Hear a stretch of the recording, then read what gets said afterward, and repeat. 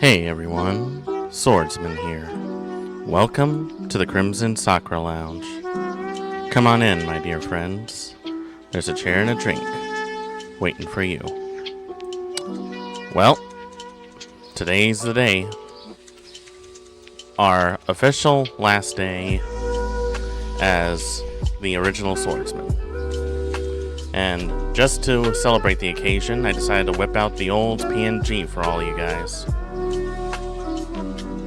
Now, rest assured, that doesn't mean I'm going to get rid of it. In fact, this first look was the one that really resonated with me. And it's one that I'll always cherish, always use, and always show off to everyone. That being said, it's always important to be accepting the change, because you never know when something might happen. And I want us all to just take this opportunity to sort of take in the moment that today will be the last day you see of this old PNG, because starting on October, we're going to have something new going on. But before I get into that, let me tell you exactly what I've learned from my experience as a VTuber.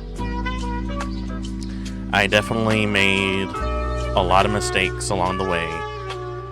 I have more than been fully aware that my streaming quality is less than desirable than what most would probably be expecting of.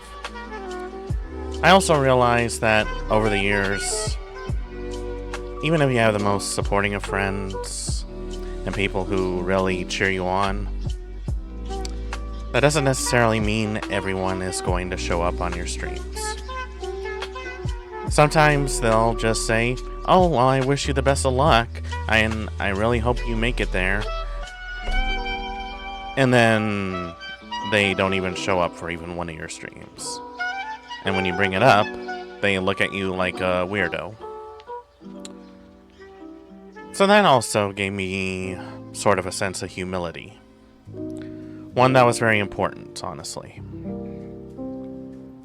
So I'm going to take all the knowledge that I have accumulated over the year I've spent streaming old games, visual novels, indie games, showing off old media, commercials, all for you guys. Without a penny to my name, but with a smile on my face regardless. Because at the end of the day, I do it for all of you. I do it to really bring a little bit of nostalgia to your life. Some people tell us that it's important to forget the past, to move on. Because it doesn't matter what you did before. What matters is what you do now. But sometimes it's never that simple. Sometimes all of us look back to the past because, well, it's the past that made us who we are today. And without acknowledging it, we can sort of end up losing ourselves and even losing the point of what we're becoming. So as we approach the closing ends to this year, this is going to be my treat to all of you. The whole point of my channel was to make a place of nostalgia, to bring people together, to grab back that little bit of their childhood that they really enjoyed. And while I was lucky enough to get maybe 1 or 2 people to actually give a damn about what I do, I'd say that's enough for me. And if I could have made just one person's day that much better, just for streaming things like .hack and Ghost in the Shell, and just giving them a little bit of something of their past back to them, then I consider my time on this earth well spent. I knew I was never going to be famous, that I was never going to be viral. But that was hardly ever the point. The point of this stream was to sort of make not only myself feel good, but everyone else around me feel good. I have all these ideas that I want to do to bring you guys just a little bit more of an interesting day and help you escape your day-to-day life. I don't know if I ever accomplish that, but if I do, I'm happy. And more to the point, sorry, my throat gets a little dry from talking so much. But more to the point, I don't regret starting VTubing. I learned a lot from all my past mistakes, and I know I'm just going to keep on continuing making mistakes. I am more than aware that my look and my choice of an avatar probably isn't, well, it probably isn't what you guys would be used to or what you like, or what you probably see more of from the streamers that are way better in doing this kind of content than I could ever live to be. But that's the whole point of the Crimson Sakura Lounge. The whole point of nostalgia. We all make the best of what we got, and sometimes that's just enough. You did this, I did this. We've all learned to make the best of everything. Whatever the case is, whether you're having a good day, a bad day, or an indifferent one, just wanted to bring a little joy to your life and help you feel like a kid again. You know, be a comedian. So right now you're probably wondering, well, what can we expect on October? Well, I actually got some things planning. And this is what I actually had planned. Starting on October 1st, during my debut, I will be hosting the Crimson Sakura Lounge's very first ever subathon. And if you're wondering what the subathon entails, well, I can give you like a little peek. Just a little peek.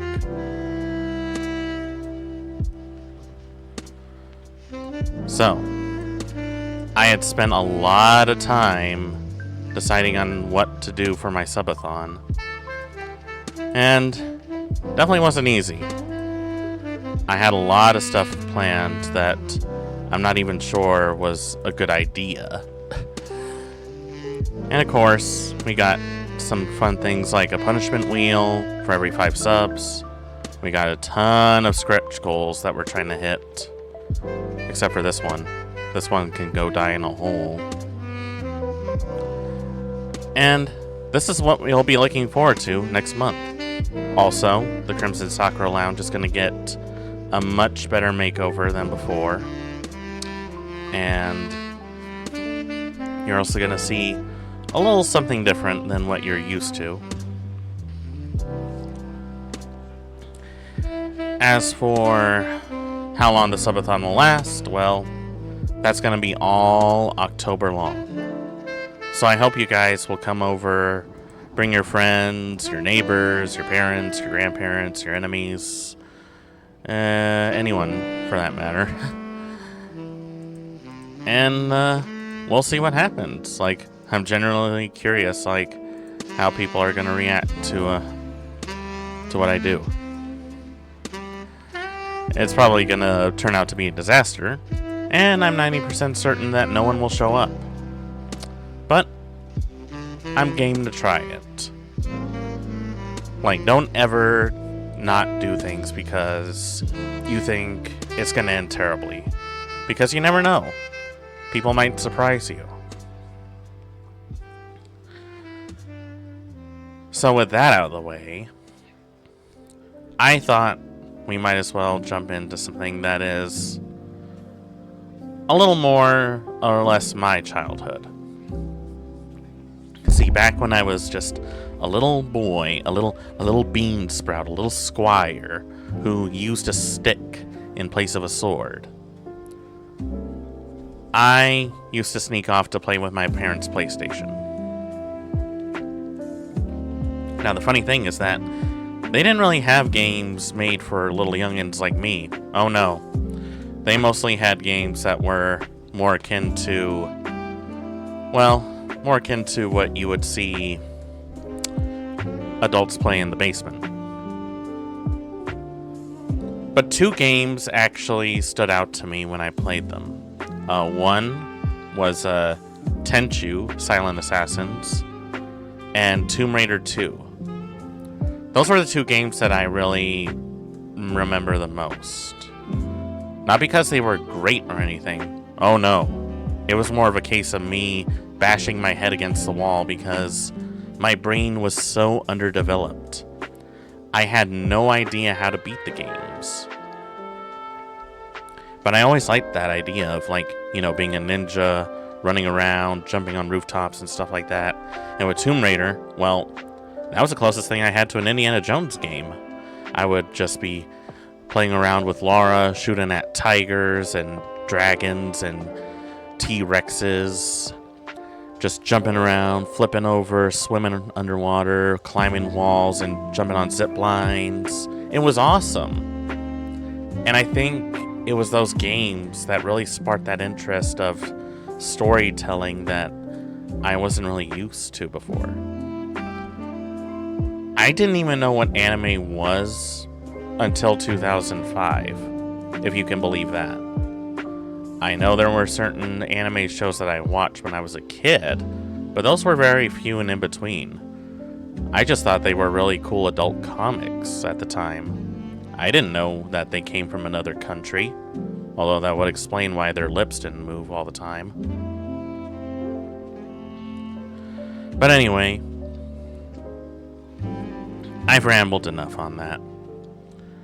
And, well, I hope you guys enjoyed your time here with me.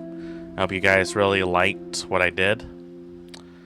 Surprised that I didn't crash out at some point and just went on a rant, even though I had plenty of reasons to do that. But no good ever comes from that, so glad you guys were able to put up with my nonsense, and I hope that the next year around, by the time October starts, I can make things a lot more entertaining for you guys. So with that out of the way, what should we do? You know? Since I'm talking about it,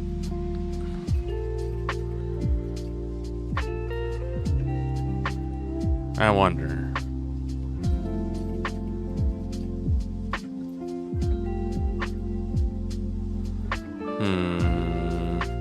I'm looking for something.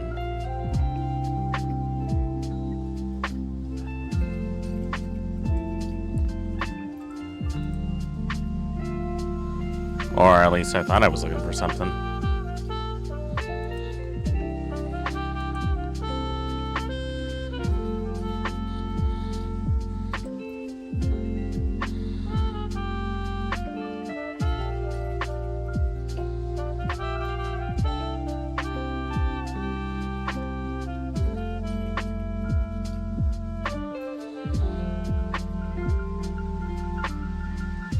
Nah, I wasn't. I'm stupid. I don't know what I was looking for. I thought I was looking for something, but I didn't.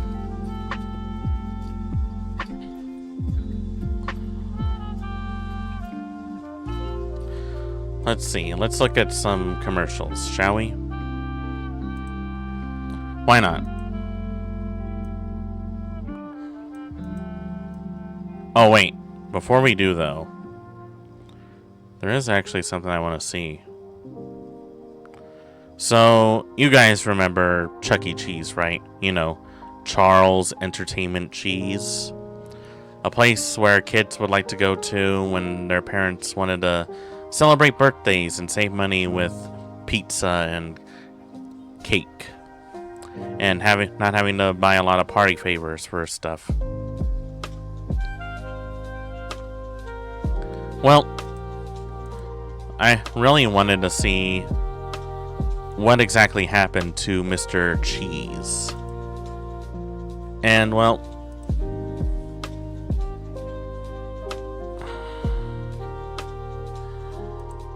let's see.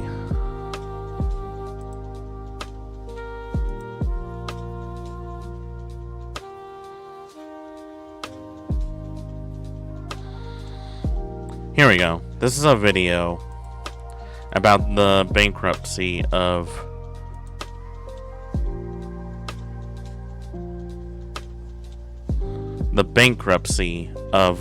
Chuck E. Cheese's.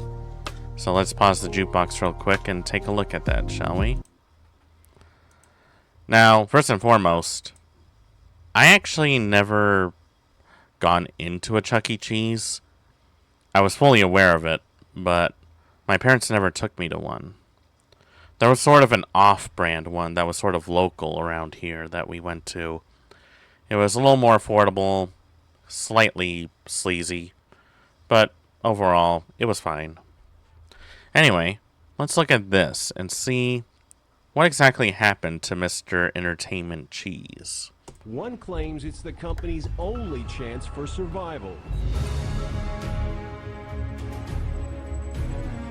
Atari has filed for Chapter 11 bankruptcy protection. The 31-year-old UWA presents the difference. Kodak is filing for Chapter 11 bankruptcy protection.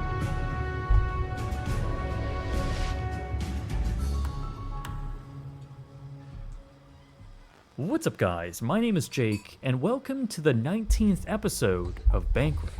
For those who grew up over the last 20, 30, or 40 years, or those who were parents during that time, then you'll probably look back on the family entertainment giant Chuck E. Cheese with a rosy sense of nostalgia.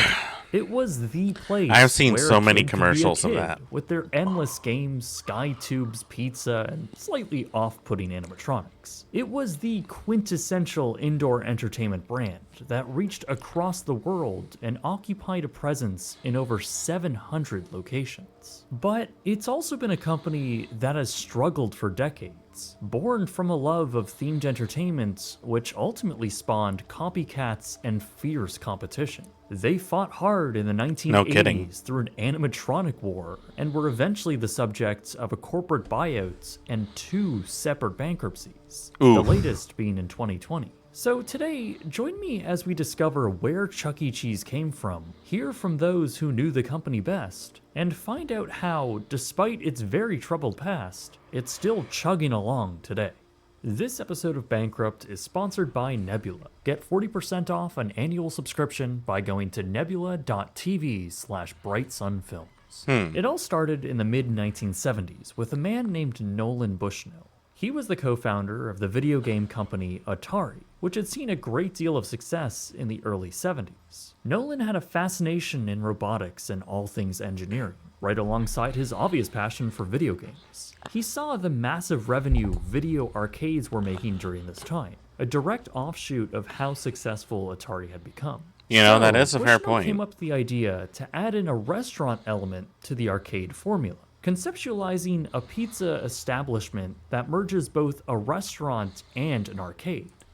You know, that always was something that stuck to my mind, and I didn't think about it. But you'd be hard-pressed to find an arcade back then that actually served food.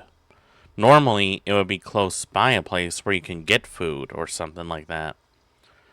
But, yeah. I actually didn't think about it, how having a pizza place inside of an arcade was something of a rarity.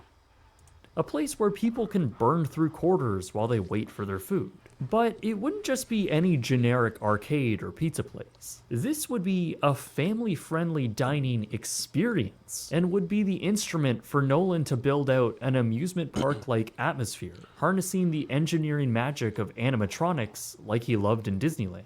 This was all essentially I never got to a see passion those project for Jamboree him, something he animatronics. kept on the sidelines while waiting for the right time to execute his vision. That time came when the Atari company was purchased by Warner Communications in 1976. In that acquisition, they also purchased the restaurant concept Nolan had been developing. Warner ultimately agreed to build out this restaurant concept, and in 1977, using the rat mascot character the company had already been testing out, Chuck E. Cheese Pizza Time Theater had opened in San Jose, California. The rest.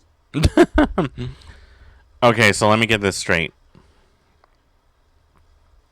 They already had a rat mascot ready for an animatronic, and that's the origin story of Charles Entertainment Cheese.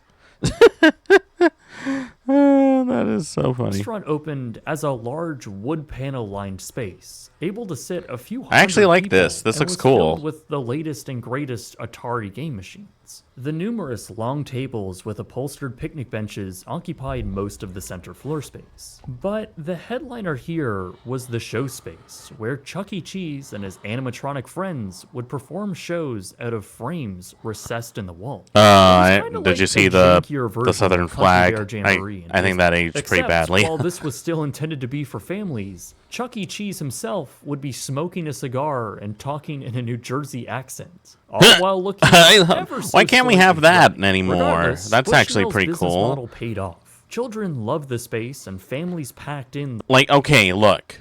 I know that's a bit stereotyping, and I know for a lot of people, they probably wouldn't have thought that'd be appropriate for kids. But I mean, come on. That's like, that would have been like so wholesome. I would have loved to see that.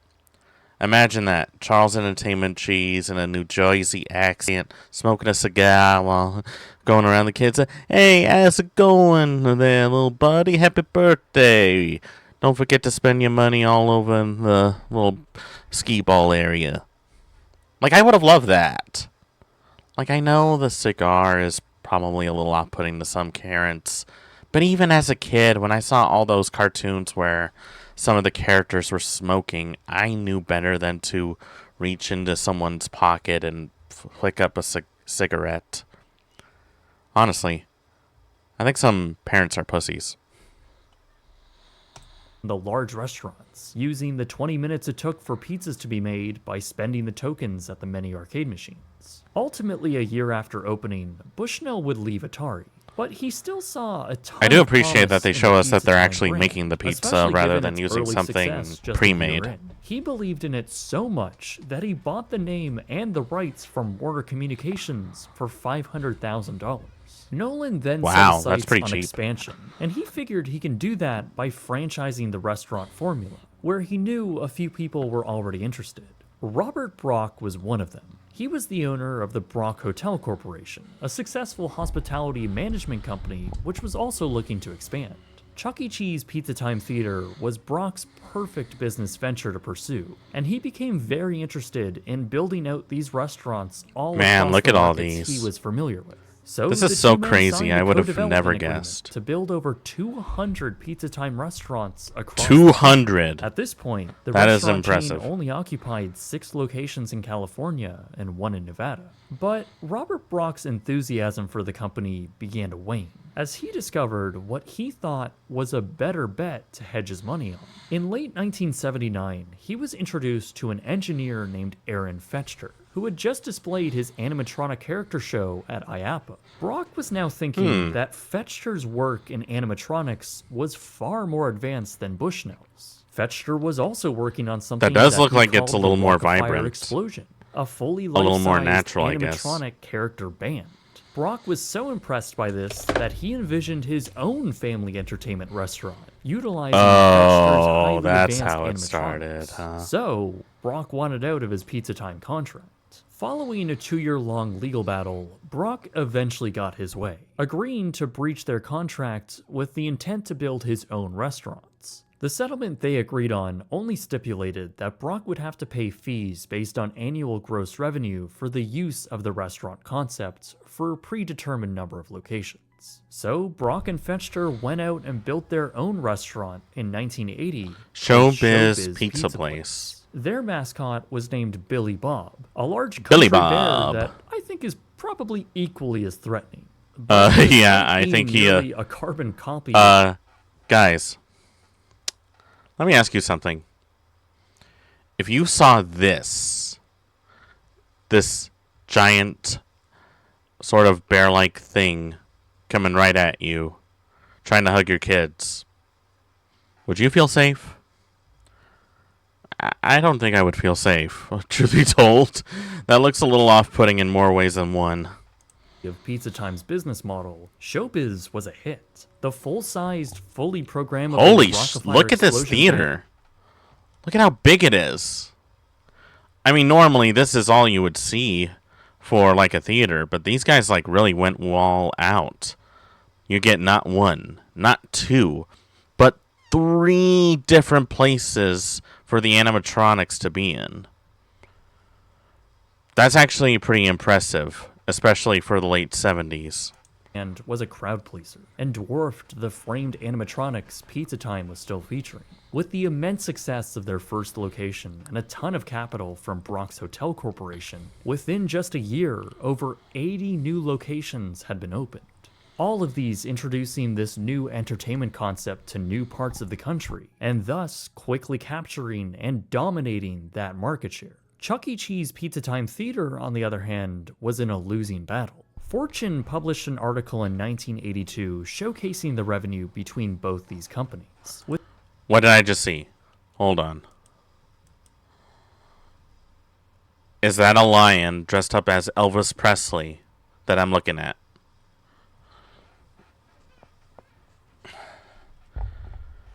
I am in a loss of words of how to feel about this. Because on one hand, I like it because my stepdad really likes Elvis Presley. On the other hand, it looks a little off-putting, especially considering that he's a whole head higher than the guy that he's hugging. And he's looking off to the side like, hey, so you remember that cocaine package that you have? Where exactly did you leave that for me?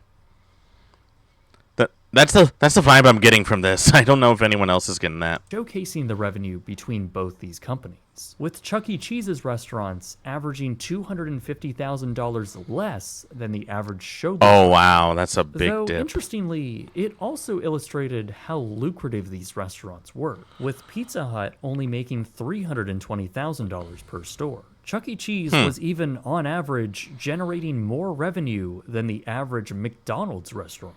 By now, really? Chuck E. Cheese had more than 110 locations, and Bushnell was intending to expand the brand even further, hoping to open at least 1,000 locations by 1990. He then brought the company public ambitious. in 1981. And with this new IPO, he focused on chain-wide revamps to the structure of the Chuck E. Cheese experience, incorporating new, modern arcade machines, building new play areas for children, and most importantly, revamping their animatronics to better compete with Showbiz. They did this by building new full-sized characters in a new stage environment.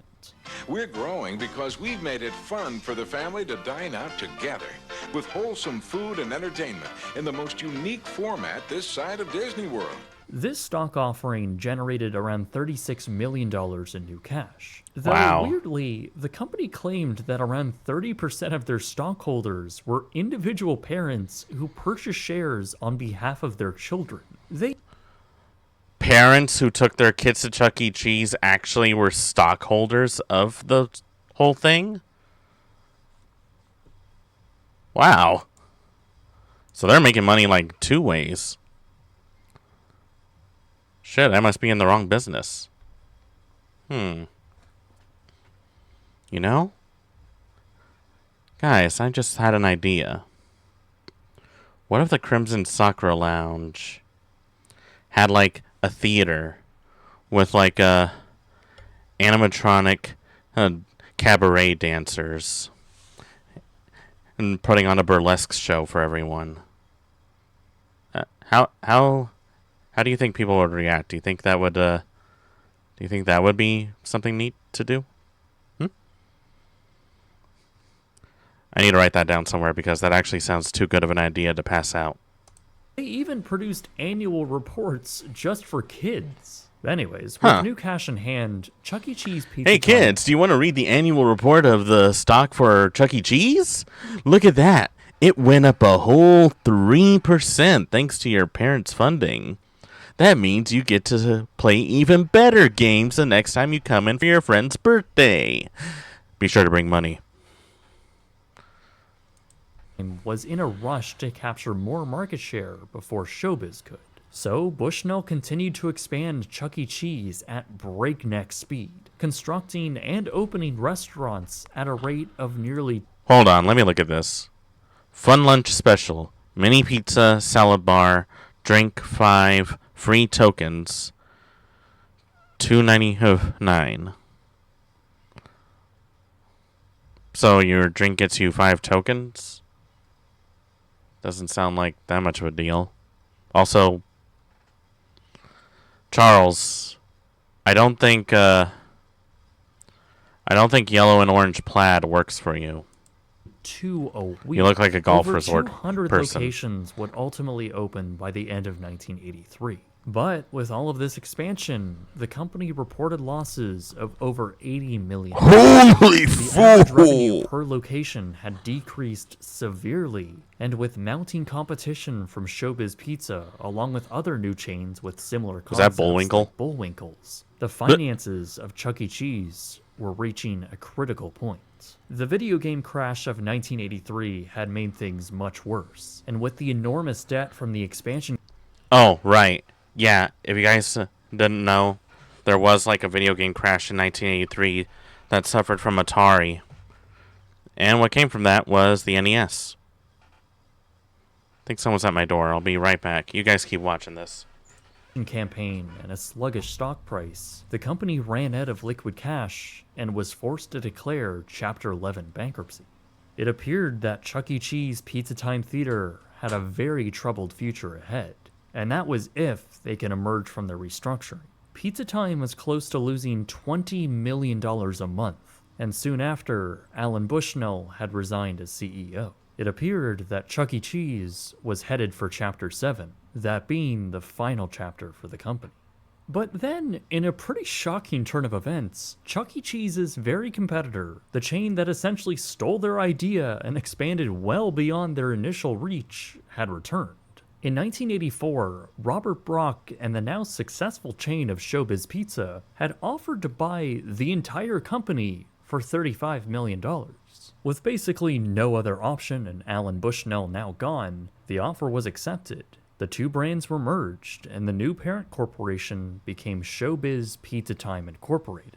While this was a pretty shocking turn of events and showed the strength of their corporate power, in reality, Showbiz was also struggling, as the market conditions didn't just apply to Chuck E. Cheese.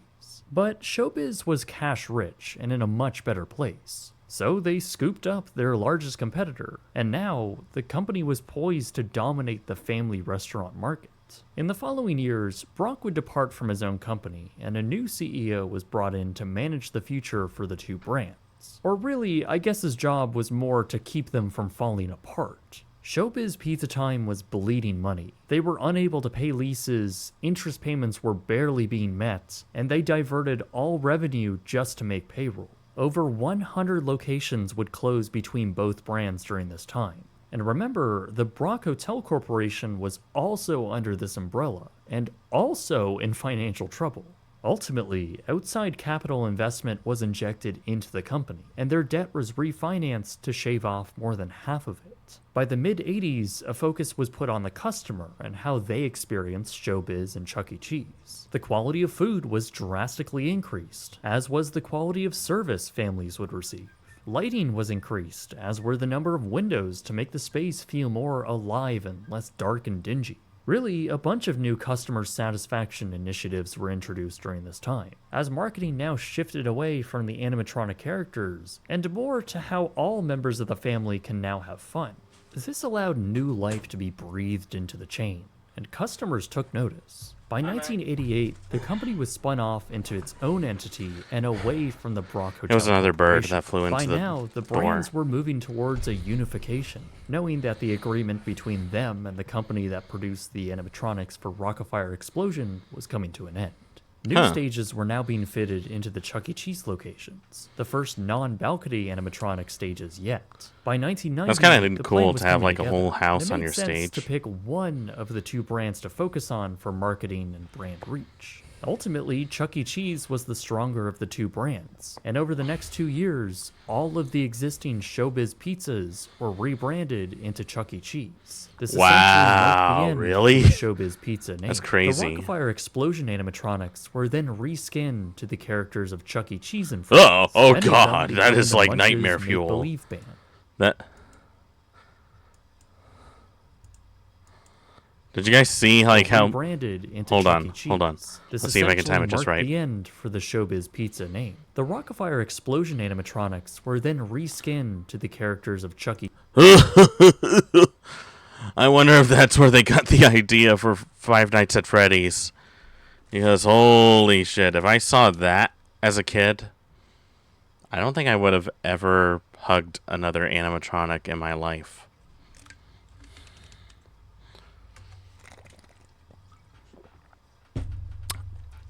I mean, the mascots themselves, they're kind of creepy as is. But when you see this makes you want to cry. Cheese and Friends, many of them becoming the Munch's Make-Believe band. By the end of 1993, the corporation had over 325 scary. locations across North America. And while revenue fell a bit this year compared to the resurgence it was seeing through the early 90s, it didn't deter the company from continuing to remodel their locations and focus on child safety policies, including the novel concept of banning smoking in their family-oriented locations. Wow. Okay, that one While makes this sense. was a step in the right direction for cleaning up their in-store atmosphere, alcohol was still on the menu for adults, which probably fueled an uptick in violence at their locations. Though on the upside, free attractions were also being added, like the Sky Tubes, an elaborate series of tunnels for kids to traverse through. Really, an addition that seemed necessary for all of their locations to better compete with rivals like Discovery Zone and McDonald's. Things were Sounds like beginning to a turn around surefire in a way very to do that. positive way for the corporation. I do find it funny, though, that they would allow alcohol to still be on the menu after showing that news clip of two moms fighting each other. It's like, this is my son, some place for a party. No, it's my son's. You get out of here, bitch. Boof, boof, boof, boof. Can you imagine? Actually, you don't have to imagine, because stuff like that did happen, even when COVID was still a thing. By 1998, they had finally changed their name to better reflect their overall brand, now becoming CEC Entertainment. Revenue was on the rise. Charles surpassing Entertainment Cheese $370 million, Entertainment. and investors took notice of their long-term vision and the work that had been done to bring the company Oh, look at that. back Look up at Charles from with the verge that of little bow bankruptcy. tie. Meanwhile, He's actually kind of cool. Discovery Zone had gone under, a story I've already covered in its own episode of Bankrupt, and CEC Entertainment swooped in and acquired a great deal of assets from them. CEC stock had now doubled, and from the consumer side, a new generation of kids absolutely loved this place. Through the early 2000s, Chuck E. Cheese had huge brand recognition across North America. Now, with over 400 You know, I gotta total wonder if locations, those employees ever hated investments their were being job, made all having to across be the chain, smiling from new and attractions excitable and all day. games to a new It's like, toddler oh zone, God, someone along shoot with me. constant improvements to the overall customer experience. It was the place to host your birthday party, and for me, as someone who That grew kid, up during this time, he looks like, I remember I my wanted time to here go to fondly. Pizza Hut, Hundreds not of this little thousands, shit even millions place. of kids all across the continent also happened to agree, and this all reflected in their overall sales. By 2004, a new company logo was introduced, while some locations began receiving updates. However, not all of them, and cutbacks across the chain began to be noticed, primarily in the animatronics, which in some cases had been scaled back with limited movement. All new and updated stores by this point were only installing one Chuck E. Cheese animatronic figure, while several shows Only had been one? replaced by what they called the Circle of Lights. Clearly, the animatronics were The Circle of Lights, huh? Changed it just enough so that Disney wouldn't sue you. Also, look at these guys. Look at this guy. Look at that guy. And that guy. I swear to God, something about... Like, I know they're fake. I know that they can't possibly move on their own. But just something about them with their eyes going off like that.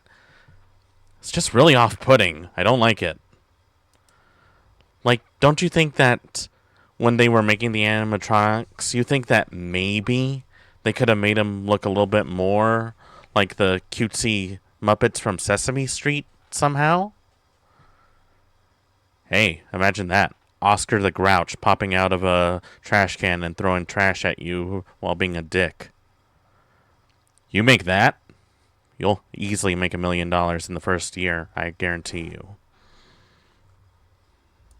Too much to maintain, and management had now figured that customers wouldn't care as much if they scaled things back and saved on the maintenance costs. In the short term, and in a Well, lot did of you try cases, asking customers first? didn't really notice in a way that would affect attendance, and the birthday party hub of the early 2000s kept a steady stream of net revenue, crossing the $800 million mark in 2008, just as they were approaching 500 worldwide locations.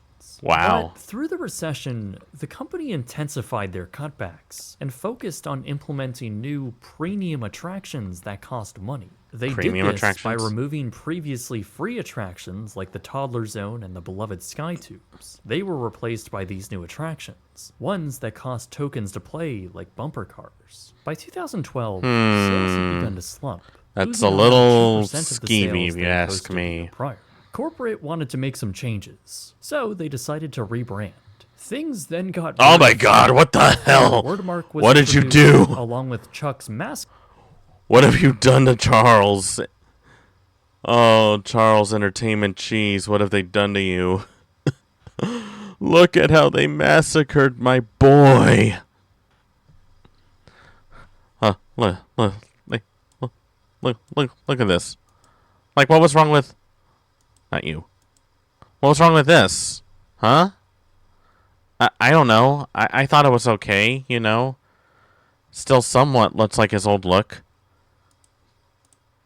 But then they made something like this.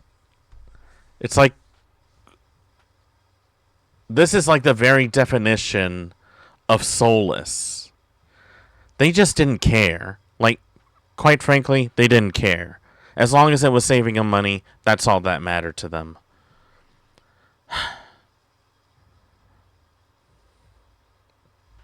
You know, you remember when you were a kid, it was Friday, you did all of your homework, and you and your friends got together for a weekend to have some fun.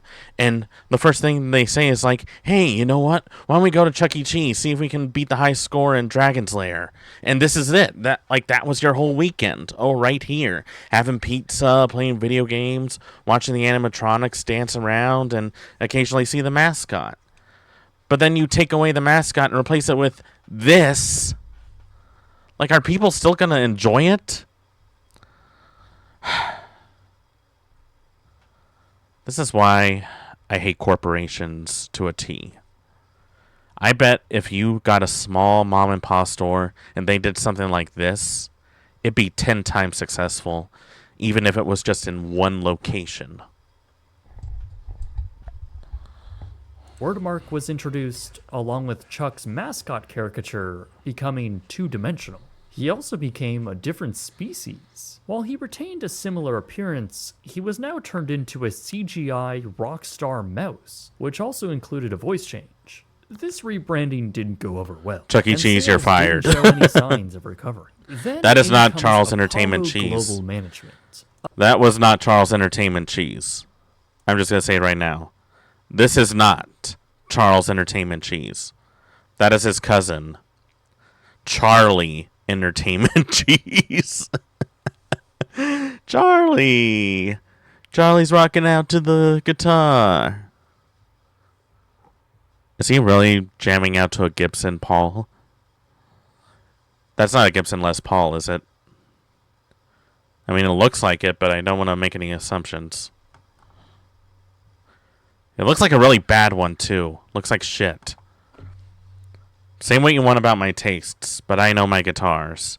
That doesn't look that much impressive to what I've seen before. Didn't go over well, and sales didn't show any signs of recovery. Then in comes Apollo Global Management, a massive private equity firm that has taken high equity shares in companies like Oceania Cruises, Regent Seven Seas Cruises, AMC, Great Wolf Resorts, and Harrah's Entertainment. They saw promise in restructuring CEC Entertainment to now better accommodate the revolving door of generations of kids. So they bought up $335 million worth of their stock and borrowed another $1 billion to fully acquire the company and take it private. As you might recall, this is what happened with Toys R Us as well. Aw, with an Toys R outside Us. private equity interest buying up a controlling stake in the company. Just like with that acquisition, CEC Entertainment would also now have to take on the $1 billion debt load Apollo took out to purchase the brand. Not exactly the best thing you want to do when sales are slumping and just put on $1 billion worth of debt. This was no problem, though, according to their new owners, as the company got to work figuring out why is that new guy ways wearing to a boost fake profit margins baby? And renovate locations. They also acquired Peter Piper Pizza. Okay, that's family okay. It's funny he mentioned this one, because this is the place that I would go to more often than Chuck E. Cheese. This is what my parents would always take me to. And you know what? I strangely miss it. I don't even know if they're still around. Entertainment brand, and almost instantly gave it the same boring logo treatment that Chuck E. Cheese had suffered. Boo. Speaking of which, their logo was also changed in 2017. Oh my God! What? Better. Did anyone in these businesses, have they ever heard the term, if it ain't broke, don't fix it? And if it is broke, maybe it's not worth fixing? Did anyone even look at this and wondered if people would actually enjoy something like this? Because I'm telling you right now, I would much prefer it if they kept it from the logo in 1983 than in this. Reflect the changing brand strategy. That strategy came to a head that year in the form Chuck E. Cheese's is getting a major redesign, and it's nothing like you'd imagine it to be. I feel like of Chuck E. Cheese no. 2.0. This was a total rethink for the brand, essentially a clean sheet design approach, renovating restaurants with flat interior design and muted colors, both inside and out. Many of the larger attractions would be removed, as well as the beloved animatronics. In most cases, they would be replaced by an interactive LED floor display.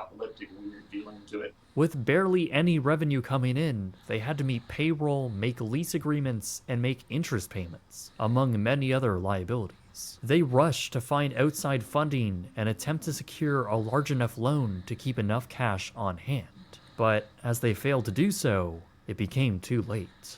On June 25th, 2020, CEC Entertainment had filed for Chapter 11 bankruptcy protection. Despite the company being almost an entirely different entity than it was in the 80s, this was the brand's second insolvency. Honestly, it kind of took all of us by shock. It sent the whole community, Chuck E. Cheese community, into frenzy. Everyone was like freaking out. Everyone was like, oh no, this is the end. Everyone was just panicking. For the next year, the company continued to reopen stores as they navigated their way through the Chapter 11 bankruptcy. By January of 2021, CEC actually made it through their bankruptcy as a new LLC entity, declaring they had successfully paid off over $700 million of their debt and had a stable $100 million in liquidity. This also meant that Apollo's majority stake in the company had been diluted, effectively making Monarch Alternative Capital the new owners of the company. With the dust settled from this bankruptcy and their restaurants all across America now open and once again generating income, the company continued with their store renovations.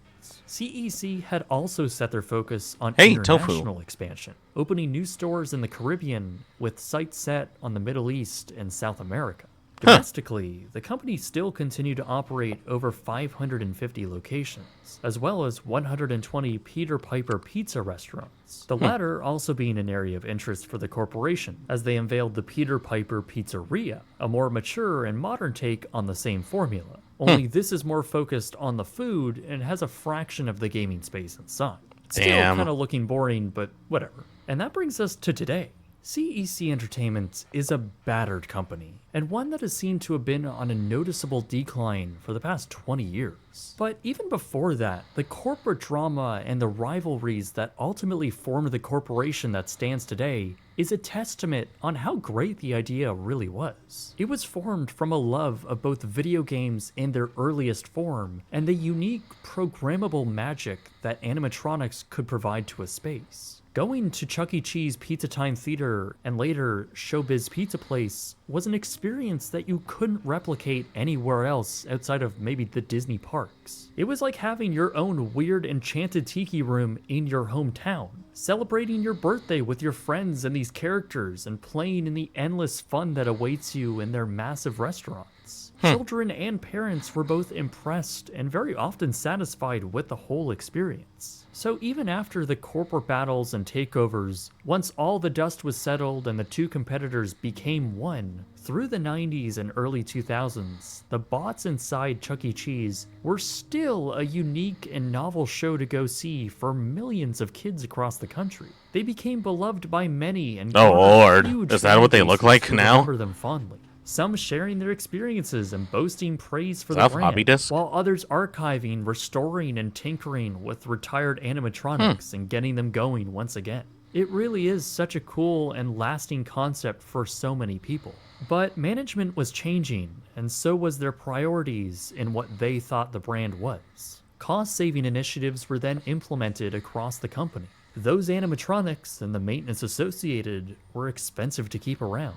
And I'll be honest, by the early 2000s, they were looking a little tired. They look tired. But even today, there are still full bands that exist, like this location in the Toronto area. On one hand, it's cool to see this relic of the past, but on the other hand, it's looking pretty outdated. Did you see that woman? He's like, I'm sorry, did you see how that woman was reacting? She was looking at them and was like, what am I looking at? Early 2000s, they were looking a little tired, ever so slightly creepy. Even today, they look there tired. Are still full bands that exist, like this location in the Toronto area. Wait, I want to see the. It's cool to see this relic of the past, but on the other hand, it's looking pretty outdated.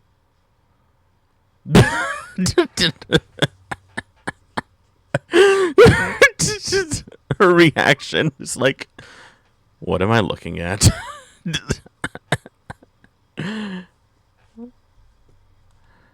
I don't know. Like, Would any of you guys feel creeped out if you saw animatronics like this? Dated. Don't get me wrong though, I truly do appreciate this kind of stuff. The animatronics played a huge part in what made the brand so successful. It was a quirky oddity that made them stand out. It was something you couldn't find anywhere else. It gave their All that for locations $10? character. Literally.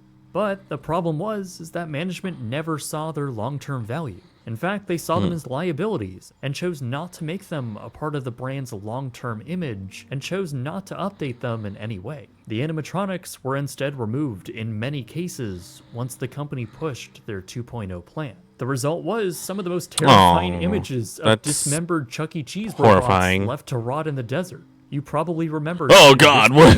All of this. Oh my God! What have you done to him? What have you done? What have you done? What have you done? Likely didn't help the public image of their characters. Instead, their locations were stripped of all classic theming and have taken on a generic-looking, bland space that doesn't really stand out in the increasingly crowded markets. Remember, the animatronics set them apart and continued to be a novel concept for many of locations across America. When they removed them and created a generic-looking space, what's really the point of going to a Chuck E. I would Cheese not over enjoy anyone my else? party if I Tons went of in here. competitors doing basically the same thing as Chuck E. Cheese have sprouted up. Not to mention their existing competitors like Dave & Buster's. So the future of the brand is a little unclear. Will their modern take on the brand's image be enough to carry them through the next decade? And will that powerful name be enough to see success in other global markets? Since they're now a private company, it's hard to actually gauge their financial stability. I think the original appeal to North America's youth made sense, and positioned the brand as a unique experience you couldn't get anywhere else. But with kids today, I'm not really sure if you can say that anymore. That, along with the number of negative press stories, as well as the consistent stream of brawls that end up on YouTube, Jesus, really what- puts the what is brand going in a on? depreciating state. But when you It's step just back Charles and look at all Entertainment, of this, jeez. it has been a fascinating and vibrant story thus far, with lots of people passionate about where the company came from. Some have done incredible work on archiving the past, particularly ShowbizPizza.com, who's been an excellent digital resource if you want to find out more about the company and have been a great Wow, help for look at this all video. that. That's pretty Them, cool. Along with the rest of these communities, keep the passion of the original Chuck E. That Cheese pizza actually looks alive more and well. appetizing And than the only ones because they of make that now. community are we able to relive the golden era for this unique and nostalgic company. Perhaps it's the only Was that reason Cabaret? why the modern day audience Damn it, they took my and idea. kids are so interested in the brand. So now, it's either a brand that confirms the beliefs of these private equity firms and sticks around for the foreseeable future, or it's the place where the kids that could be kids have finally grown up. If you follow my personal account on Twitter, then you'll know that I'm a big fan. Oh, what could have been. Suffice it to say, Charles Entertainment Cheese is still around, but it's a shell of its former self. I would sort of get rid of it and forget about it. But I heard that there are still some people who try to recreate or restore some of the old animatronics and the signs around there.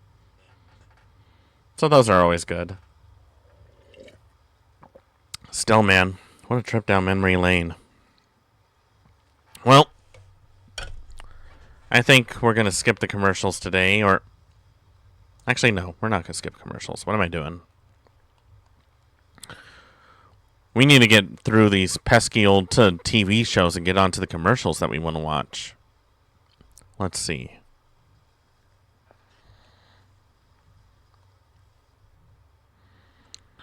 I'm actually curious. Alright, how about this? Classic Halloween commercials from the 80s. Now we're talking shit. The 80s was definitely the place to be back then. Let's see what it looked like. Let's see what people did to celebrate Halloween aside of dressing up as slutty nurses.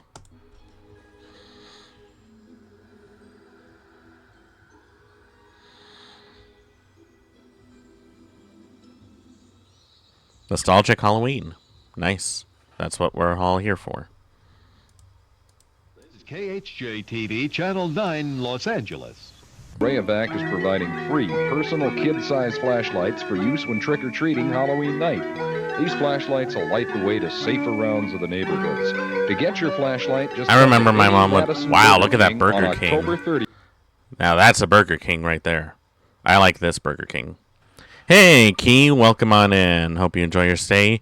You just missed us talking about Charles Entertainment Cheese, and now we're looking at some Halloween commercials from the 80s. And look at this, the Burger King. I think it looks better than the Burger Kings I've seen today. And ask for one. No purchase is necessary, and Burger King will give you a special treat bag and a coupon good for the soft drink of your choice. But the supply is limited, so get to Burger King early. And remember, be safe. I don't think restaurants do that anymore. Hey, is that supposed to be Jem? Crossing streets, and ask your parents to check your treats and throw out any unwrapped ones, just to be safe. Has anyone ever had the Mist Rat Casino? Don't worry. We might talk about Charles Entertainment Cheese next time. Toys R Us has the big That is not Big Bird. That is not Big Bird. bird Halloween costume and the Yoda Halloween Look at Yoda. Yeah, let's just give him a mask and then a t-shirt that has Yoda's face on it. Call it a costume. Yeah, that's Yoda. That is large Avery. That is large Avery and yoga. for trick-or-treating. Man, I miss Toys R Us. Never, never, never, ever. Oh, God. 10 singers, 9 singers, 8 yummy singers, 7 singers, 6 singers, 5 tasty singers. You know, Everyone wants to zap gold cake with I would vanilla give out frosting, zingers devil's food with for chocolate, Halloween, raspberry with but the thing is that they coconut, all with cream get crushed cheddar. so easily, so I don't think they would make for very good treats. Right now, in specially marked bonus packs, you'll find a pumpkin decorating kit and 2 extra zingers. Trick or treat. 1 trick and 2 treats from Dolly Madison. Oh, we just saw Mitchell Mouse, but he disappeared for like a second. Gee, I'll have to do something about that fish. Introducing Spooky Goop. Horrifying Spooky Goop. monster makeup you make up at home. Spooky Goop's bubbling lizard lips, bat bones, and toad toes create a ghoulish goo that makes a monster out of you. Now That's very no textured. mother could love. Spooky Goop, spine-tingling makeup for Halloween or any unearthly occasion. I guess they were really trying to save up money on Come to masks. the haunted house for tea. You never know quite what you'll see. The pictures of eyes, the walls, ears, and That's cool. nothing's as it first appears. There's a vampire bat and an animal ghost. Things that are good on a piece of toast. A pair of fangs and a pumpkin head. All in a sauce that's rich and red. Heinz Haunted House. It's our speciality. I didn't know that Heinz did like SpaghettiOs. Just roll out Pillsbury sugar cookies, cut, bake and decorate, and feed them to your goblet. You know, you ever give me like one of those containers of those Halloween sugar cookies? I will take away the whole container and eat all of them myself. No joke. So much fun there. Scary. Look what's rising out of the pumpkin patch this Halloween. The pumpkin cutter, a great way to let your kids carve their own pumpkins without sharp edges that cut little hands. It even makes toothy grins easy to do. The pumpkin Those scoop things always removes hurt seeds my and hands pulp every better time I than try any to spoon. use them. And the pumpkin light replaces dangerous candles with glowing results. Have a great pumpkin this Boo! Halloween with the You guys are pumpkin no cutter, fun. Pumpkin scoop and pumpkin light. You mean to tell me Pumpkin that cutter products people available don't at put their Long Drugs lives in and Safeway. danger to make a good jack-o'-lantern these days? Trapper John. This Halloween. Who the hell's Trapper John? Real entertainment with Roundtree's Video Vampire. You could win a Aw, the poor doggy. screen television, video cassette recorder, and Ooh. the use of 100 movies. Details are on all Roundtree Halloween packs of Coffee Crisp, Smarties, Aero, and Kit Kat. Roundtree's Video Vampire Halloween Contest. Now that's something to know about. I wonder if anyone actually won that contest.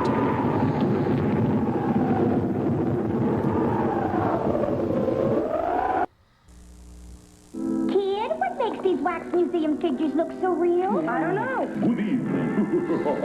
Why don't you ask them? Let's get out of here. We better power up with a Cheerios breakfast. A balanced breakfast like this one. We got go with Cheerios. The go-go power of power. We got to go and it really shows. So you're telling me that if I eat Cheerios, I will be able to beat down 3 monsters at once? Well, damn, I should eat Cheerios then. This Halloween, something monstrous is coming your way.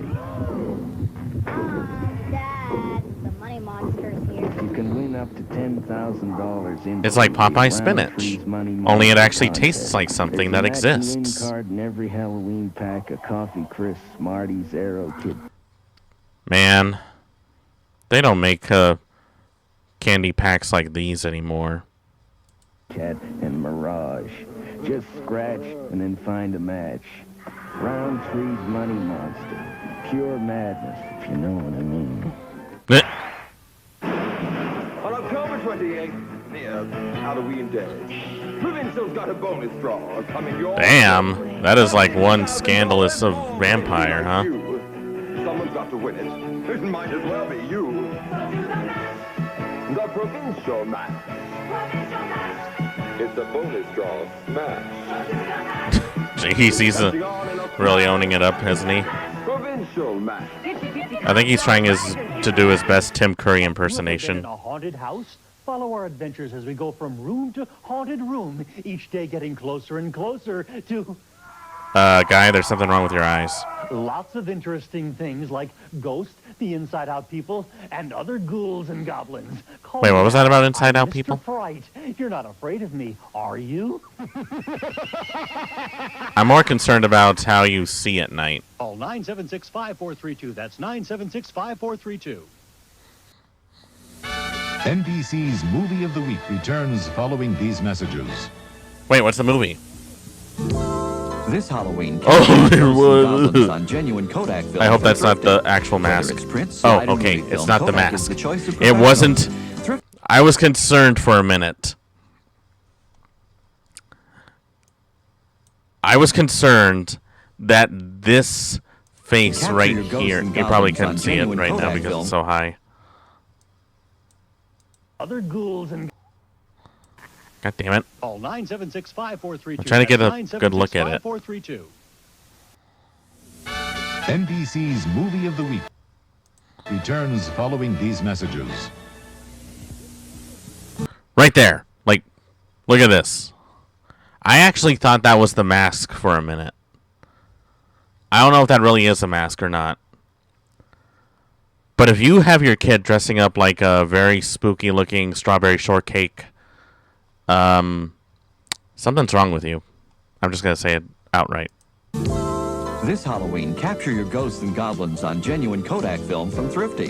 Whether it's print, slide, or movie film, Kodak is the choice of professionals. Thrifty carries a full line Kodak of Kodak film, including C126. You know, everywhere I went when I was a kid, that red and yellow was all I ever saw.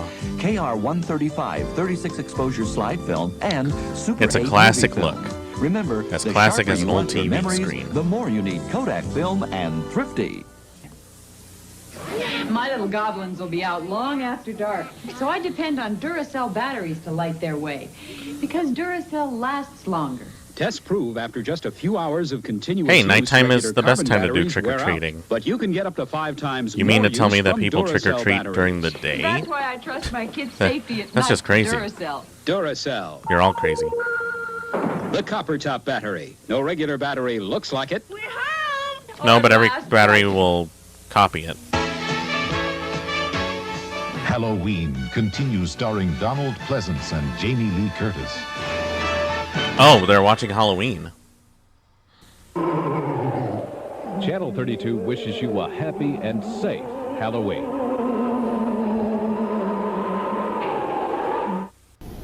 Stay tuned for more Halloween fun on MTV.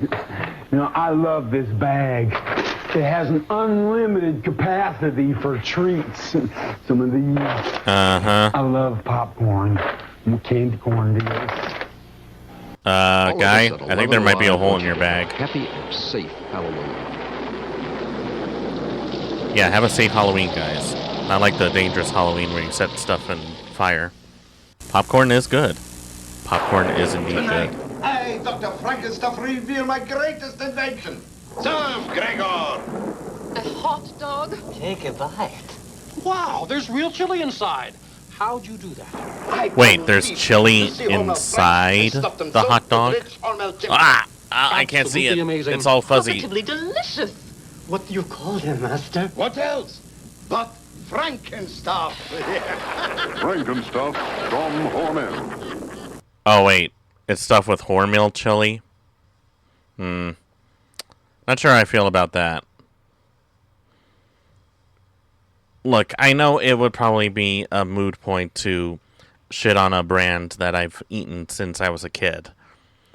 But Hormeal has really made a decline when it comes to chili. I can make a better chili at home. In fact, I have. Seriously, you invite me to a chili cookout, I'll show you some high-quality Mexican chili. The Halloween experts at Magic Manor have everything you'll need this year, including actual character masks from famous motion pictures. And they can show you the proper application of makeup to impress that special someone. Those are some pretty good masks, Magic actually. Manor's professional hand-painted custom masks start as low as $250. This Halloween, remember Magic Manor Is that $2.50 wigs, or masks, makeup, $250? costumes, shockingly authentic. Magic Manor, East Wind Mall. This dryer, $249.99, both with permanent press cycles. An 18 cubic foot frostless refrigerator, $499.99. God, those appliances are cheap. Right, $279.99. They're like really cheap. America's bestsellers. I think they're cheaper than what I get in Sears. So come get them before they disappear. There's more for your life. Oh wait, it is Sears. Huh. I'm starting to think that Sears has been cheating on me for the last 14 years. The unthinkable has happened. The impossible is now true.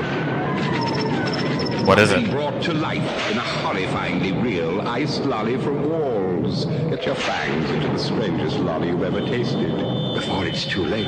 Walls Dracula. It's really horrible. It looks like it would taste horrible. I'm Count Scary, and it's almost Halloween, my favorite holiday. Is there any other one? Ha ha! And McDonald's has a great and safe Halloween tree for those scary creatures who come to your door. McDonald's gift certificates, and they come in books of 10 and for just $1. Ooh, what a scary value. And each one's good for a regular soft drink at participating McDonald's. Oh, my fine crew of boys and girls will love I wish Halloween they'd gift brought those certificates back. from McDonald's. Will somebody give me a hand? Whoa! They don't do gift certificates anymore. Carvel's fresh ice cream cake, and I'm back. Man, for that looks like a really Halloween. good cake. And here's my friend, Wiki the Witch. Having a Halloween party? I'm Wiki the Witch, and what could be more fun than to have us for Halloween? We're both made fresh daily at participating Carvel ice cream stores. You want to send one to a friend? Please phone 800-327-GIFT. I always wondered why people don't do and ice call a cream cake cakes on most major that credit often. cards. Thank you. It's like the best of both worlds. You have your cake and your ice cream in one convenient package. It's like a no-brainer. For Halloween, Toys R Us doesn't miss a trick, and the prices are a treat. We've got costumes for all Toys R Us kids, even grown-ups, and loads of candy, makeup, masks, and more. Toys R Us will make your Halloween supernatural.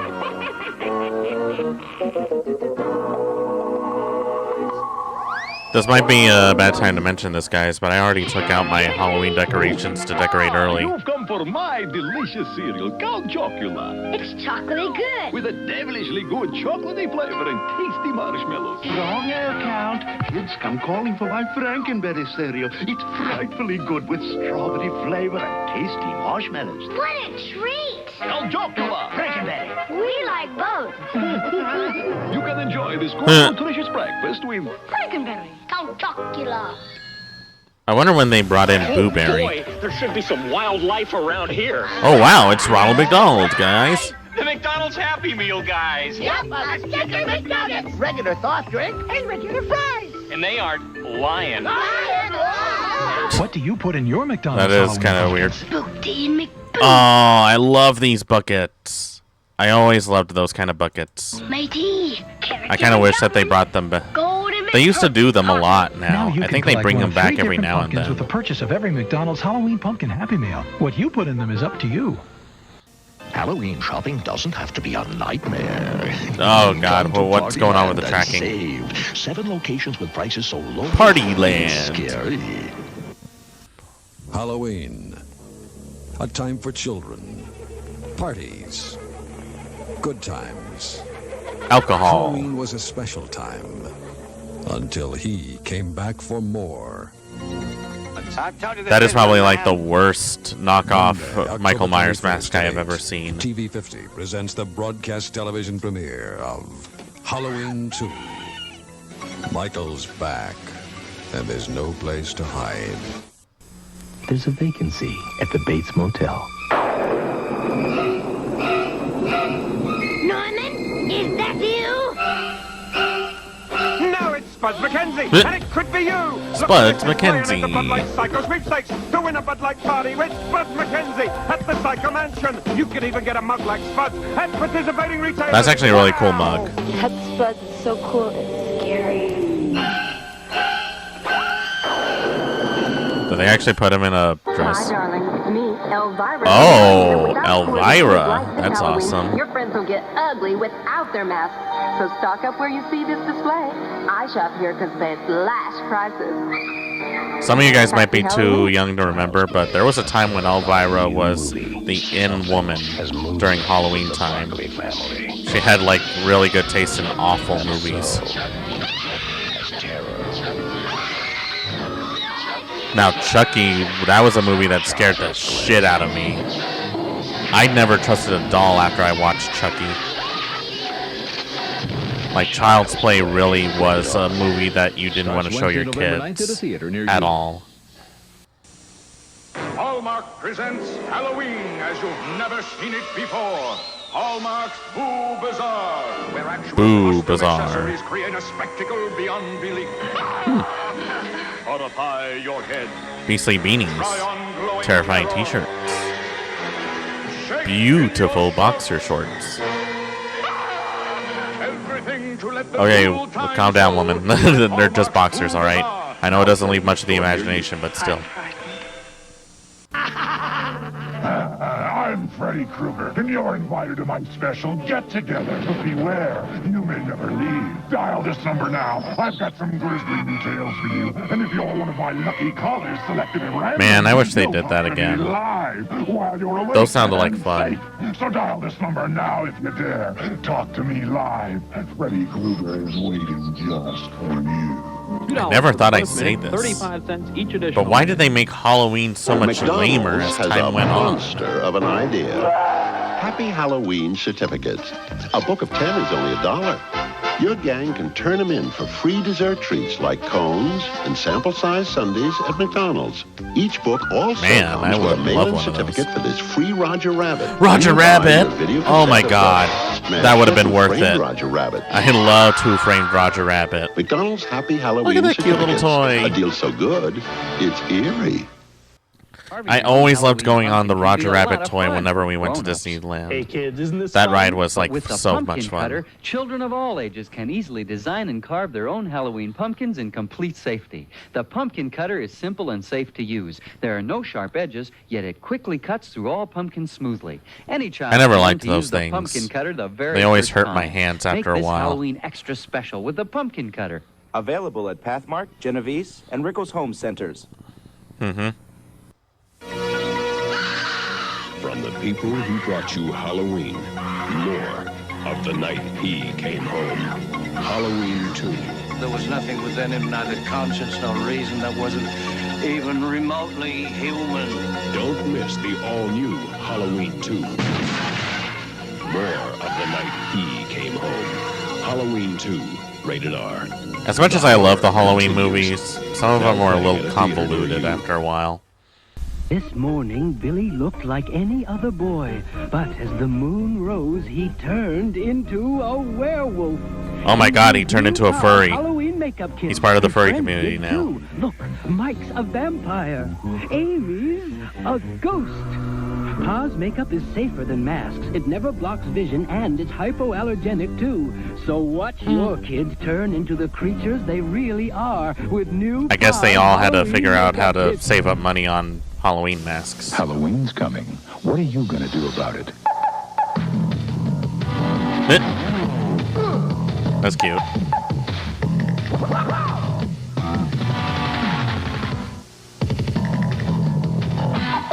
You know, I had this idea for like a sort of attraction for Halloween. I just invite a lot of people. I turn my backyard into something like a Fallout bunker shelter, where I play like Fallout music, and there'd be like some standees while everyone would play some games and have pizza. Full of creepy sounds. It'd be and one Halloween night, theme but it would be one songs. hell of a night. $1.95 with any $5 Hallmark purchase. Only at participating Hallmark expensive, though. stores. It's a scream. Watch out for him. It started to happen again. Dad! I'm in trouble. You've had some scary dreams, okay? Help! Daddy can't help you now. Freddy. There's something about that makes me laugh. Daddy can't help you now. Part 2. Freddy's Revenge. Rated R from New Line Cinema. Now showing at a theater near you. It's Halloween, the night he came home, when the deepest fears What, my dad? are made real, when the darkest nightmares come true, when the most courageous soul cowers in the face of evil. First time on TV, a modern horror classic from John Carpenter. Parental discretion advised. This film contains elements of shock, You know, suspense, and now if I saw Halloween something like that, won't be my watching first alone. instinct would to grab a shotgun. Hallmark has the things to make Halloween a day of double takes. Man, look at that skeleton. Tie and beanie. Join the pumpkin patch for Halloweeny. A bat for your belfry, a pet for your pal. You'll shock them like a professional. With things from Hallmark, little the snowball, static one right there. Halloween take deserves another. Head for this Halloween Boo Bazaar, where Hallmark products rest. But only when you care enough to say I don't think Hallmark carries anything that cool anymore.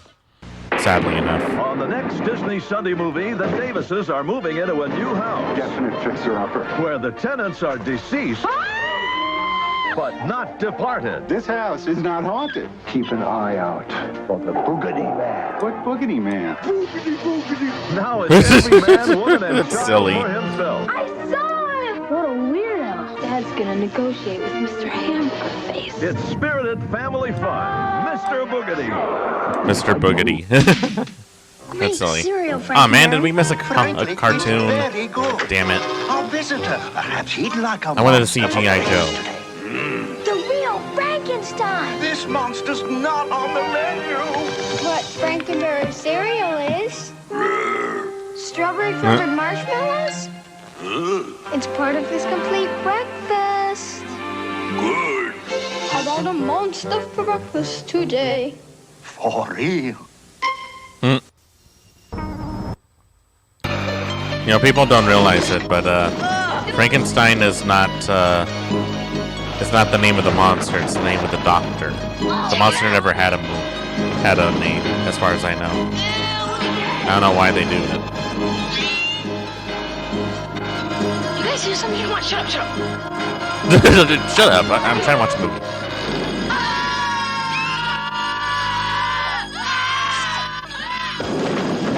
You guys are so immature. Was that your sister? I'm not sure. I'm not sure. Well, you should be sure. Ronald McDonald and the Chicken McNugget. Ronald, nice to see you in this neck of the woods. What is that?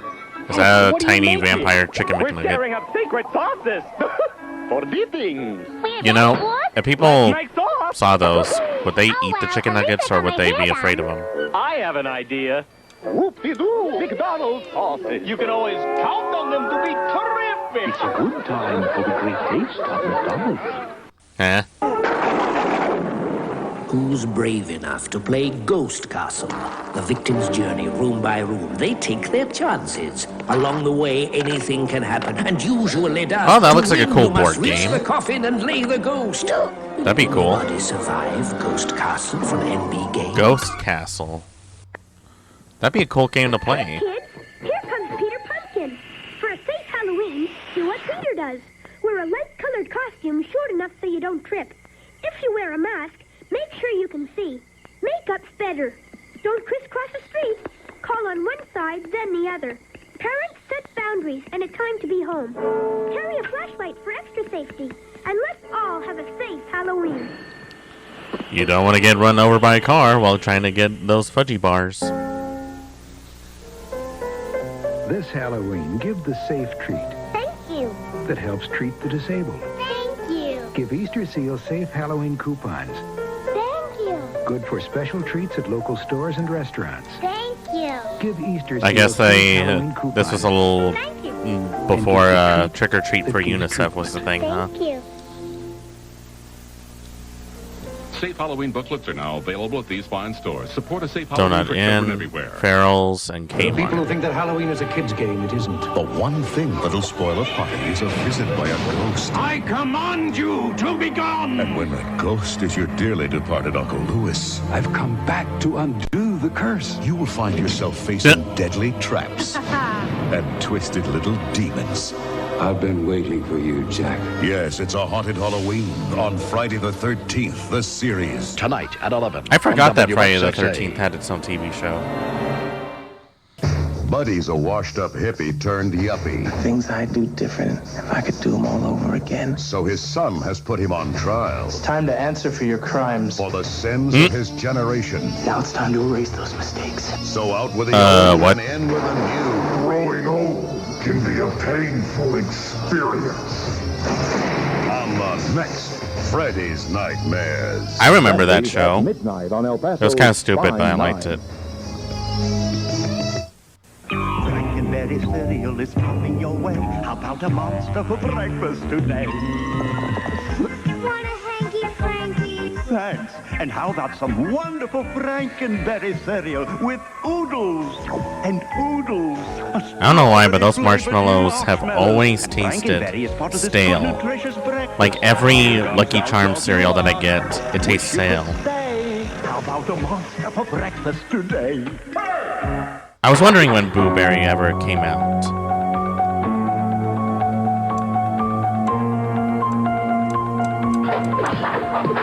Halloween 5, The Revenge of Michael Myers, coming to video cassette. Huh. First, there was Halloween. Then the terror continued with Halloween 2. Now, Halloween 3. The night no one comes home. I never got Halloween 3. From what I remember, that movie was vastly different from the others. Like they were trying to do like their own version of the Twilight Zone. Rated R. And it was just so bizarre that I couldn't really get into it. The kids of Elm Street don't know it yet, but something is coming to get them. Nightmare on Elm Street. No! She's the only one who can stop it. If she fails, no one will survive. Help me, please! Wes Craven's Nightmare on Elm Street, rated R. Jason is back. 3 times before. Sorry you changed your mind? You have felt the terror, known the madness. I don't think he changed his the mind. Horror. But this is the one you've been screaming for. Because Friday, April 13th, will be Jason's unlucky day. Friday the 13th, the final chapter, rated R. Guess what, guys? It wasn't the final chapter. There's actually more. So much more. 1, 2, Freddy's coming for you. One. It's close.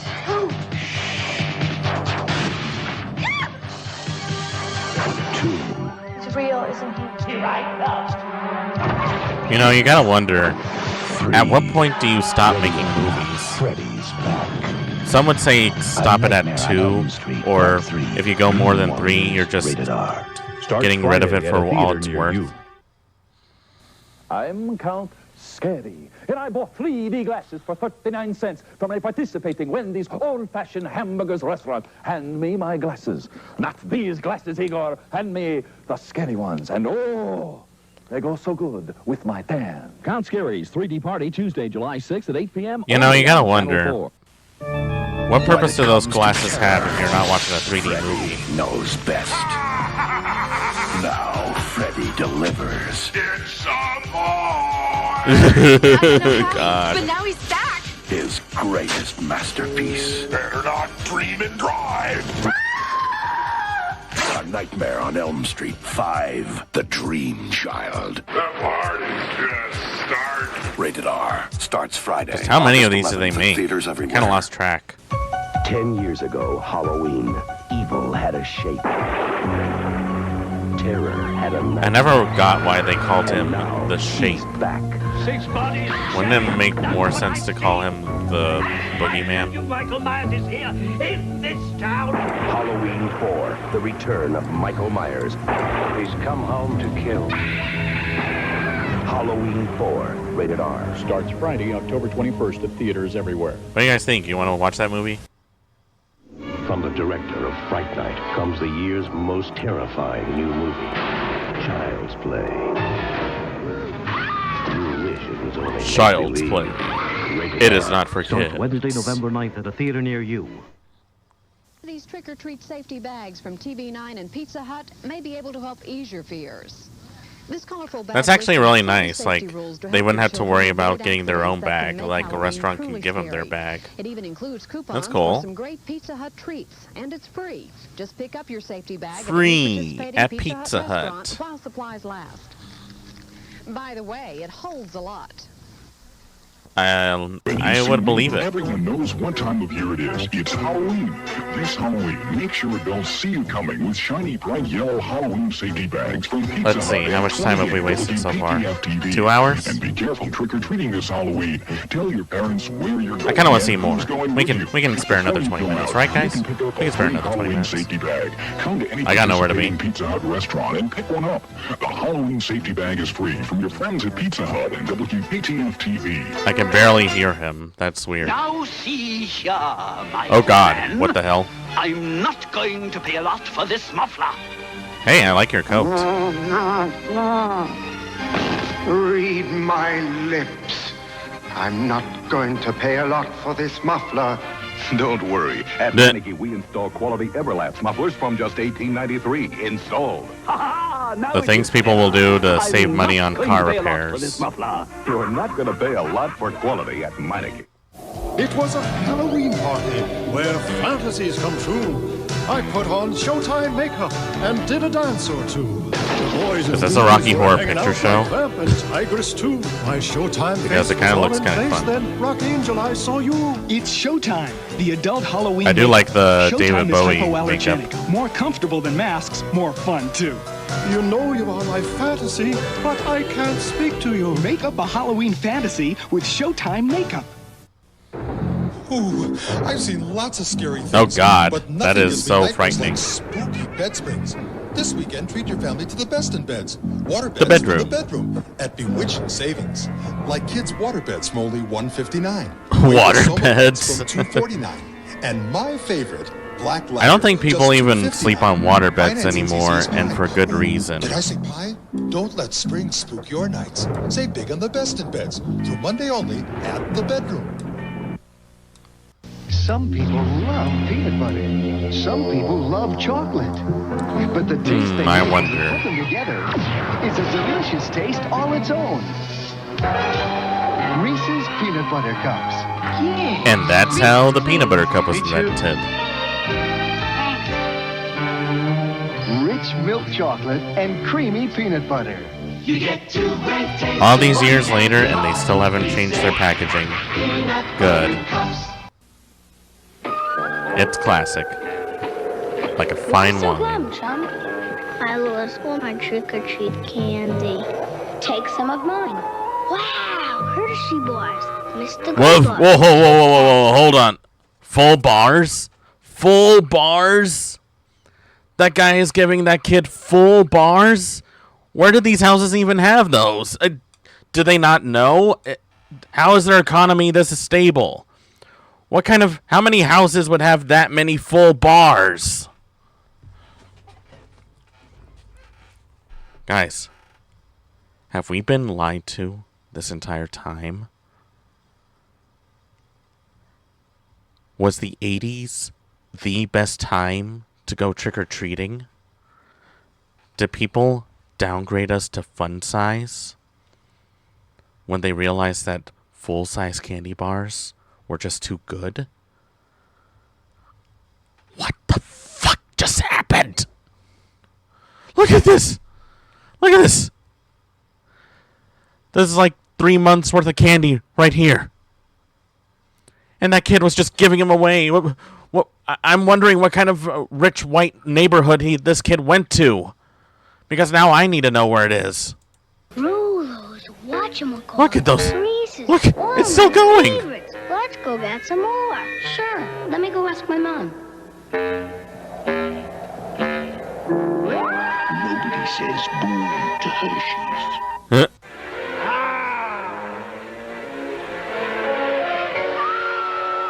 Wait, why is it upside down? Always chokes me up. Oh, that makes more sense. Nothing sets the mood like a movie from Blockbuster!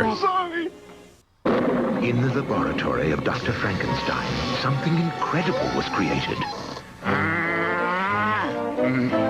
A Giga Chad. The great taste of pure milk chocolate and delicious peanut butter.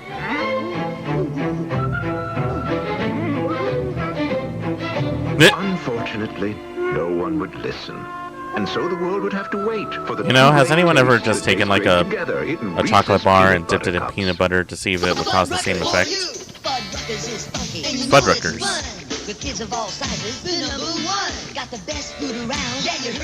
What kind of a burger is that? That is not a burger. A Halloween pumpkin comes with our kids' meal, and a cookie free. Ooh, An awesome cookies. deal. Bring mom or dad, or bring your best friend. Fuddruckers, fun times never end. Fuddruckers for food, Fuddruckers for fun, Fuddruckers for you. Get a free cookie and pumpkin with our kids' meal now. Ah, yes. You can get a free pumpkin and cookie. The trick. Go for the good stuff. Hey, The 2 Cottage bunnies. Certificates. They get the fudgy sundaes, delicious cookies, wonderful pies. But how do I know which house has them? You'll know when you see this. Buy 12 McDonald's certificates for $1 and get a free pumpkin decal for your door. I see one, look! So kids will know where to get what they really want. McDonald's Halloween gift certificates.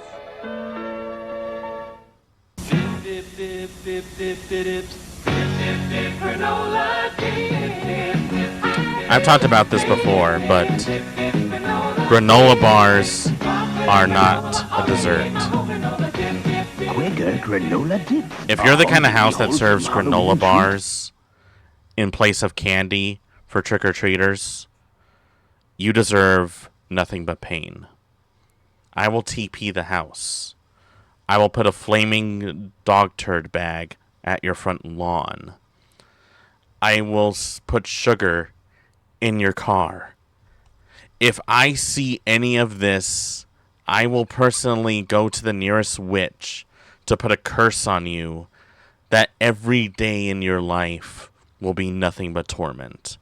Because if I got this instead of a piece of Kit Kat or some peanut butter cups, I would be pissed. Chewy granola dipped in real milk chocolate.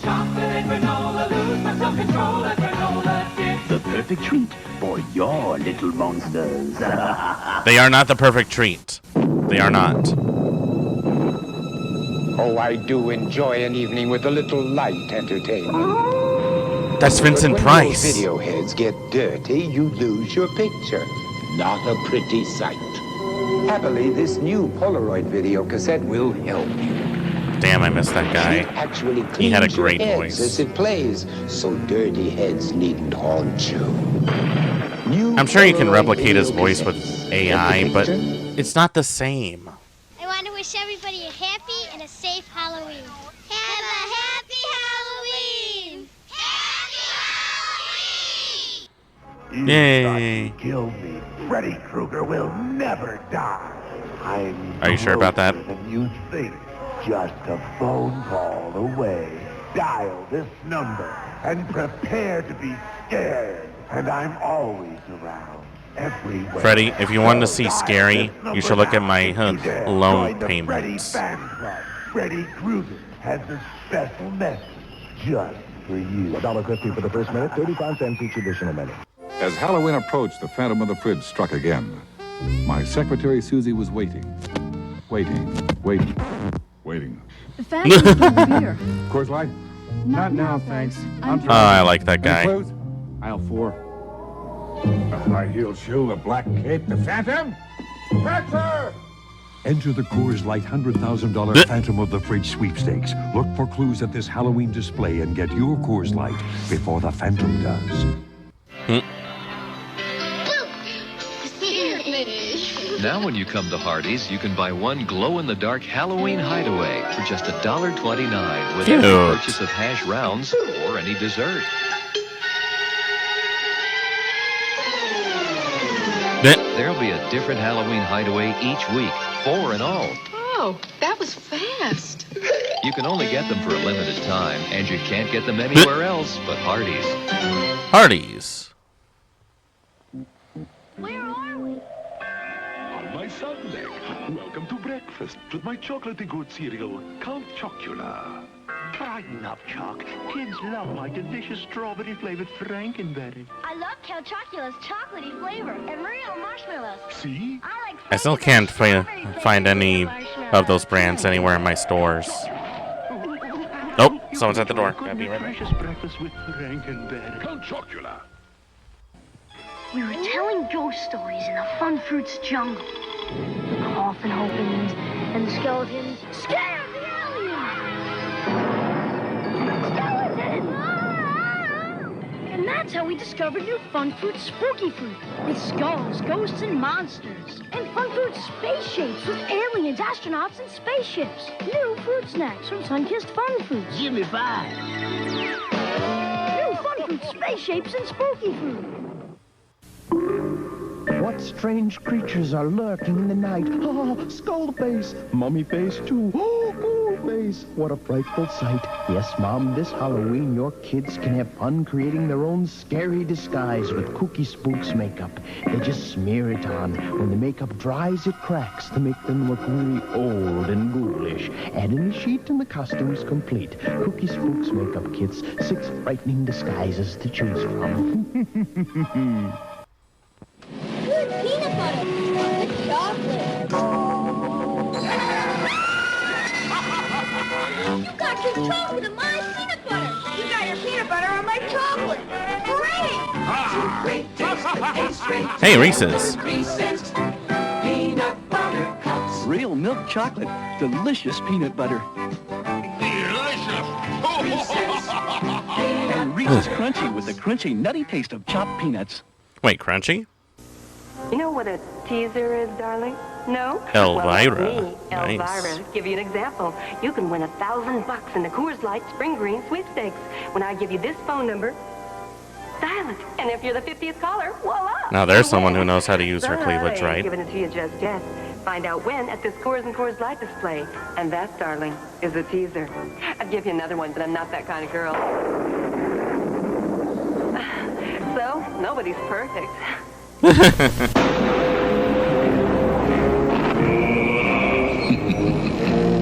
Even after lying around for 3 years, today's Duracell batteries still have up to 90% What kind of a Dracula is that? There's a date that proves it. Why is he pregnant So with you've a got battery? nothing to be afraid of. Today's Duracell. I don't think that's how Dracula works, guys. Me, Elvira, Mistress of the Dark. I mean, here I am stocking up for Halloween. I got my steaks, got my ribs. Then when I ask the stock boy where the Coors Light is at, he points me to the Coors and Coors Light Halloween display, and I'm on it. Whoa, it's like deja vu. Whoa, it's like deja vu. They don't make commercials like this anymore. Look for it where you buy beer. I shop here because they slash prices. There goes another one. Happy Halloween, darling. You want big matches? Well, Elvira's got them. And so does Halloween Havoc 89. Oh, nice. Wrestling. That's a great Halloween present, right? Wrestling's most wicked warriors Halloween Havoc 89. You know, I never really heard of that before. I really should take a look at that. Because they're settling the score. They're gearing up for Halloween at the theatrical shop in West Des Moines. For Halloween parties and outfitting the youngsters, Discount the theatrical shop provides Halloween ready-made costumes to rent or masks. buy. Oh god, Choose it's from a wide Alf. variety of materials and accessories to create your own costume or take advantage of the custom costume shop for real novelty. Call or stop in now to reserve your favorite costume. The theatrical shop in West Des Moines. Our prices won't Des scare you Moines? away. That's in Iowa. They actually have places like that? And Frankenberry. Coming your way. How about a Monster for breakfast today. Frankenberry has strawberry-flavored marshmallows. And Count Chocula has chocolatey marshmallows. Salt of this gold Nutritious breakfast. You know, I always wonder why they didn't mix each other. Cereal. Will it make you handsome, charming? Specially marked boxes of Monster cereals, no. Inside one of these free wax lips, fangs, or mustaches may just uncover the real you. Our family had the toughest time making friends. Then we bought Pressman's new video cassette game, Doorways to Horror. Video cassette game? I never heard of that one Doorways to before. Horror that you play along with famous Hollywood film monsters. It really takes brains. It's the VCR game you can really sink your teeth into. And they love it too. The little monsters. Pressman's new video cassette game, Doorways to Horror. That's kind of interesting. It's so much fun, it's scary. Also look for doorways to adventure. Hi, I'm a Boglin. Me and my Oh buddies god, want to what be the your hell friend, is that? right, guys? Right. A Boglin? 1-900-909-5464 and hear how we can protect you from ferocious beasts. And help your teacher grade your math test. Yeah, new story every day. One call gets you a 3D Boglin hologram like this. Wow, Four calls look get at you a that. set of 6. Trade them with your buddies. And part of your $2.35 2-minute call goes to Special Olympics. So get your parents' Oh, that's permission and nice. Call us at 1-900-909-5464. All the proceeds go to the Special Olympics. Go get the That's really phone. neat. I said get it, not eat it. Same difference. Nothing could tear me away from my Count Chocula cereal. Who's that? Good morning. The real Dracula. For real? May I have some? You can have mine. I'll sink my teeth into What? the delicious chocolatey marshmallows in Count Chocula cereal. Oh, yeah. And it's part of this complete breakfast, You know, too. I wonder if they actually got Bela Lugosi to do that role. Something tells me no. Since you've been on Elm Street. Don't let them put you to sleep. Welcome to a brand new nightmare. Now no one sleeps. I knew you'd be back. A Nightmare on Elm Street, Part 4. The Dream Master. How sweet. Fresh meat. Rated R. Starts Why'd you have to Friday. say it like that, man? It's not good, man. 1, 2, 3, 4, 5, 6, 7, 8. It's the Murder Mother. 10, 11, 12. Friday the 13th. You may only see it once, but that will be enough. Yeah. Friday the 13th. Rated R. Yeah, probably not. On Friday, August 13th, an all-new three-dimensional process will put you in the picture. Whether you want Oh, to right. be there They did or like a not. 3D Friday the 13th, huh? In Super 3D. Join Jason in the woods on his day, if you dare. Friday the 13th, Part 3 in Super 3D. Rated R. It really wasn't Friday that the super 13th, when Part I 3 tried to opened watch Friday it in the 3D. 13th at selected theaters and It was drive-ins. actually kind of cheap.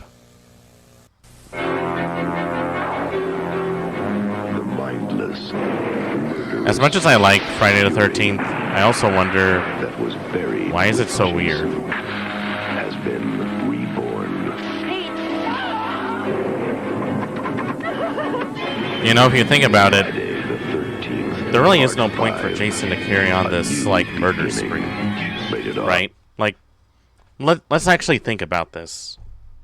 Jason died because not only was he getting bullied in summer camp, but he also drowned in the lake because the camp counselors were getting their freak on. But now a lot of the camp counselors are dead. And I'm pretty sure the people who killed his mother are also dead. So really, there really is no point of him for even being around or doing anything. It's like he could probably just live the rest of his life being in seclusion, which is fine. I mean, DoorDash is a thing now, so I think he would be taken care of. He wouldn't even have to, you know, talk to them because he can ask for contactless delivery. As long as he's good at tipping. I don't know. Like the whole story with Jason Voorhees is just like, when does it end?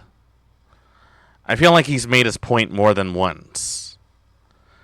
And so it's like everything else he's doing is gratuitous at that point, you know? Starts Friday at the Lyons Avenue and East Sprague Cinemas. Friday, May 13th. It's Jason versus Tina. Tina. The match made in hell. Oh, right. They tried to introduce a psychic when he was around. And that was an interesting one. There goes the neighborhood. I kind of wish they did more like that. The New Blood, rated R. Starts Friday, May 13th at a theater near you. Actually, I wish they didn't do that, because then that would be like a take on Akira. You are dead meat. Down to size. It's cool, man. It's cool. Friday the 13th, Part 8. Jason Takes Manhattan, rated R. That movie confused me because technically they don't even go to Manhattan until sometime at the late part of the movie.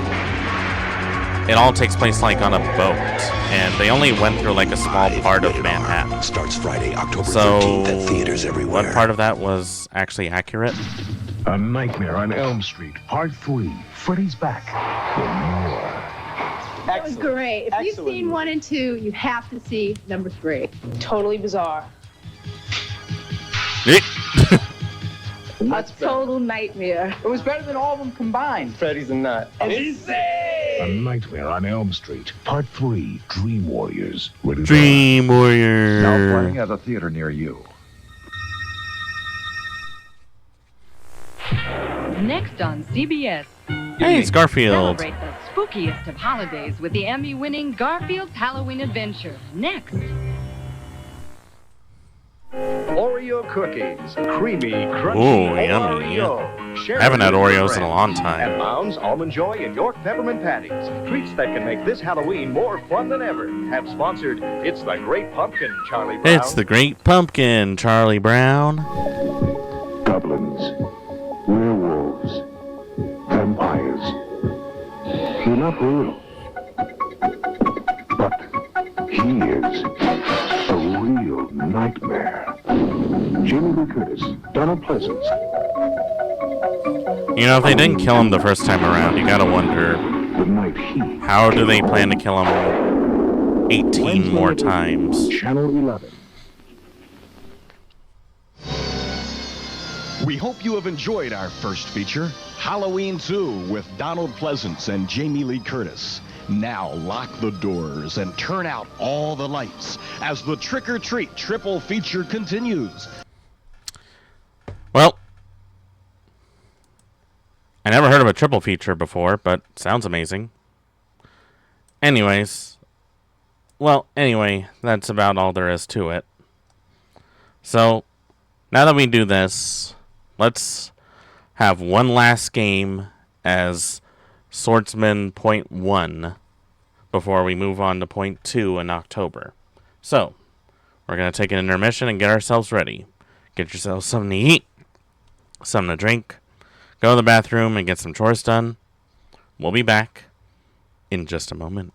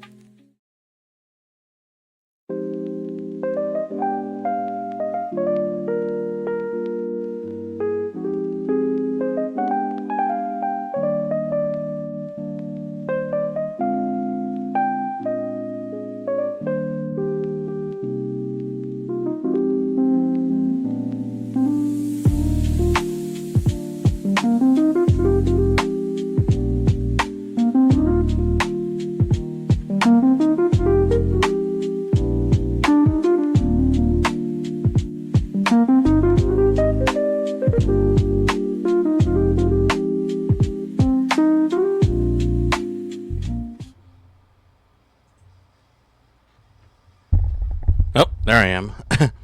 Alright, and we're back. Just to enlarge myself enough. That way you can see all of me. Alright. So Tenchu, Wrath of Heaven. Tenchu, Stealth Assassins. This is probably one of the hardest games I have played before. You can think of it as like what happens if Ninja Gaiden became Metal Gear Solid. Which, you know, doesn't sound that bad for an idea. Let's see if we can boot up the old PlayStation and get it going, huh?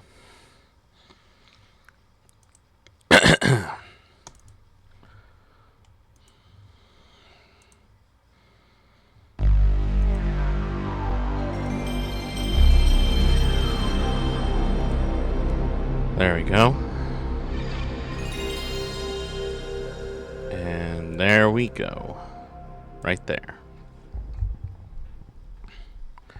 Alright.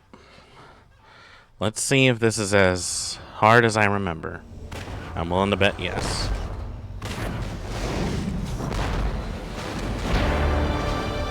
Man, that was a loud one.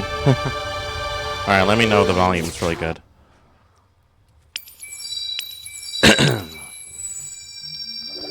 Sony Music Entertainment Japan, Inc.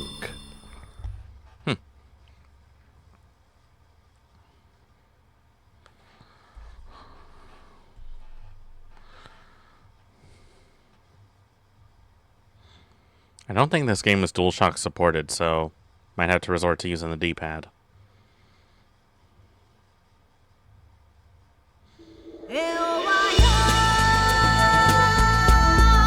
So far, so good. I like that.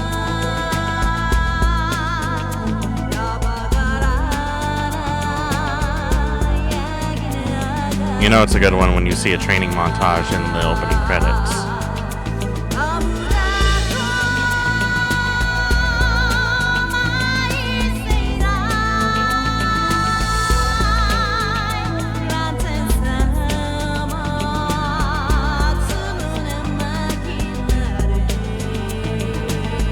Doggy. I like that there's a dog with a scarf. Well, there's a battlefield. Looks pretty messed up for sure. Oh, is that the bad guy with a big forehead and shadow ninjas?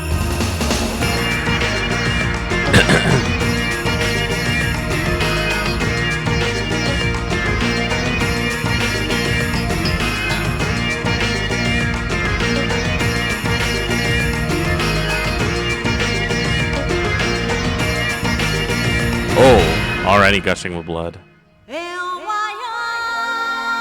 Oh, that gives you an idea of what we're in for.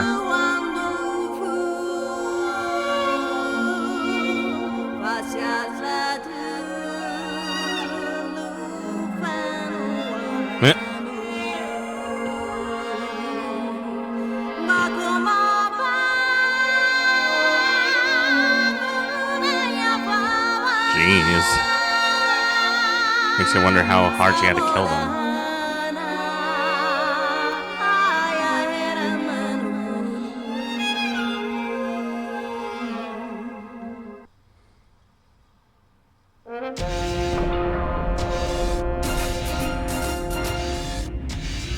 Alright, here we go.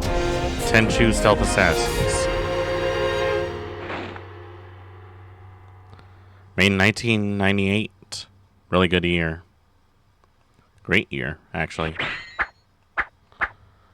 We're going to skip the training. We're just going to jump right into it. I think I remember more or less how to play it. And we're going to do Ayame's playthrough, because why not? Girl ninjas are awesome. Let's see. Level 1. Punish the evil merchant. Let's see if we can punish the evil merchant. Now, the thing I know about this game is that it's really hard, so there's going to be a lot of trial and error that we're going to have to do. Wealth is one thing, power and status is another. Many in the merchant class have become rich, but the merchant class is a large step below nobility. Merchants, no matter how wealthy, cannot become samurai. This caused many merchants to lust for the power they were officially denied, few more so than a man named Ichigoya. Ichigoya began his career as an honest trader, but before long his rivals began to turn up dead, and Ichigoya expanded into protection, loan sharking, and gambling. His methods are brutal, his profit fast. If arrested, Ichigoya would simply bribe his way free. You must make him pay for his crimes with his life. All right. So we gotta kill a merchant. Cool.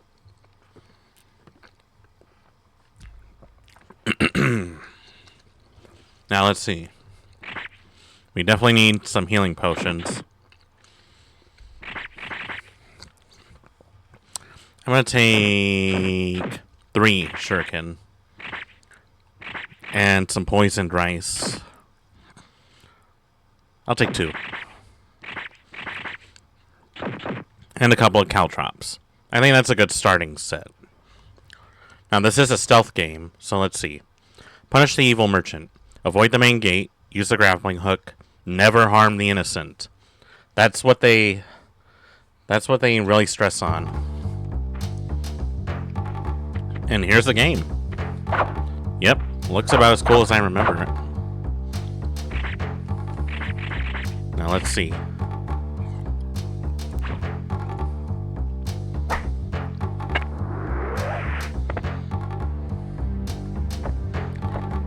Now this is a very hard game, so you have to be very careful on how we play it.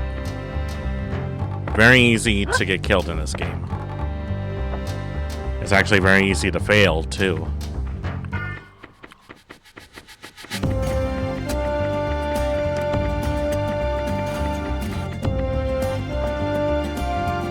Now let's see.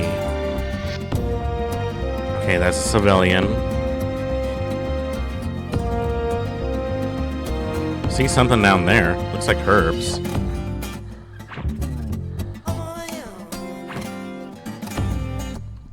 Not sure why they went for a black skybox.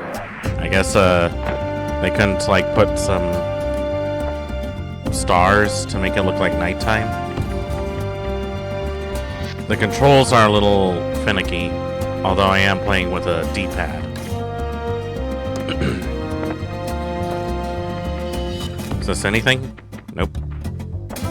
Oh, I see something over there.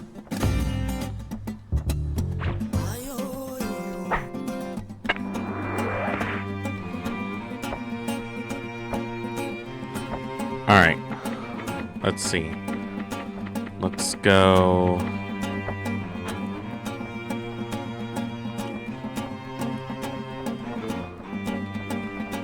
Okay, there's a guard.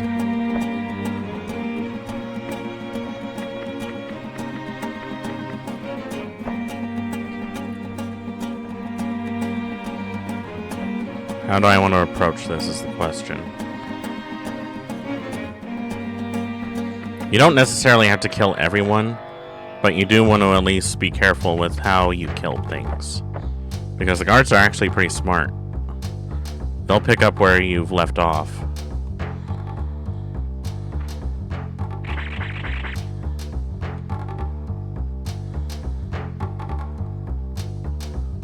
I don't think he's going to take the poison rice.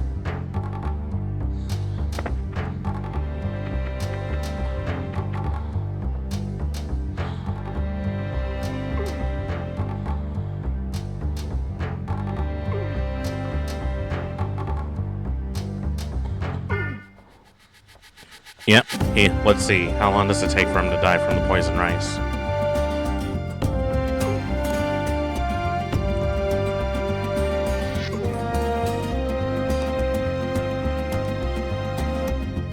Well, it doesn't kill him, surprisingly enough. Well, guess we're gonna have to do this a different way. I do like the music, though.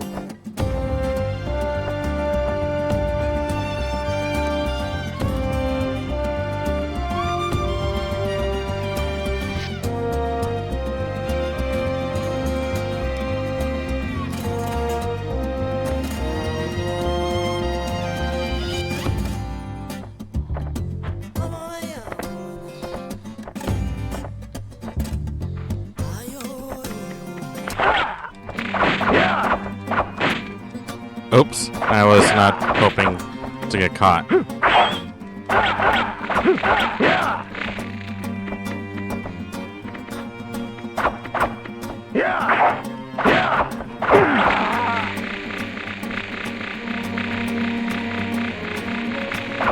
Well, that shows you what combat is like, at least.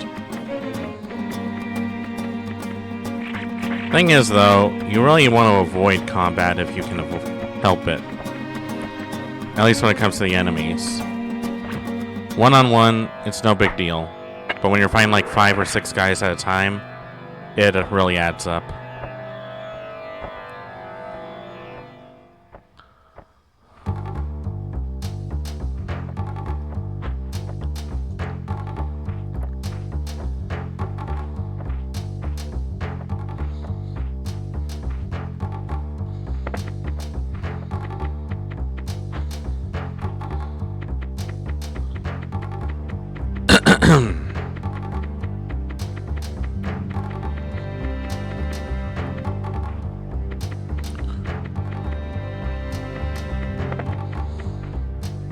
Now let's see. I think there's a way to get inside, but I don't remember how.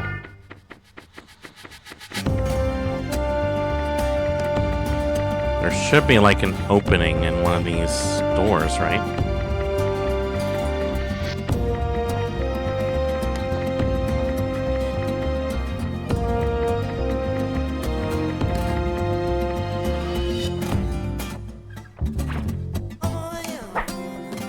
Let's try over here. This is one of my favorite games, but also it was a bit of a pain in the ass because I had no idea what to do. I didn't know that stealth was a thing. Who stays quiet when they're killing someone? That can't be a thing, can it?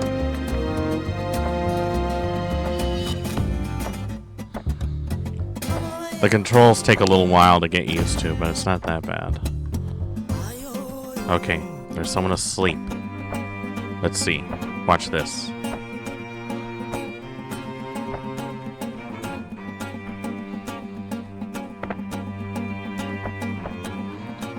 Gonna slit his throat while he's not looking.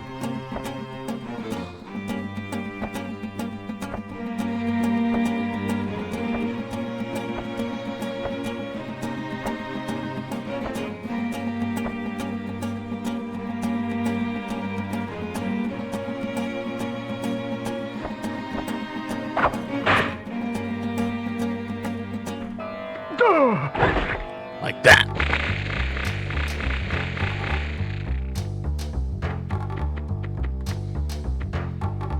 Come on, come on.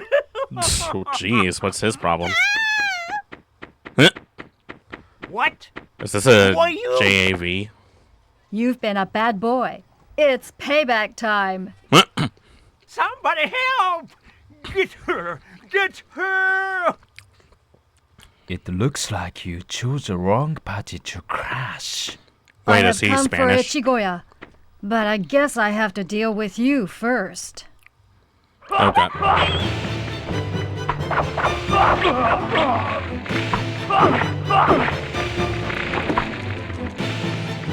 Alright.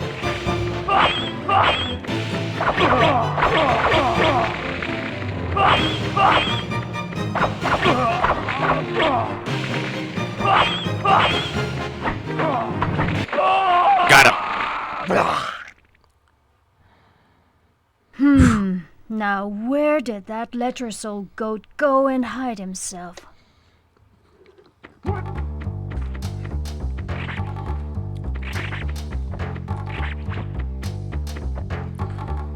If you get caught, lady, we never met.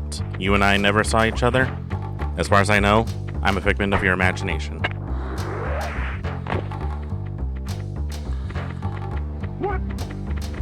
What?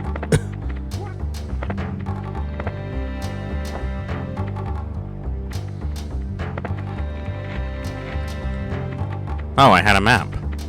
That would have been useful before.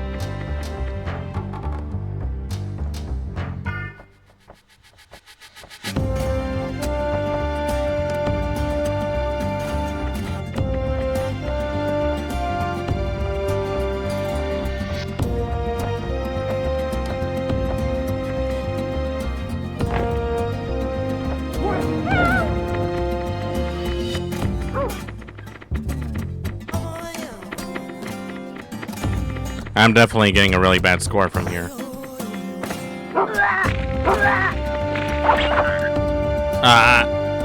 Damn it, I hate having to kill the dogs. Not my favorite thing to do. Like, at all.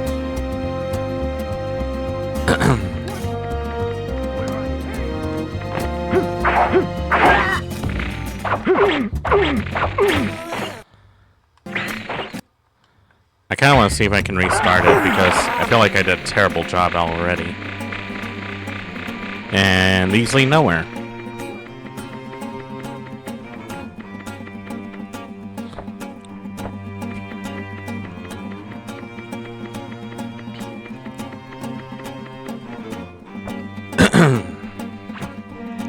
Well, you know what stealth is for people who hate confrontation. Which I also hate confrontation.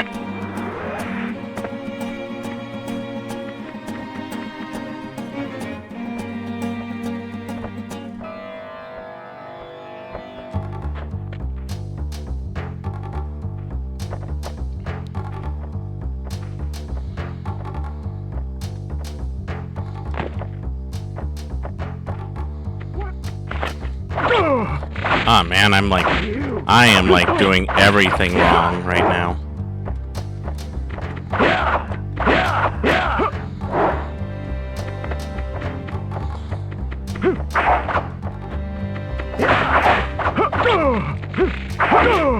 Oops, he hit his own guy.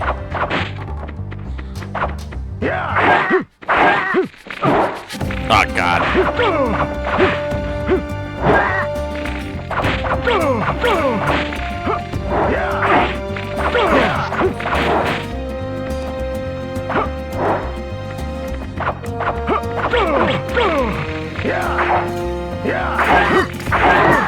Ah! Damn it.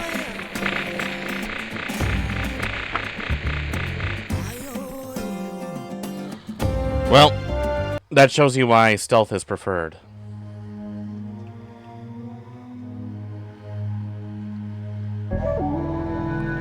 To be forgotten forever as a failure. Wow. This game doesn't hold back. It lets you know, by the way, when you died, everyone knew that you messed up. You are a failure. Everyone hates you. Get over it. But screw that. I can't just take it like that. So you know what? We gotta become the ultimate ninja assassin. You know?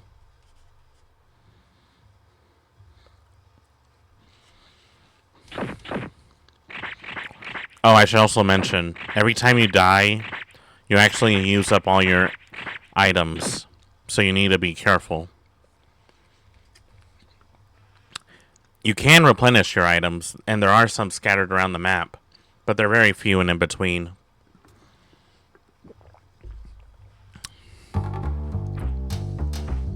So proceed with extreme caution.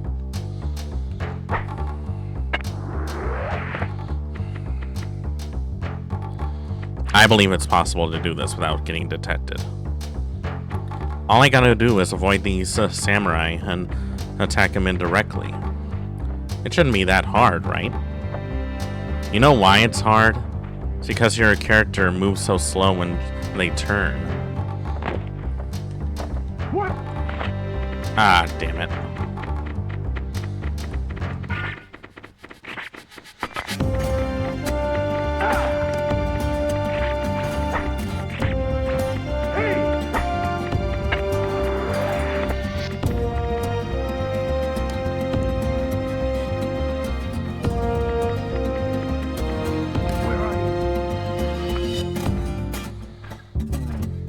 Not sure if they noticed me.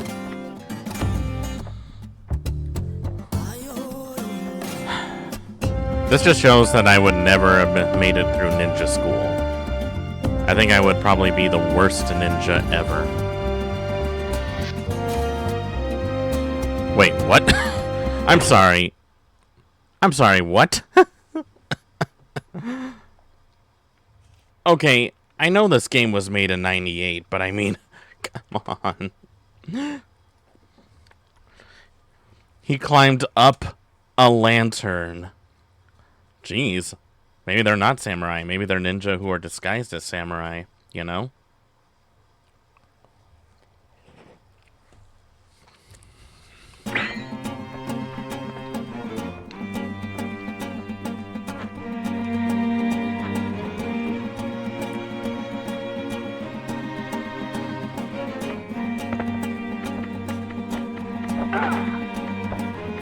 What?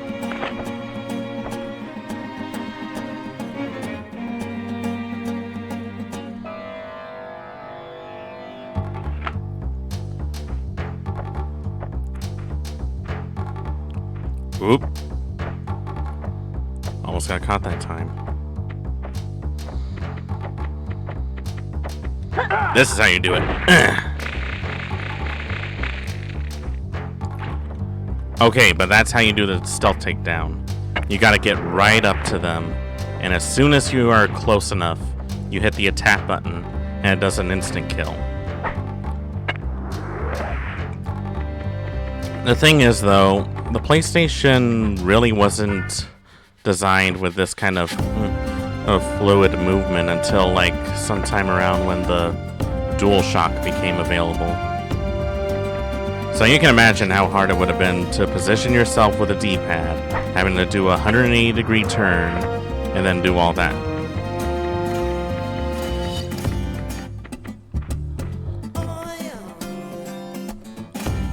That's why you really had to pay attention to your surroundings.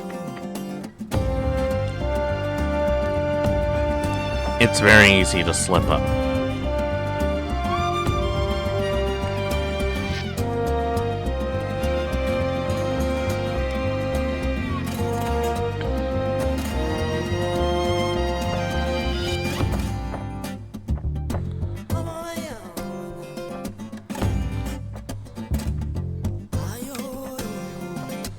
The enemy AI is sort of predictable, but also not, because they'll always turn around when you least expect them to.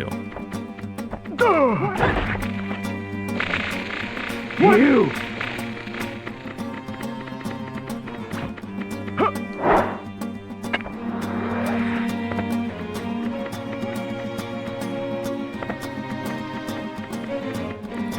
I already know I'm gonna get a bad grade for this. I just want to be able to beat the level is all.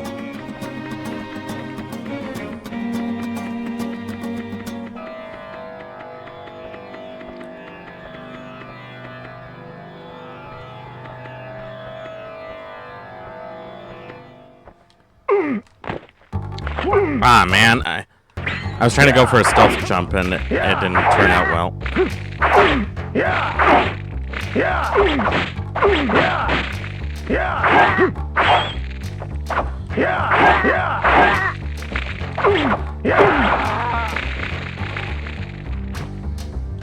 Come on. Oh wait, did I forget to Did I forget to get a health pack? Oh, I'm so stupid.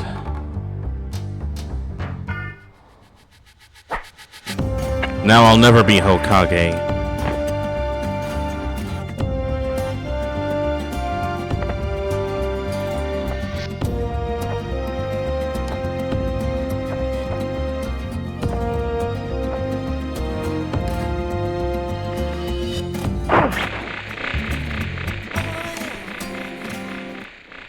Alright, let's try this again.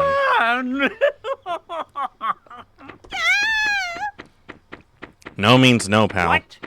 Who are you? You've been a bad boy. It's payback time. Anyone else think that came out of a hentai? Get her!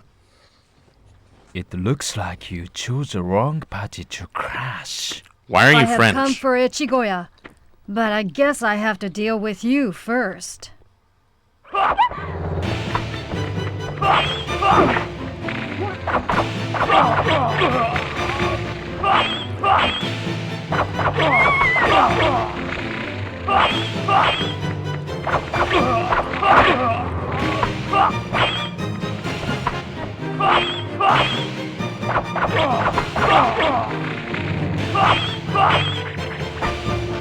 Oops.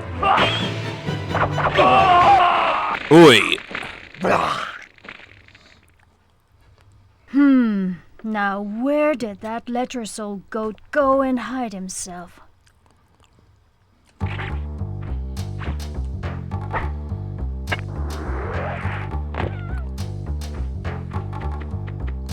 Well, I can see why they said don't use the main gate. Now that this becomes a habit of finding out where the hell your target is.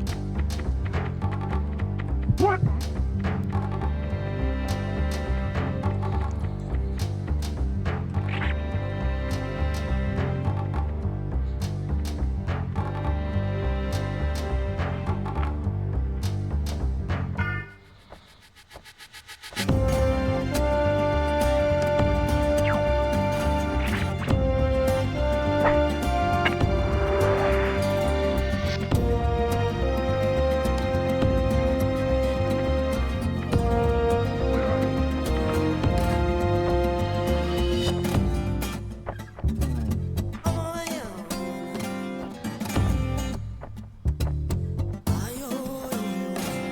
Let's see.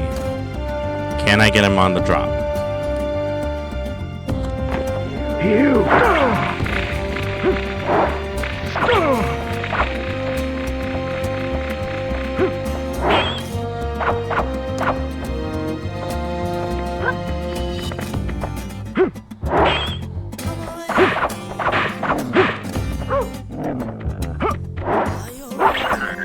Ah, sorry.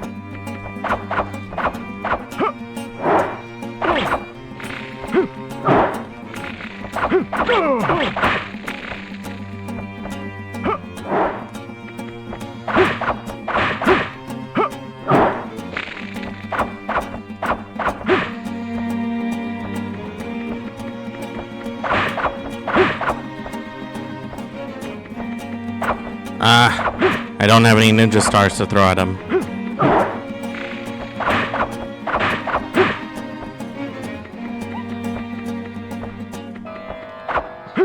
Ah! Damn it.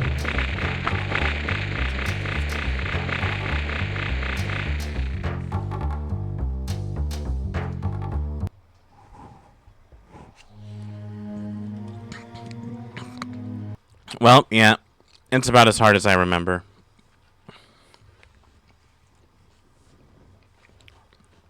You know what? I think maybe we need to do some training. I think we need to do a refresher on some of the moves.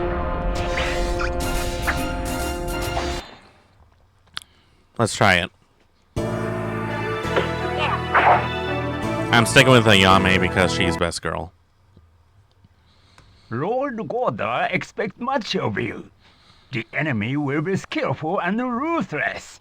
You must be prepared physically and spiritually.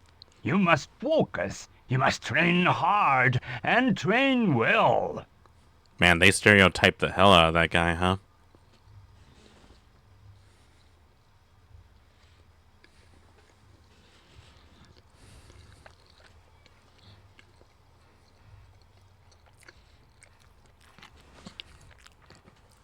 Ninjas live by stealth and cunning. Never let the enemy see your face. Fade into your surroundings. Gotcha.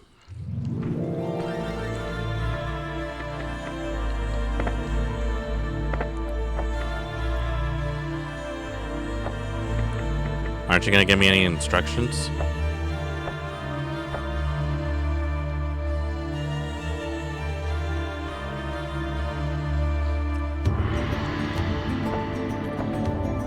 You know, normally training would suggest that you give me like some visual aids to help me out on these kind of things.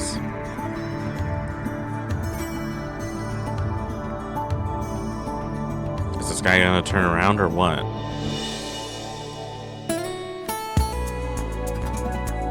I do like this music though.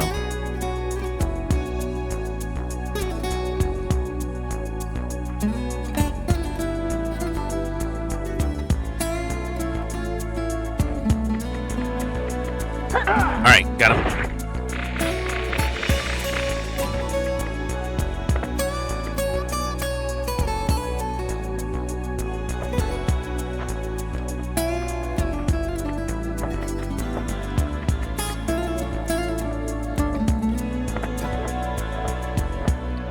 again, normally you would give me like some sort of a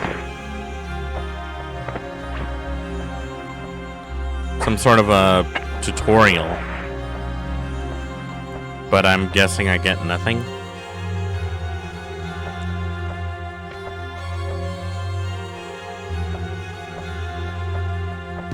You really gotta go by sound in this game.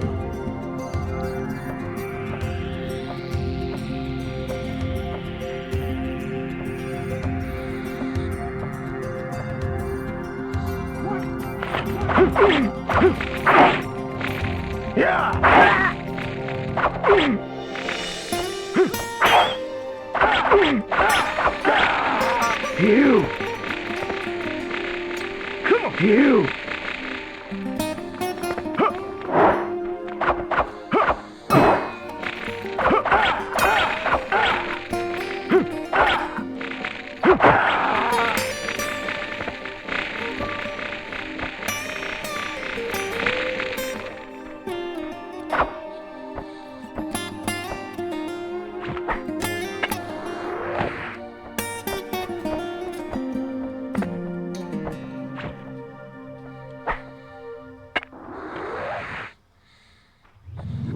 This training station really doesn't seem to do much for me.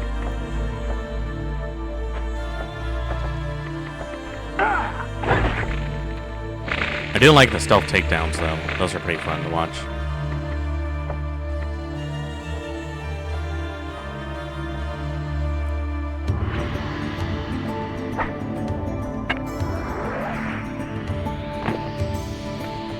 What?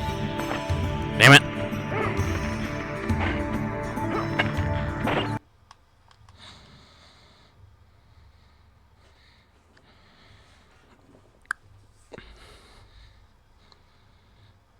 Oh.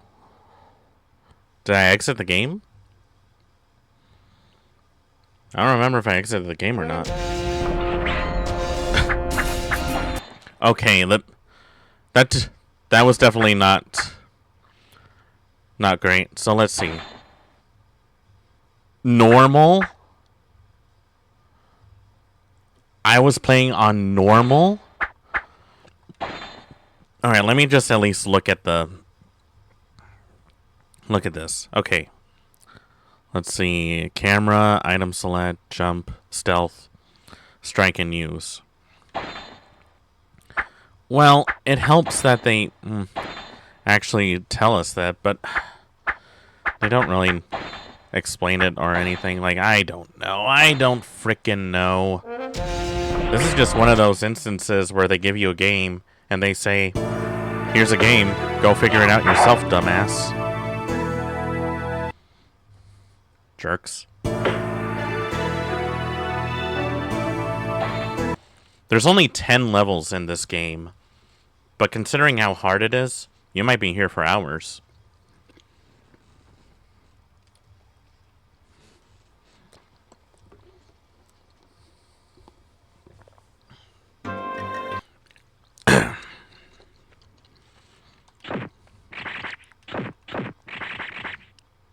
Oh, I guess even if you do a new game, you don't get refill on some of your weapons. That's great.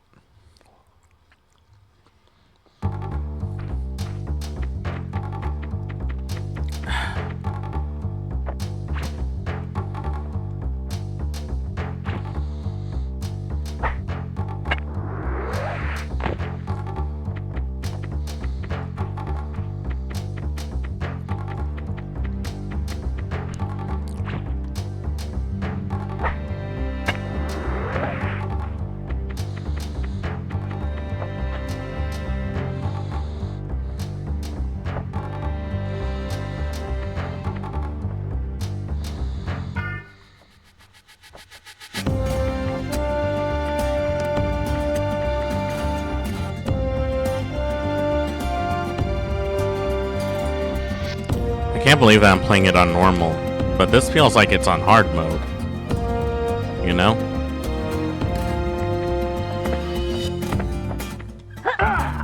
Gotcha.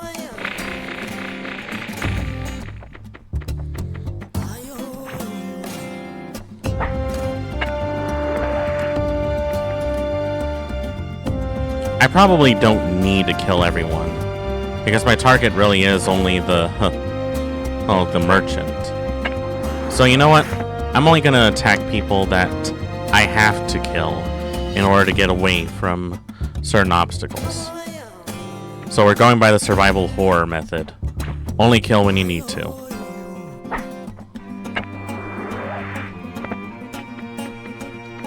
In a way, that's actually fitting for a game like this.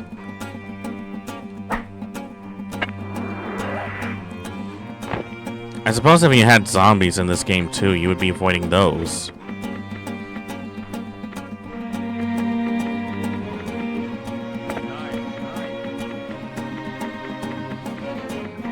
What baffles me is that there's 2 options for stealth. They don't really seem to have much of a difference, other than just being really quick. One is quicker than the other.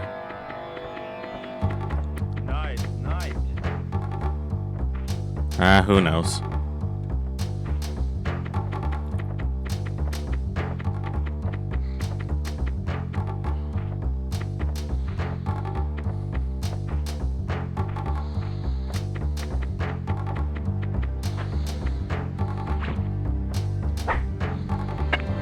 I still don't get why that one samurai I was fighting was French.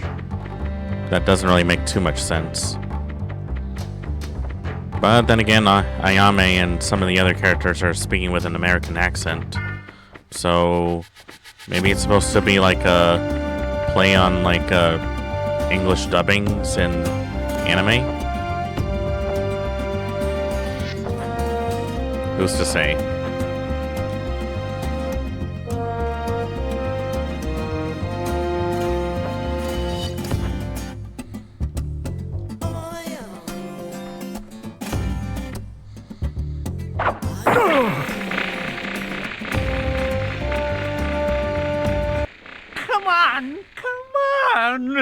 Come on. What? Who are you? You've been a bad boy. It's payback time. Somebody help! Get her! Get her! It looks like you chose the wrong party to crash. I have come for Ichigoya, but I guess I have to deal with you first.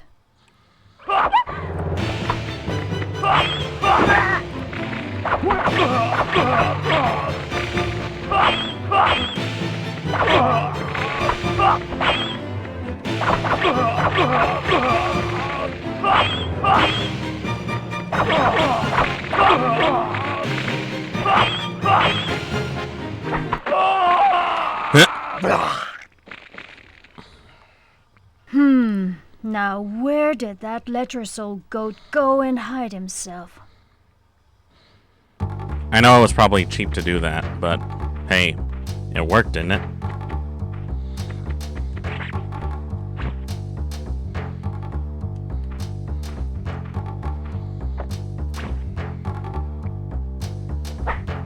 Time to make like a banana and split. Damn it! I said make like a banana and split. Now, where is that guy? Did I just take that dude's arm off? Seems a little excessive, don't it?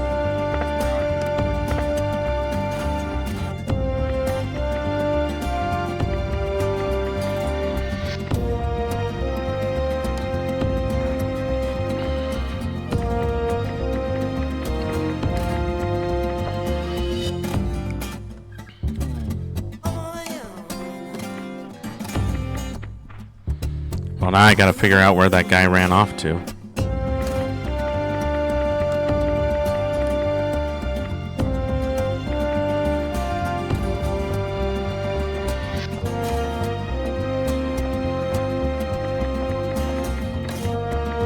That dog is really gonna give me a hard time.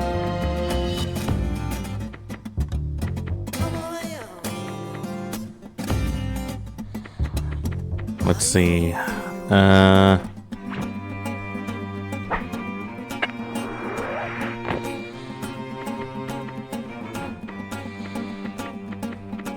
Where are we going?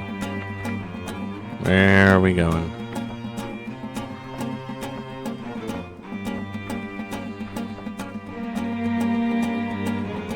Oh, right, there are 2 guards here.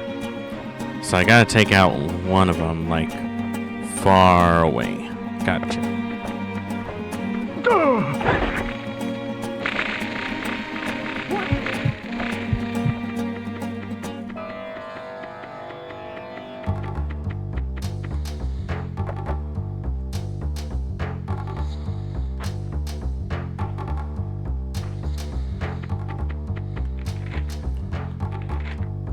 I'm gonna assume that red X is me, but where the hell's my target?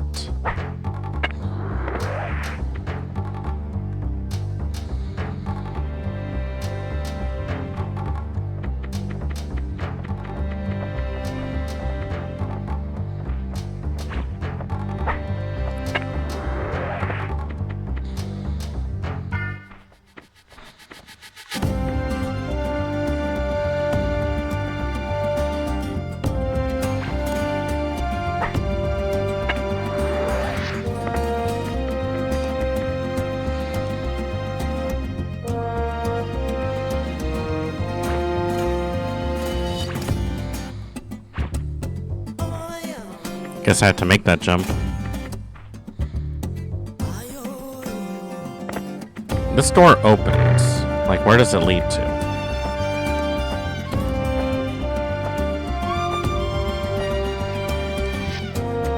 Well, this is nothing.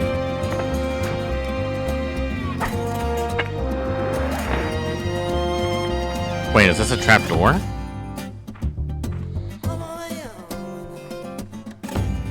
It leads to nowhere. Why would you make a building that leads to nowhere? Ooh.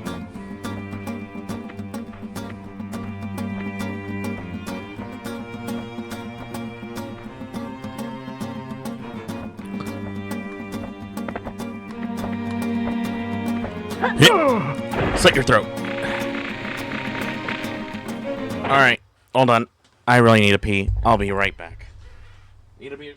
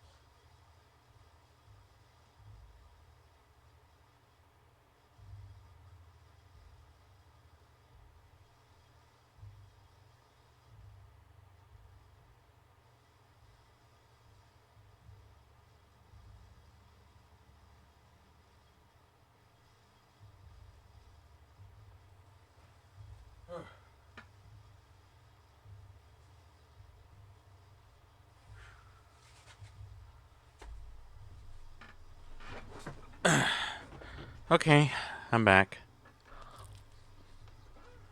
And I did remember to wash my hands.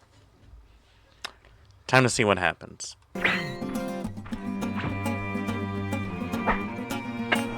mean, that's weird. I guess that's meant to be more as like a place to save yourself at, you know, in case you run into an army and you need to hide. But that's a really specific place to be doing that.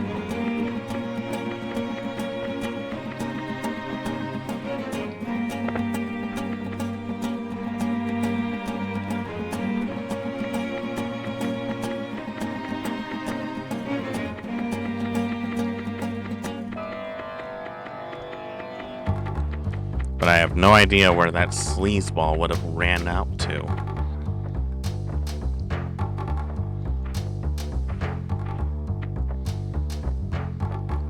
Oh, right, this guy.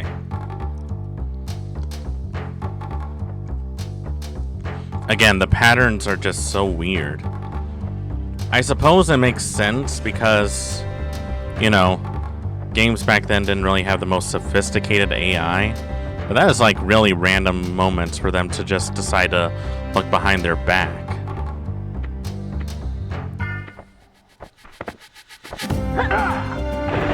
Still, makes it that much easier for me to do my job.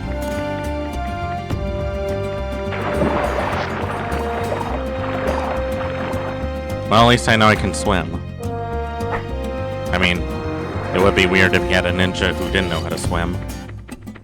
At least in my opinion.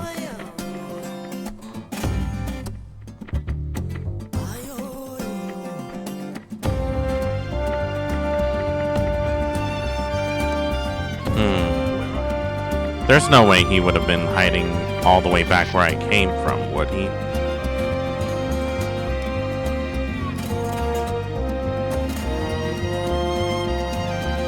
He could also be hiding in one of the other buildings. But there's a civvy there, so how do I get in there without having to hurt her?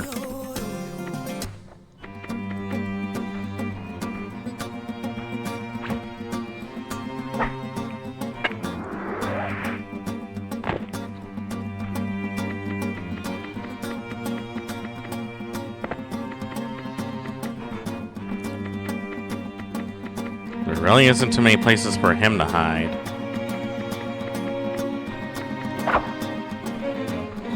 But he does have a gun, which is a little concerning.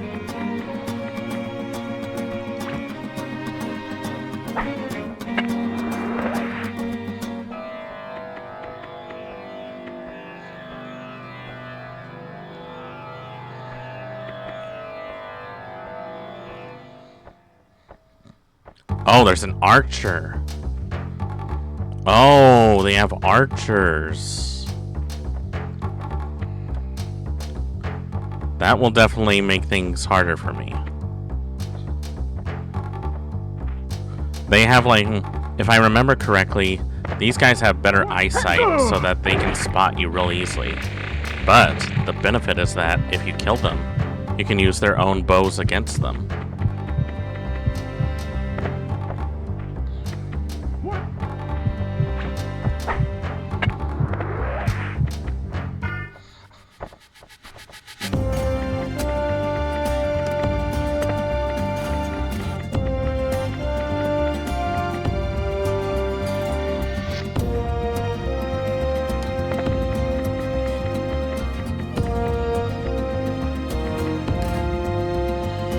Oh, right. This guy. And that damn dog. I can't do anything once that dog is there.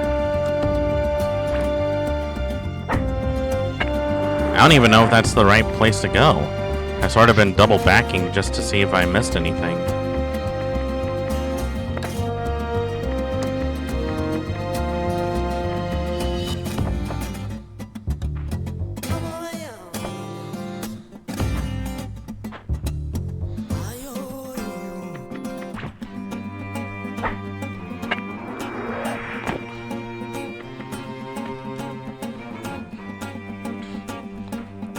Alright, let's see.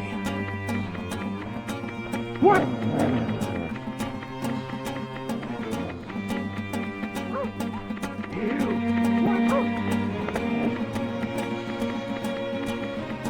I'm willing to bet that he doubled back and is hiding in one of these rooms.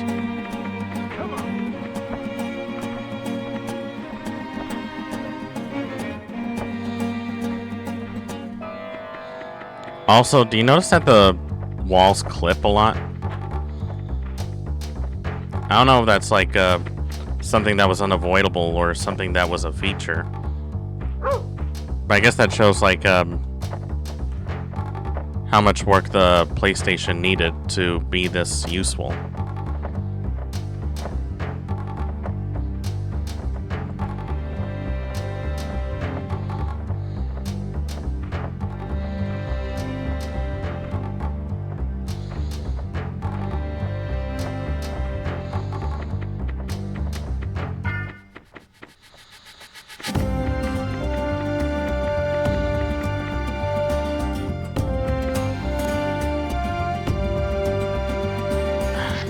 hard to see with all this. I don't think he's in there. He has to be in one of these buildings. Nice, nice.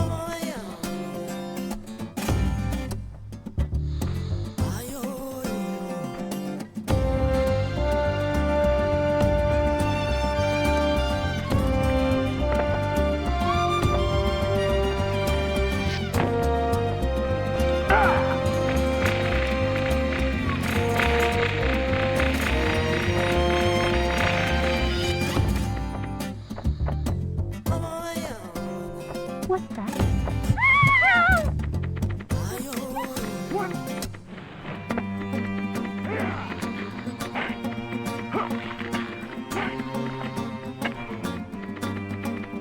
Come on. There's no way they heard me. Where are you? Nice, nice. What?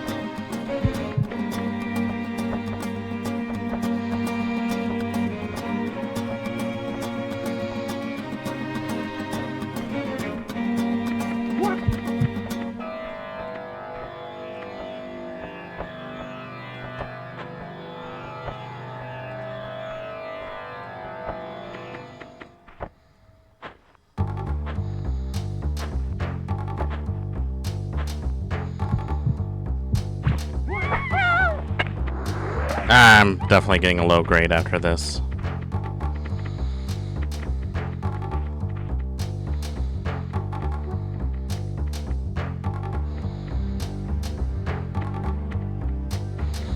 I just want to know if it's possible to beat this level. I haven't played this since childhood, so I don't even know what to expect.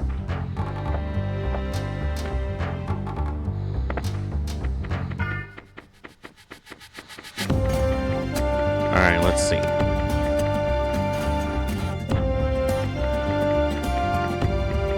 You know, guys, when I picked this game, I kind of forgot how hard it was. I think that shows I'm blinded by nostalgia.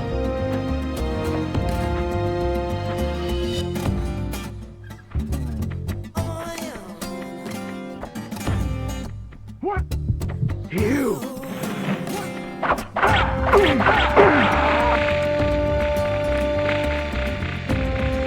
Okay, so he wasn't there. But I had to know.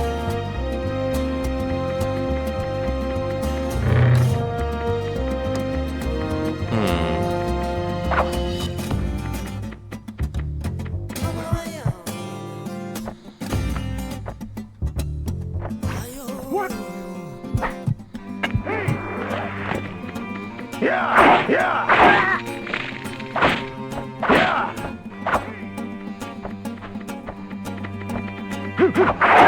Yeah. Hey, come on.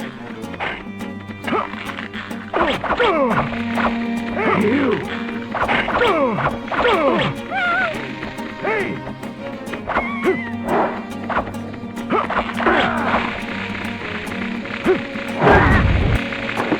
Ow. That was probably a bad idea.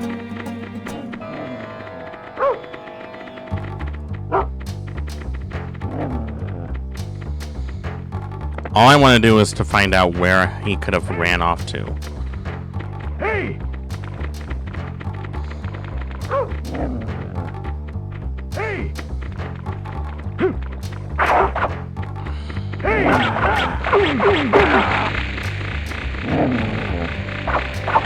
Sorry.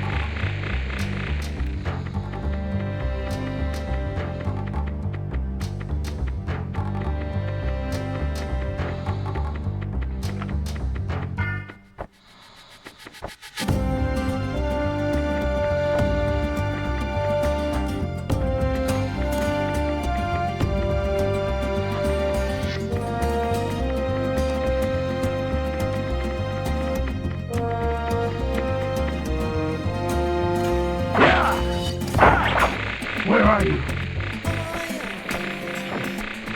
Okay, see, there was stuff to get.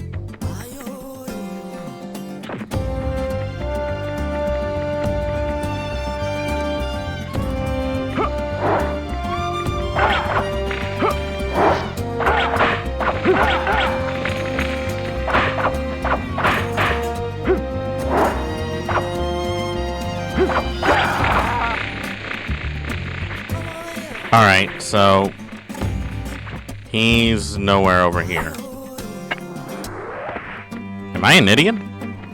I mean, possibly, but also, shut up.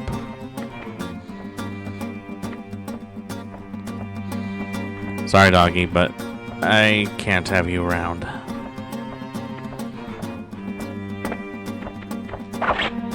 Sorry.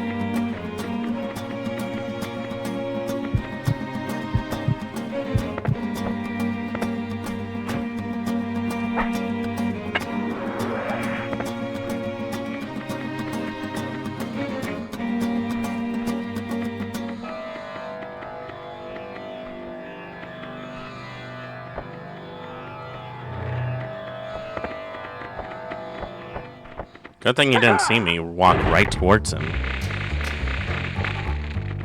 Hey! Okay, so that was the main gate.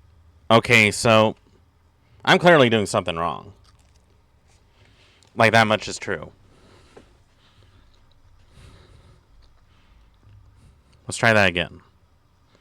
I think I can do this better now that I know what to expect. Right? Right. Right? Right.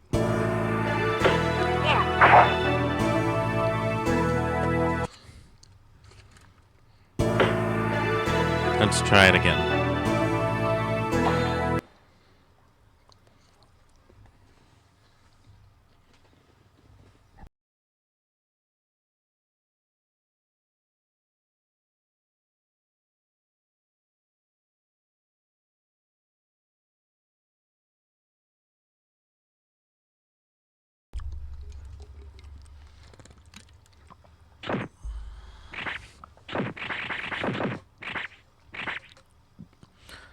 Use it as a trail marker. I would, but I feel like that's too easy.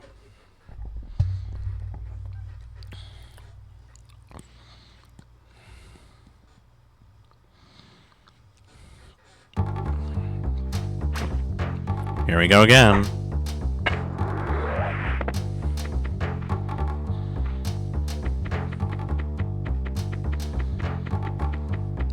Alright, I can nail this part, like, pretty well. This part is no big deal. It's trying to look for that guy is the hardest part. Because I have no idea where else he could have run off to.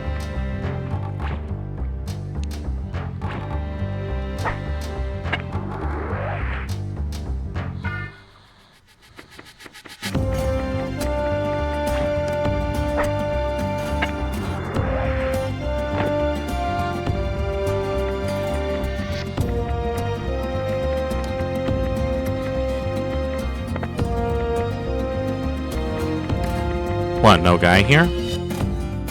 That's different. Come on! I guess the game decided that if I was gonna do this again, might as well just take away the one easy kill. What? Who are you? You've been a bad boy. It's payback time. Somebody help! Get her! Get her! Get her! It looks like you chose the wrong party to crash. I have come for Ichigoya, but I guess it would have help to if I deal could with actually you see where he was first. going to.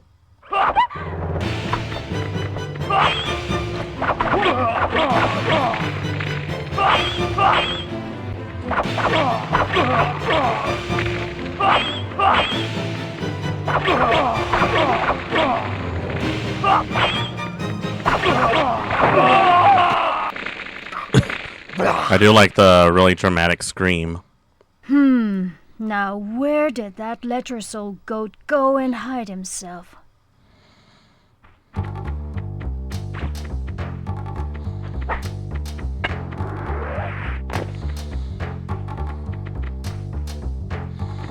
Yeah, it's funny, like, there used to be someone over here, and now there's not.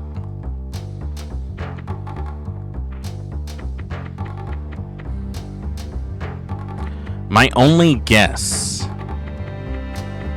is that he escaped somewhere through these alleyways.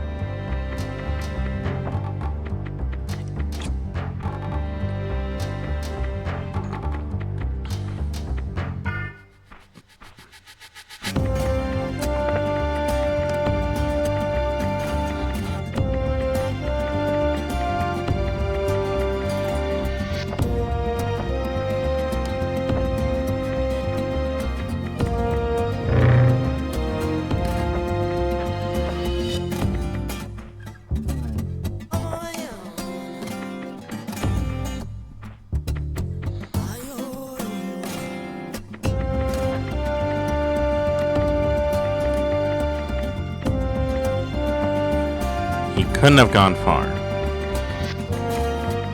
I really shouldn't be on the ground. That's like a death sentence at that point. Except I can't get anywhere with my grappling hook. Whoa, what? What I grappled that time? The sky? Damn. I'm a better ninja than I thought I was. I grappled the sky.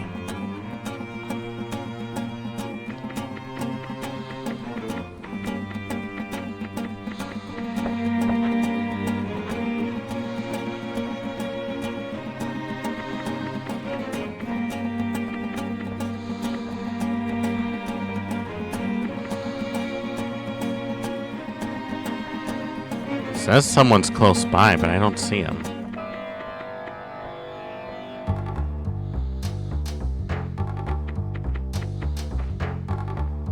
Okay, that's the main gate.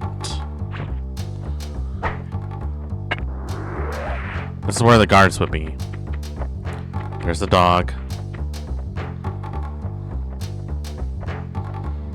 That's the building I came from, I think.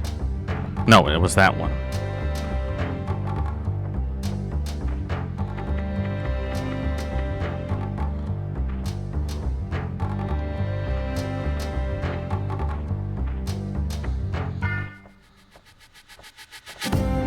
The only thing is that I can't really find too many places to go to because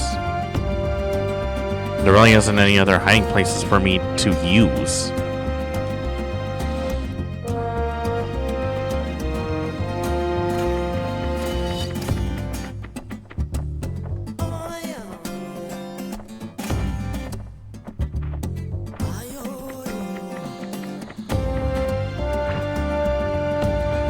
No one would be that stupid enough to still be in there, would they?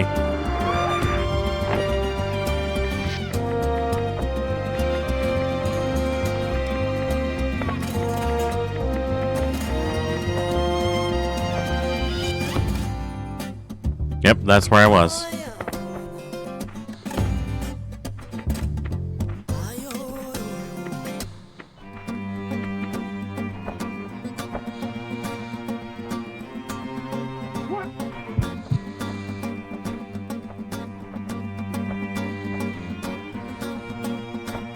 Is somebody coming over here or what?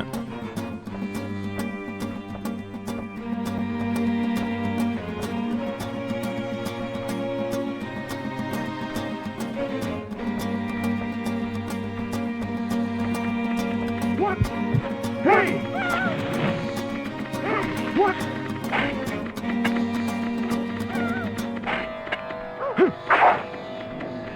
Hey!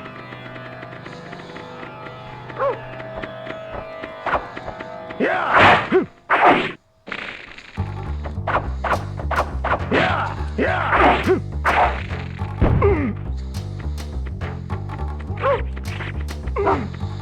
Hey! Hey! Yeah!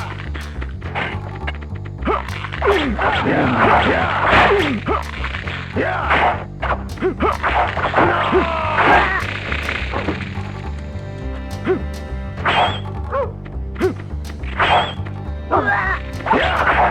Yeah! Oh God. Come on.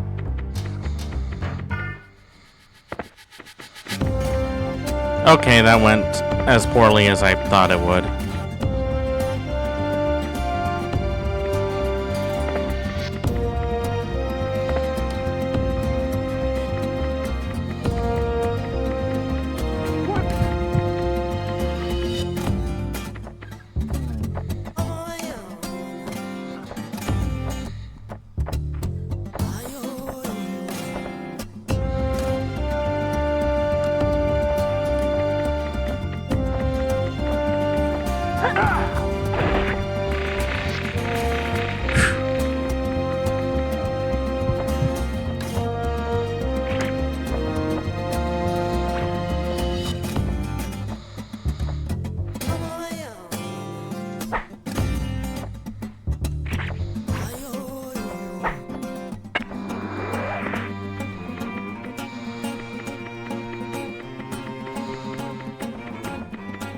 I swear, I've been around this map very often, and I still haven't found him.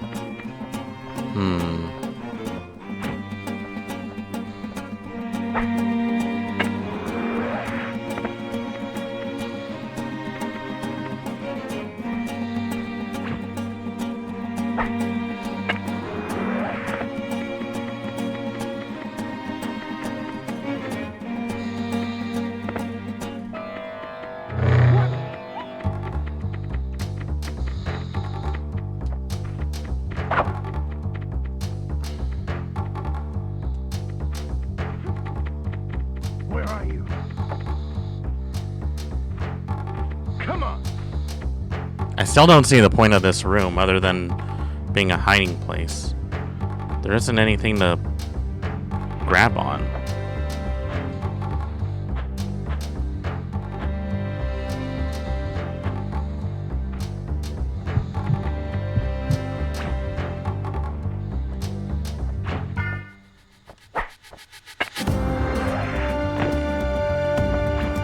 And the grappling isn't always 100%. Sometimes it grapples on things, but other times it doesn't. Is there a secret? Is there something that's magnetizing it? I don't know.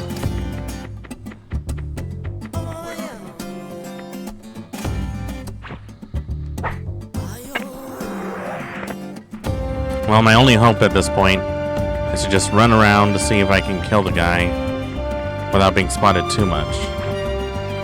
Although that's already becoming an impossibility at that point. So it's probably pretty interesting, to say the least. Would you look at that? I got a wee-wee again. I'll be right back.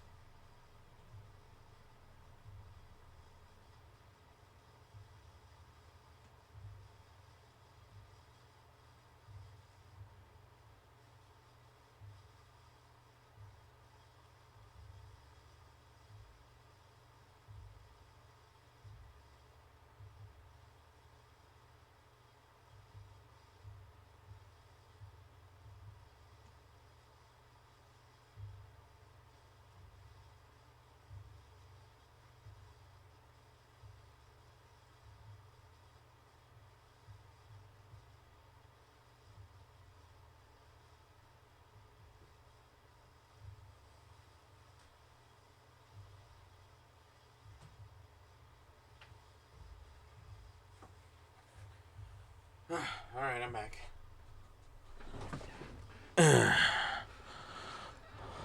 Bolonal57, thank you for the follow. Welcome on in. Hope you enjoy your stay.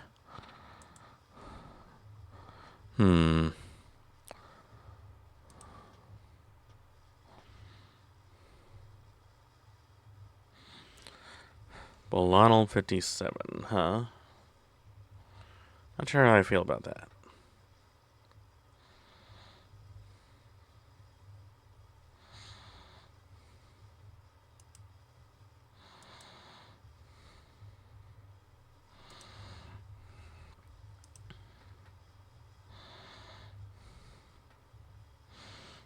Only a few months old, huh? I'm gonna keep my eye out on that one. Probably nothing, probably paranoia, but I'm gonna keep my eye out on that.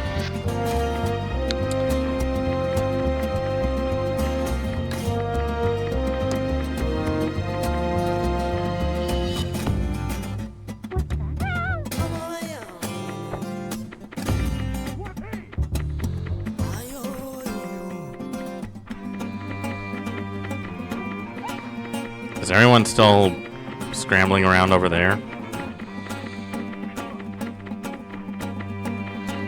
Where could that guy have gone to?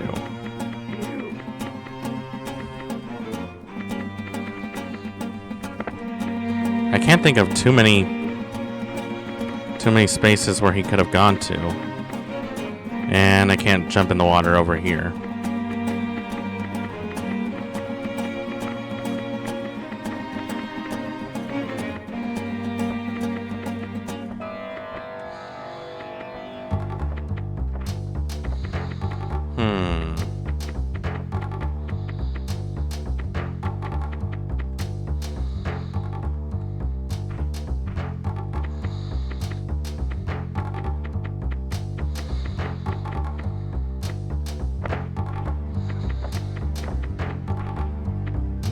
Night. Picking up items is definitely the weirdest part. You have to walk towards it to actually have it triggered.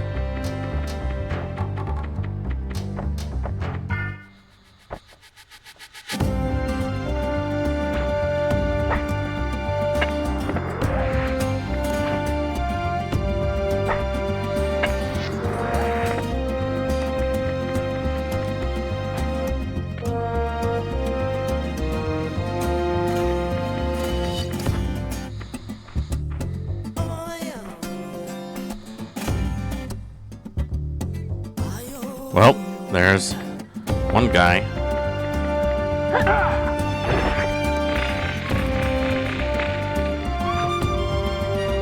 That takes care of that.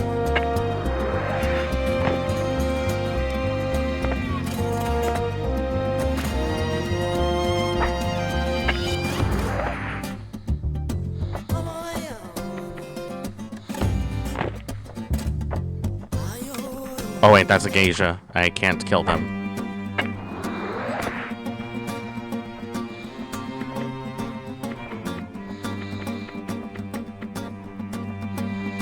Yeah, that's a civilian. Offing a civilian is not recommended in these games. It really brings the heat down on you and affects your score.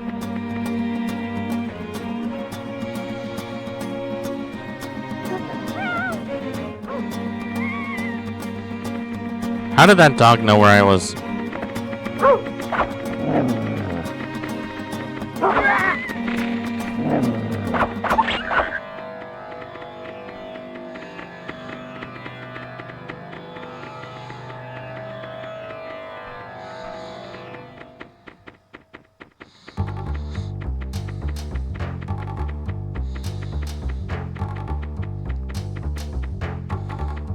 Not here, not here, not there, not everywhere.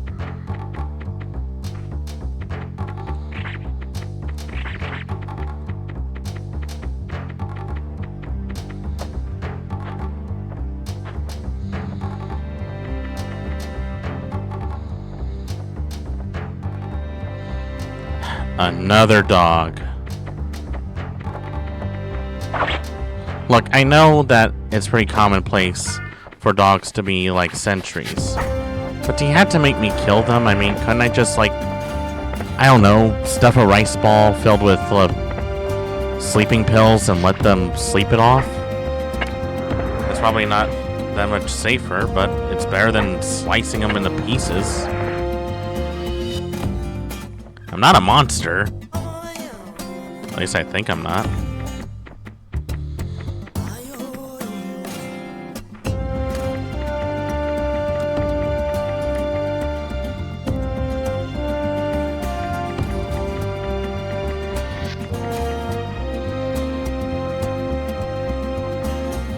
Another archer. Gotta get rid of him.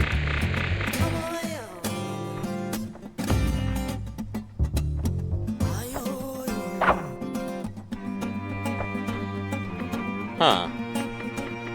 I thought you could pick up their bow and arrow if you could.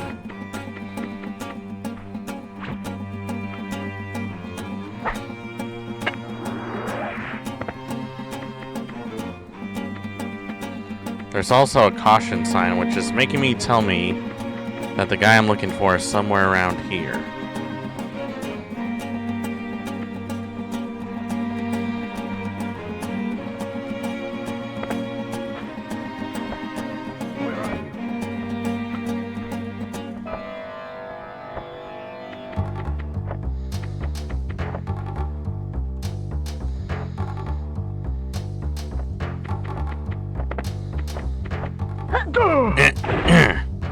Got that guy.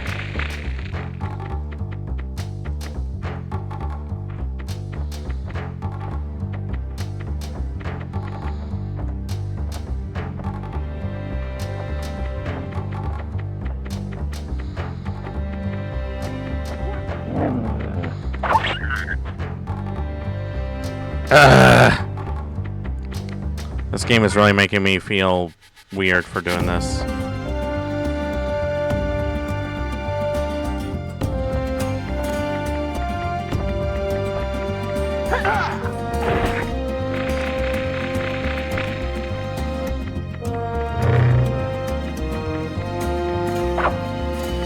Maybe... Oh! These are storage rooms. I didn't know I could go into them. I mean, they looked like everything else in the game. So how do I know? Oh, it's these doors you can go into. Get away! Help me, somebody!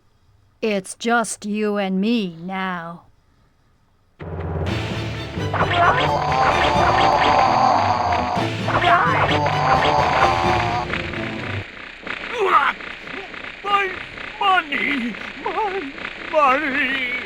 My money gone forever. You won't need it where you're going. Nice.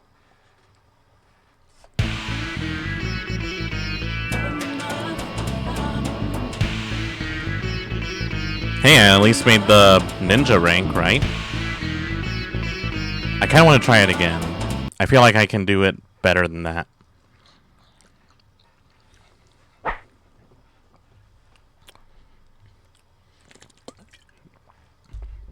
Now that I know where he is and how to get to him, it'll be twice as fun to get through him, right?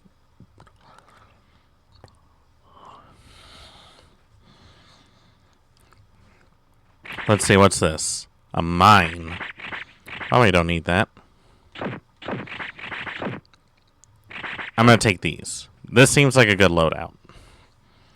Now that I know where to find them, it'll be that much easier. I'm aiming for that better score.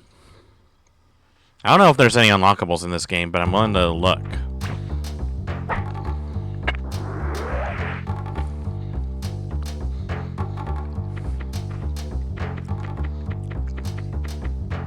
Now that I know exactly where he is, it'll be twice as easy now.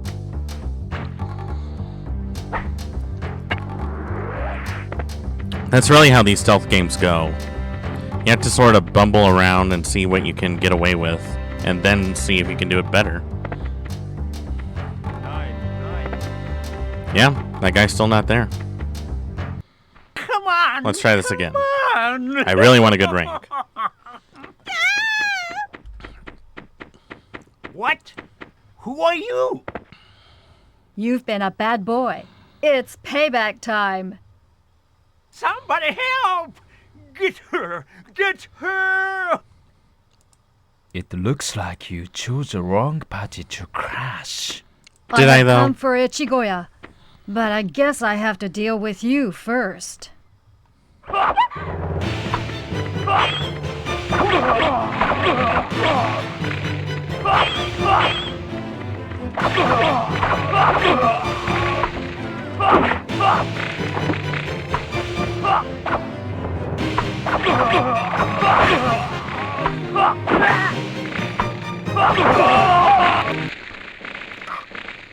There we go. Now where did that lecherous goat go and hide himself?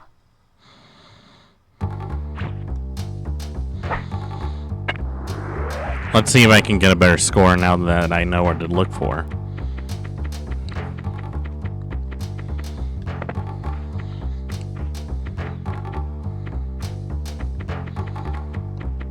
As I once said about disposable coffins, I don't know if it's working, but I'm game to try.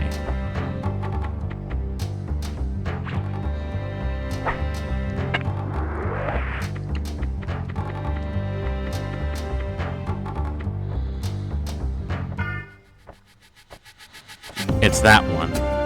That's the door I'm looking for, right?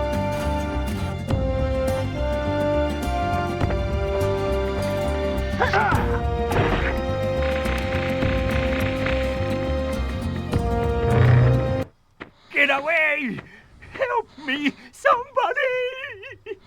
It's just You have a and gun, me by the way. now. You could shoot me if you wanted to.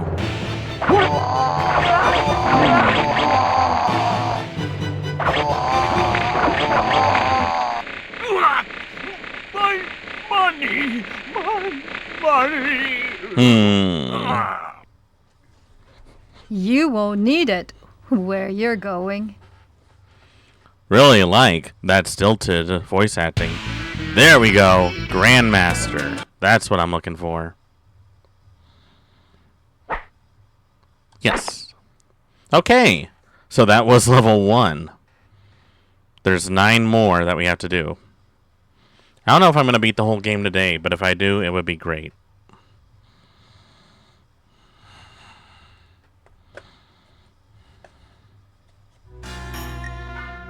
A large and well-organized group of outlaws intends to attack Lord Goda's territory. You have stolen a copy of their plans.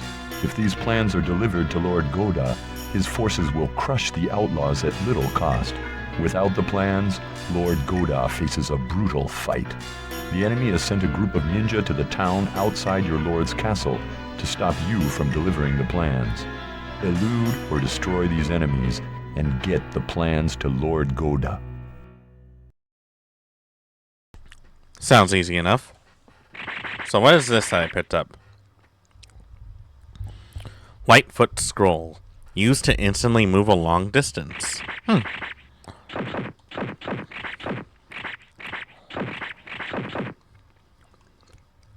Let's go with this first. Mark your path with color rice. Beware of enemies on the roof. And never harm the innocent. So now there's going to be enemies on the roof this time. I don't care what. This message is getting through.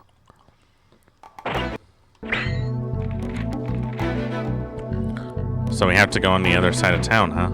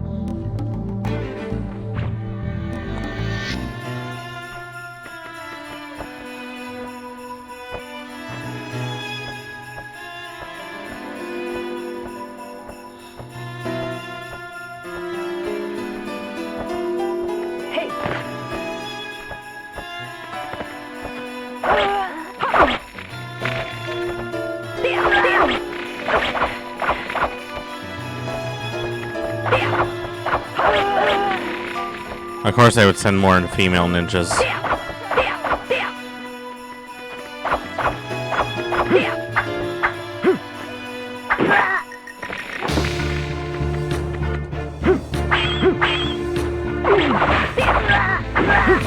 Oh god. Oh, these guys are tough.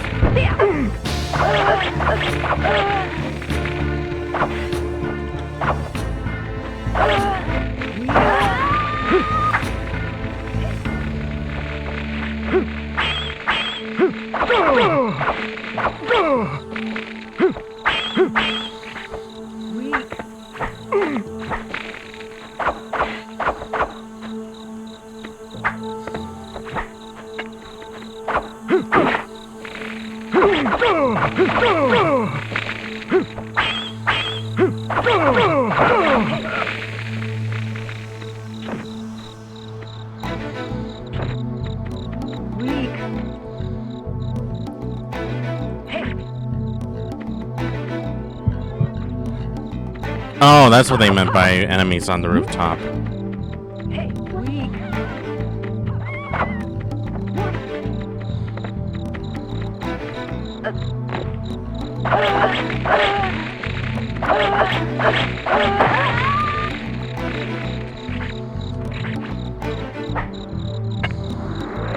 I'm definitely getting a bad score for this.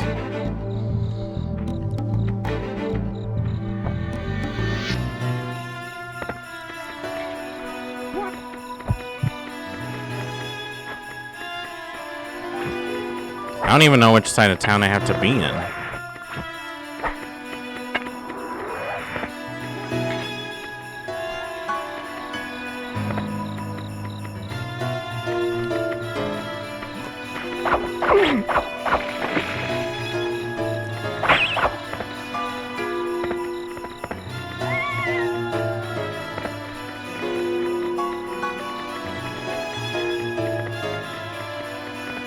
This isn't it.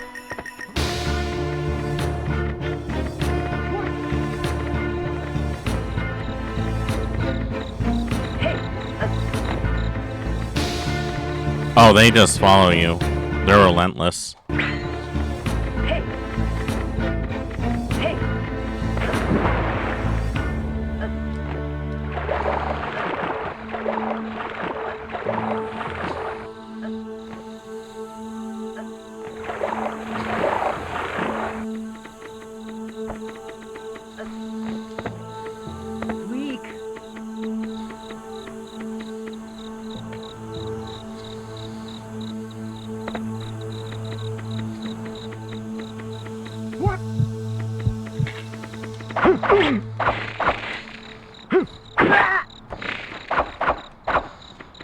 Oh, I got it. Sorry, I stopped for some refreshment. You have done well. Come, Lord Goda is waiting for you. This is a trap, isn't it? Thug. Man.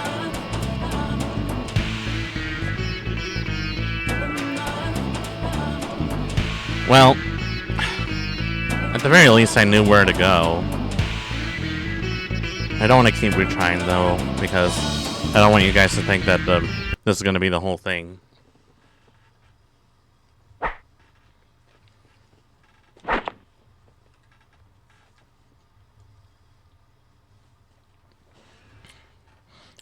Let's see how much more of the game there is.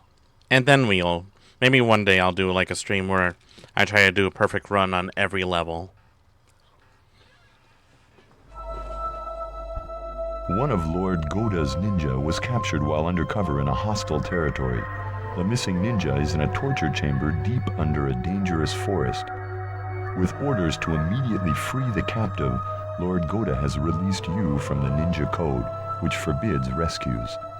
You must free the captive, and quickly.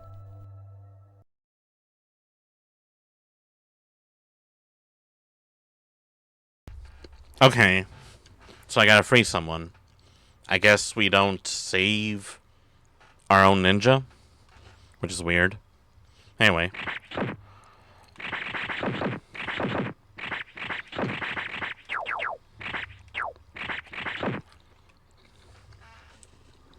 Be wary of pitfalls.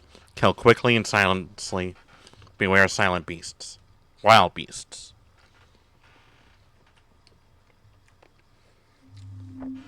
Sorry, I'm trying to finish up this shrimp biryani that I got from an Indian restaurant.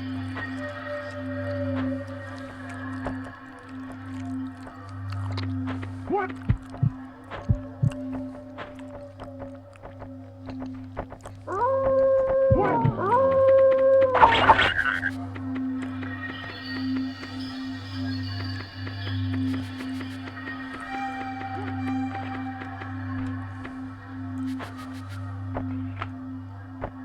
What?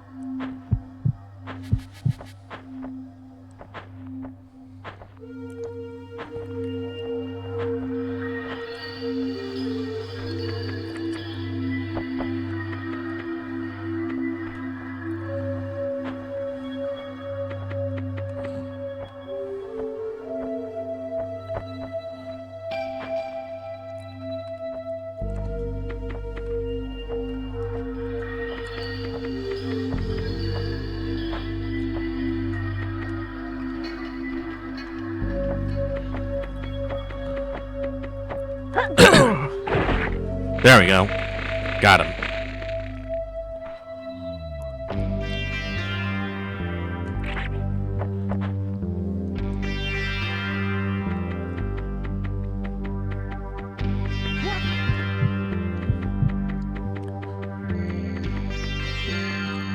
Maybe I need to go this way. It's not clear what cave is the right one.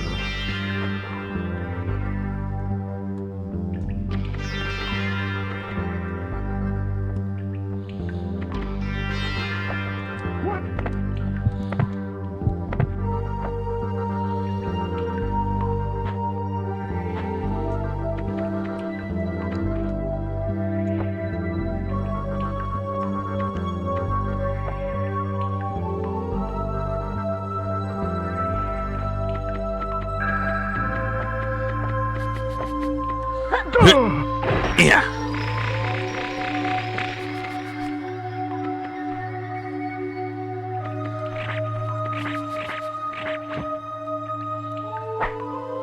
Alright. This is like Batman's training arc in the League of Shadows.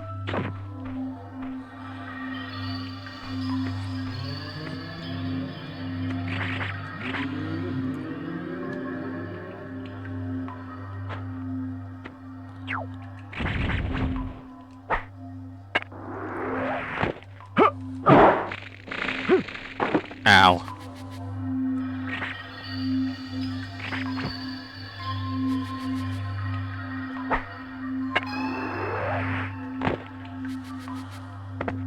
Where are you?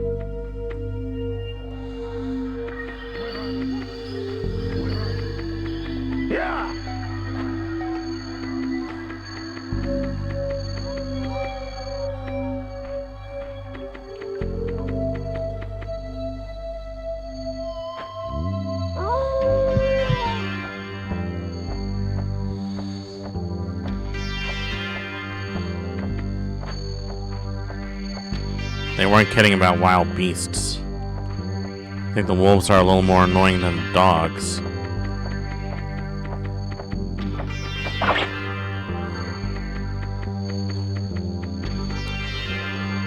Alright. Just gotta move quickly and discreetly. Like a fart through butter.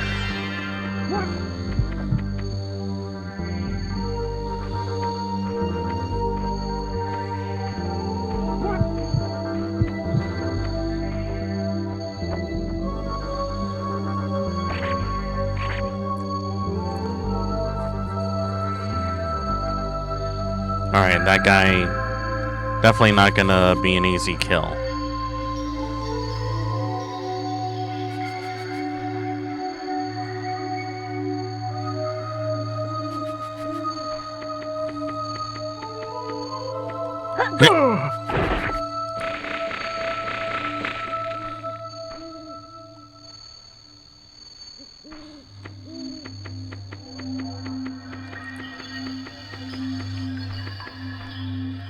I believe this game came out a little bit before Metal Gear Solid, right?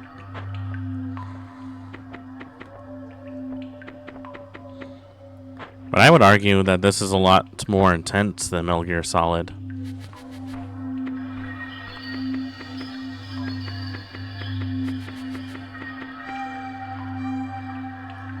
Alright, there's the guy right over there. Ah! Oh, the pitfalls. I forgot about the pitfalls. Oh god, am I bleeding over there? What was in that pit? What was in the pit? I didn't see what was in the pit, so what was in the pit?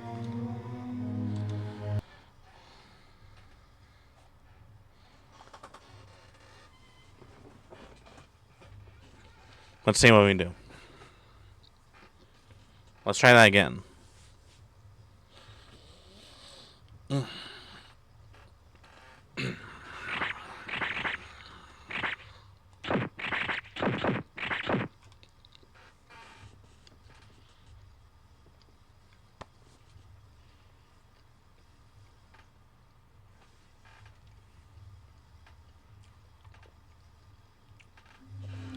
This just proves I would have never made it in Special Forces.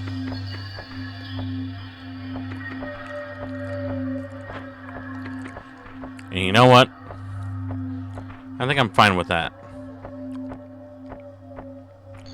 Those who only do stealth are people who hate confrontation. That was a very polygonal looking wolf.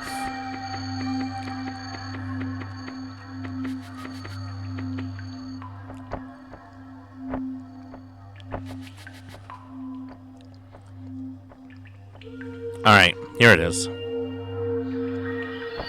I knew it was somewhere around here.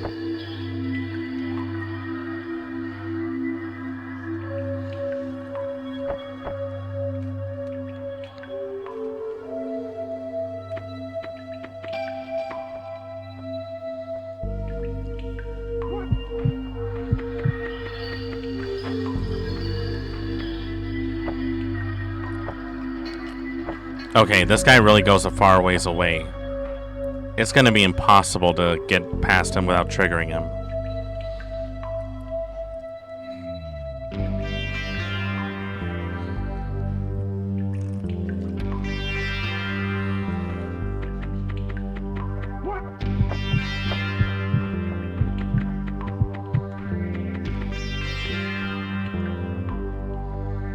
I just need to see him so that I know more or less where he is. Alright, I'm going.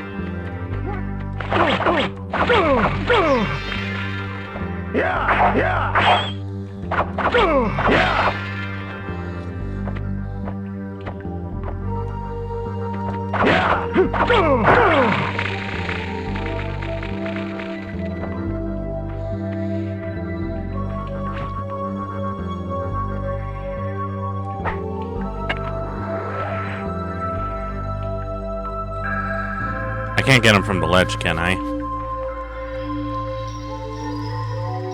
Nah, that would have been too easy.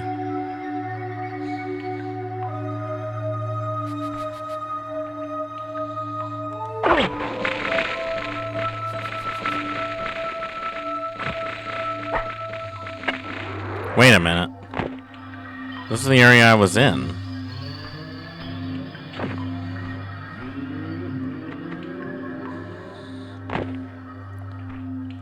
Did I enter the wrong cave?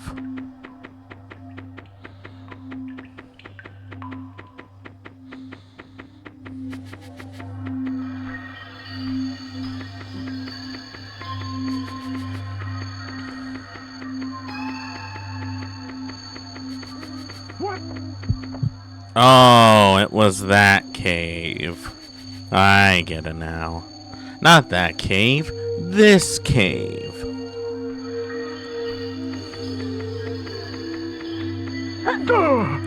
Got him. I like how they go ragdoll as soon as I stab them.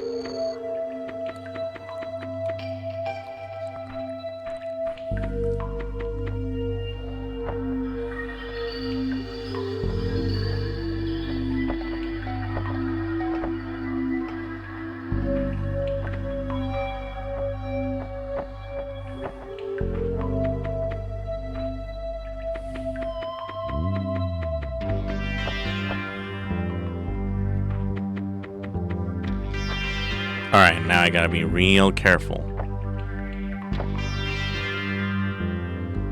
That guy is like right there.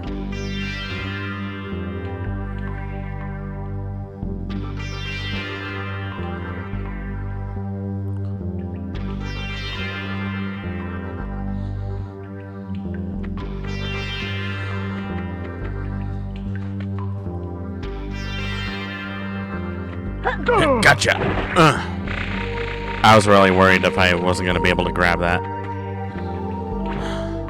There's so many pits, too.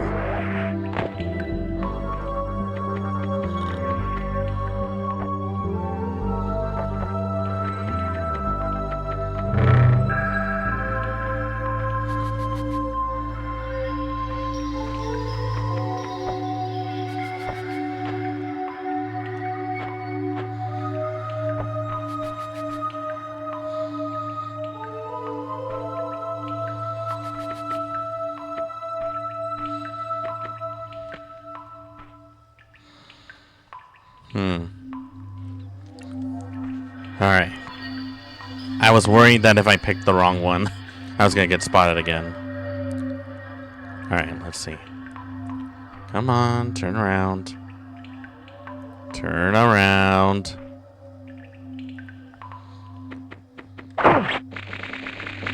There we go.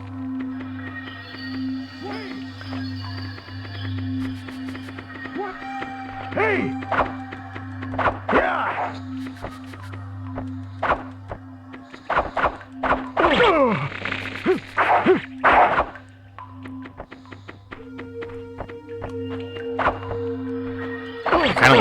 lock-on feature, because combat isn't exactly this game's strong suit.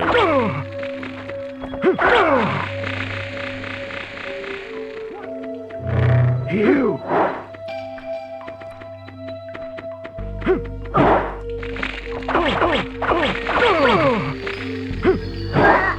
I think that's why they had to make it into a stealth game, because otherwise you're going to be doing this for a while.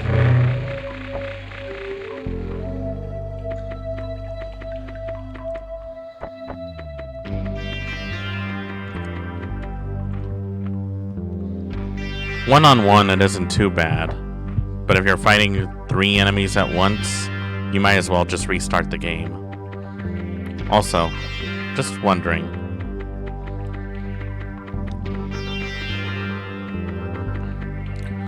Oh my god, did I just really go through an unnecessarily long path for no reason?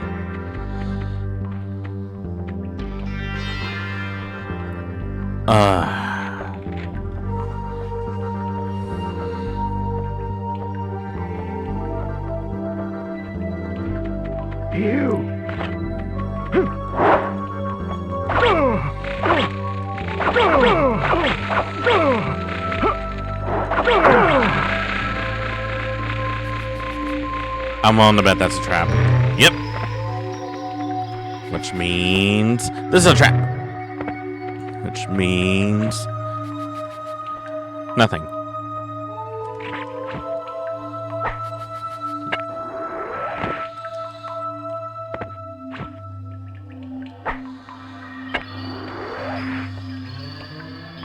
Okay, there's someone coming. No, he's not. Oh my god, really?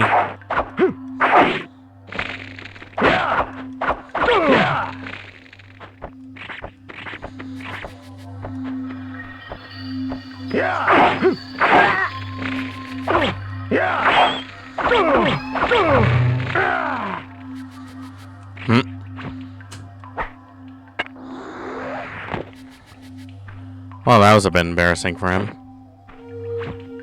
I bet he wasn't expecting that to fall under his feet.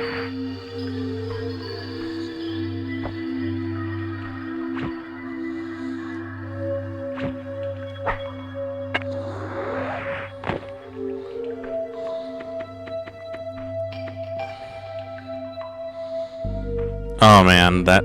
You know what? I think there was a reason he had to go down there. There's no way to get him to drop from there.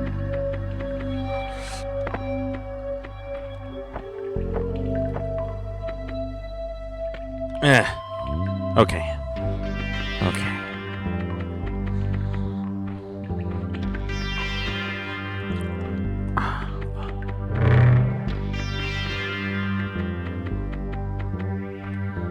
This is a very complex place to... That was where the hole was, wasn't it?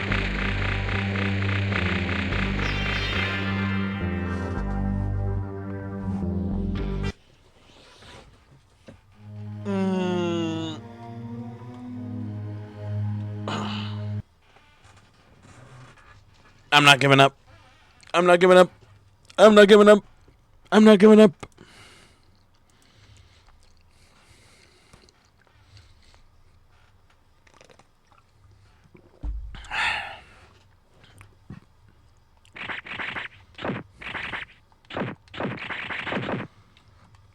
Well, I am out of health drinks, which makes this gonna be a lot more harder.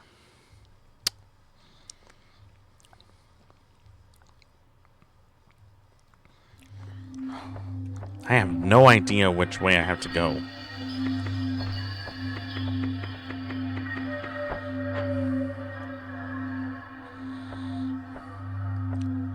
And the worst part is that this forest is very dense.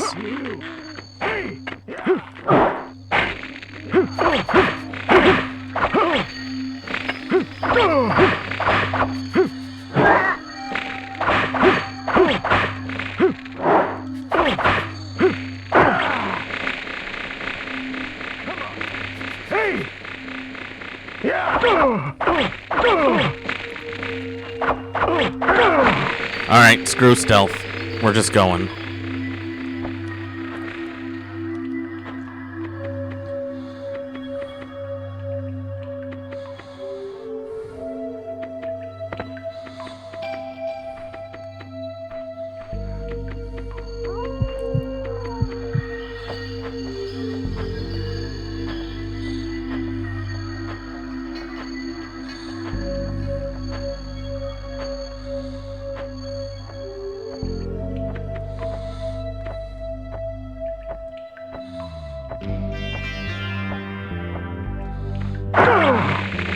Gotcha.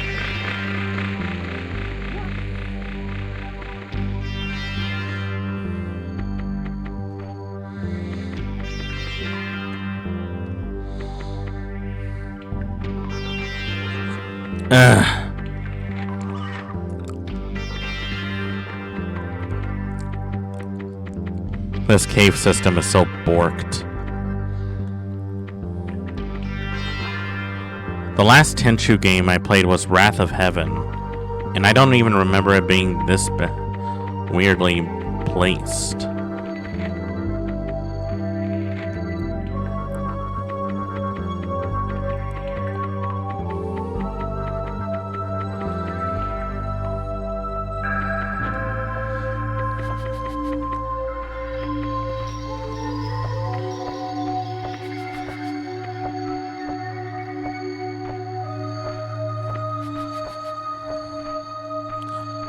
I think when I played this game, I was like 5 or 6. So yeah, this is a game that turns you into a man real fast.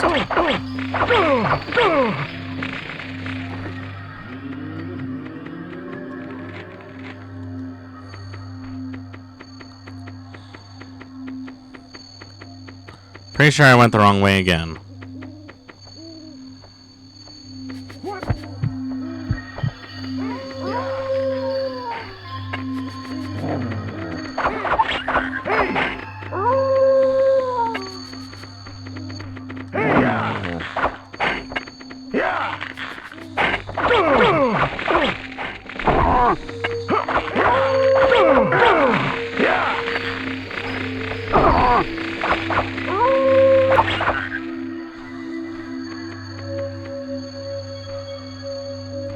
I'm doing like a terrible job right now.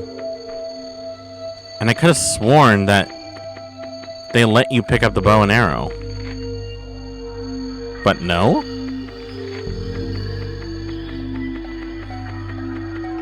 Maybe it was only with the newer games that they do that.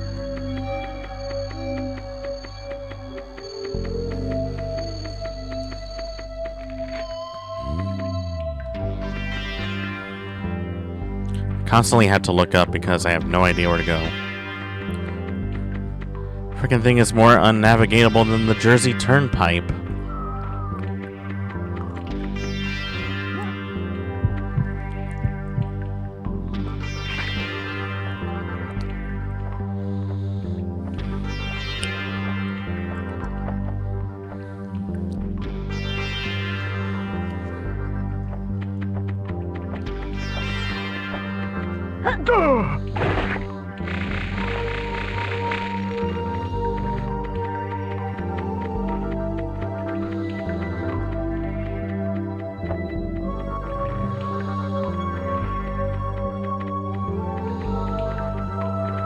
Where are you?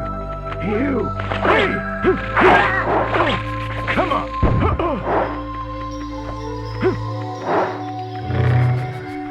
Come on! You!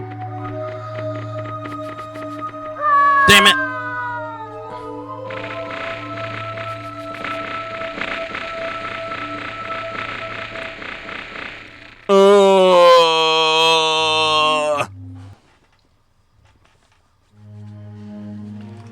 It's gonna be fine.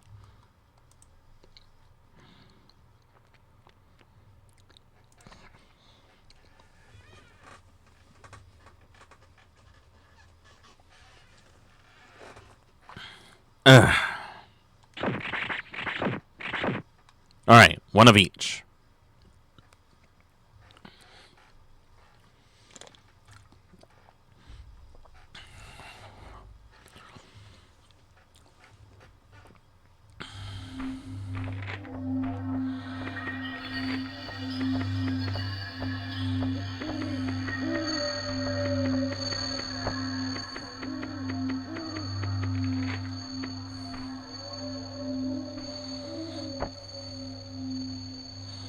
Alright. No more messing around. This time I'm gonna get it. Looking back at it now, I probably should have played Tenchu 2 first, since that was technically the game that I played when I was in college. But I wanted to play the first one because this was the one that was most nostalgic to me. Okay, let's see.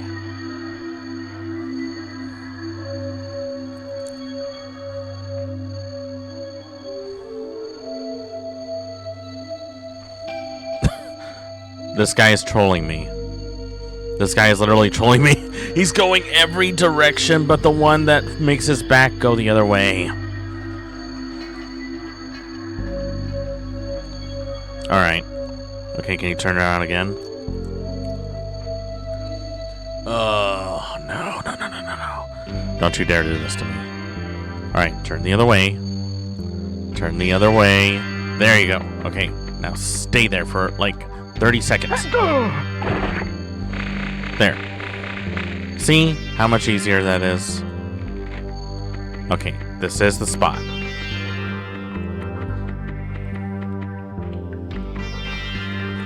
Alright, so let's see. So far that way has been nothing but death, so I guess I'll go this way because, well, this way's death too, so it's not like this is any much better. Oh god, I missed that jump. I thought it was a lot further than that. Ugh. You know, I'm starting to see why I never beat this when I was 6 years old. I was always stuck on the first level just slashing at everything and everyone because I thought that was the objective of the game. This proves that 6-year-old me was kind of stupid. Real stupid. You know what? We're not going to use any items. We're not going to get any items. Because so far the items haven't really done me much good. So, you know what? We're doing an itemless run.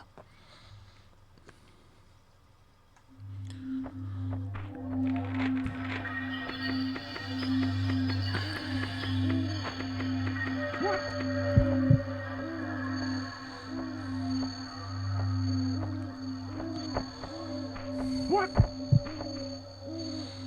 Oh my god.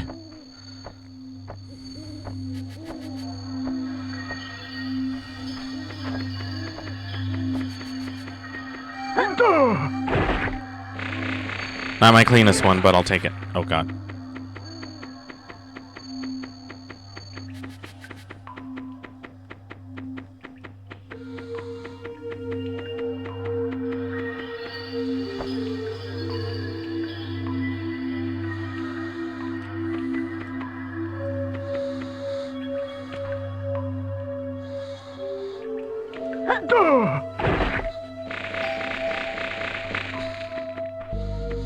Okay.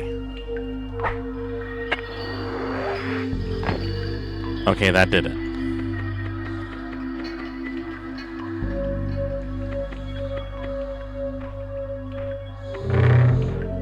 It was this one, I think.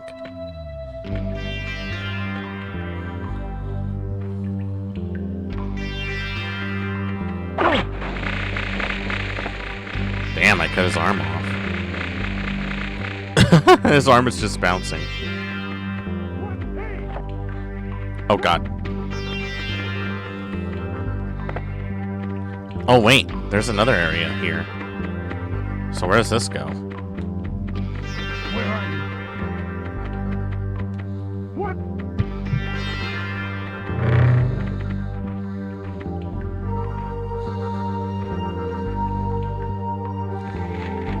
How far does this go? Where are you? I'm assuming I'm going to that one over there.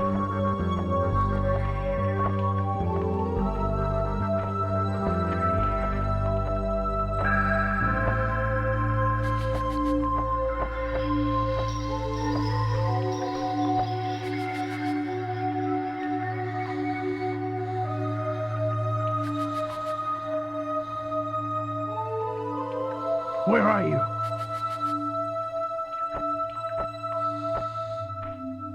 Yeah!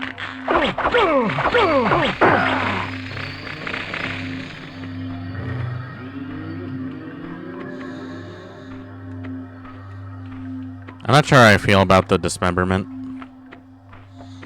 Makes me feel a little, queasy.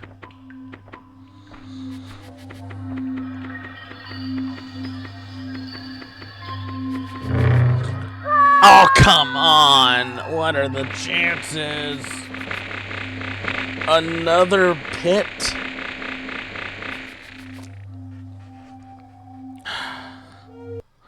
Wow. We're only 3 levels in, and it's relentless. This is an endurance, man. I've never played a game that made me question if it's really me, or if it's just my poor sense of timing. Was the whole idea to make such a realistic stealth game that there would be no more stealth games to make? Out of all these levels, there's got to be at least one that's tolerable.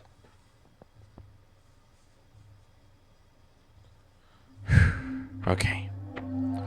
Maybe I'm approaching this the wrong way.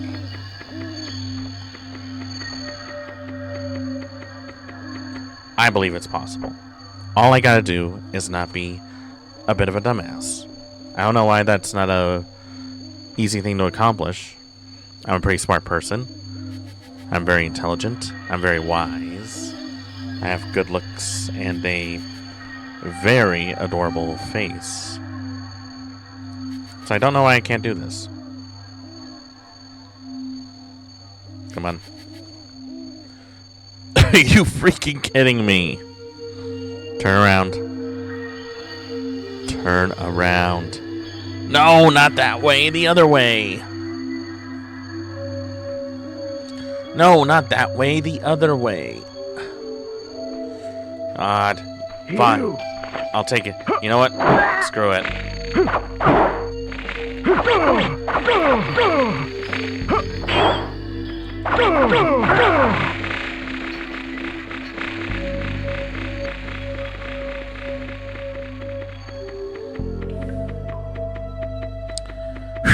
Alright, you know what? Who cares? Forget trying to do this right. Let's just finish this. It's not like I'm terrible at stealth, but these guys are like so relentless and that their programming is so weird. It really makes you wonder, is it really the game? Or did someone purposely make them turn around like this?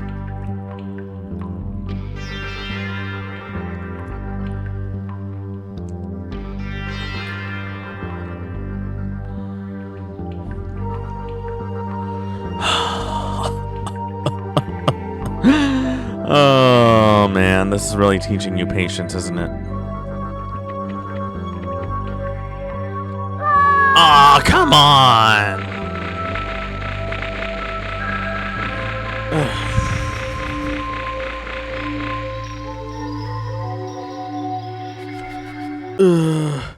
The power of Naruto compels you. The power of Naruto compels you. Oh well, what can you do?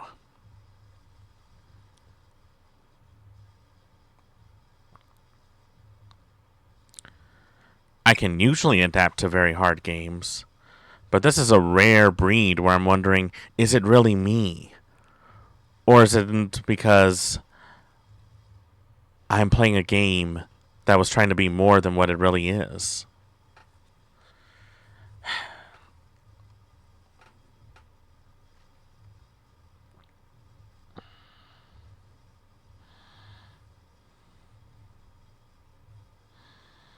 All right, let's see. Let's try it again. This time we're doing it right.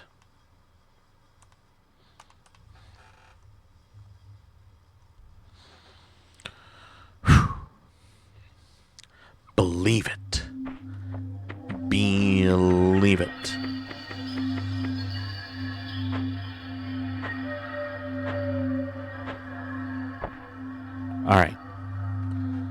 on. Turn around. Yeah, there you go. There you go. There you go. See? That's helpful. Not helpful for you, but it's helpful for me.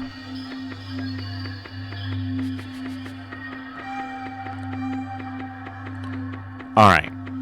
I'm trying to think. Maybe it's not. What? What?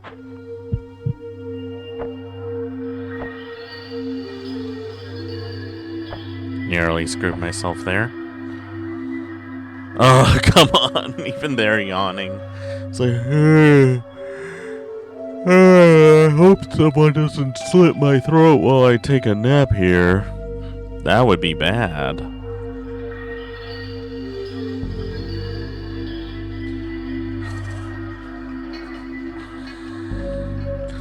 Come on. Come on. Are you kidding me right now? Turn. He's turning every way but the wrong way.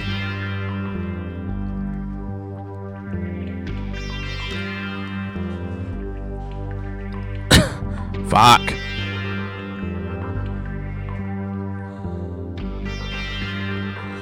Are you joking? Come on, you're joking me.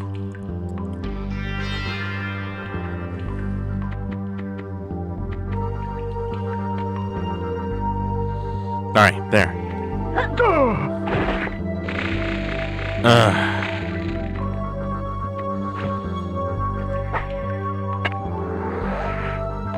Man, this is an endurance. I'm no stranger to hard games, but this is a rare breed where it really tests on your patience and willpower. It's almost like you want to play a ninja game. Well, this is what ninjas had to do. I mean, sometimes in feudal Japan, the actual ninjas didn't really have magic, but they did use techniques and stealth techniques that gave the illusion that they could disappear. They were masters of disguises and could kill instantly without warning. And it really sparked on that idea, that mystique, that these must really be supernatural beings. Okay, let me think. What if we go through here? Right? Surely they wouldn't just put this place arbitrarily. Right? Right?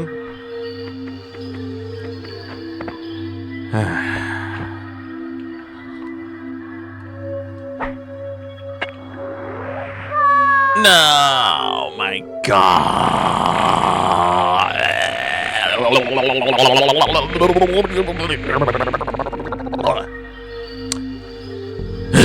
Frickin' Tasmanian devil over here.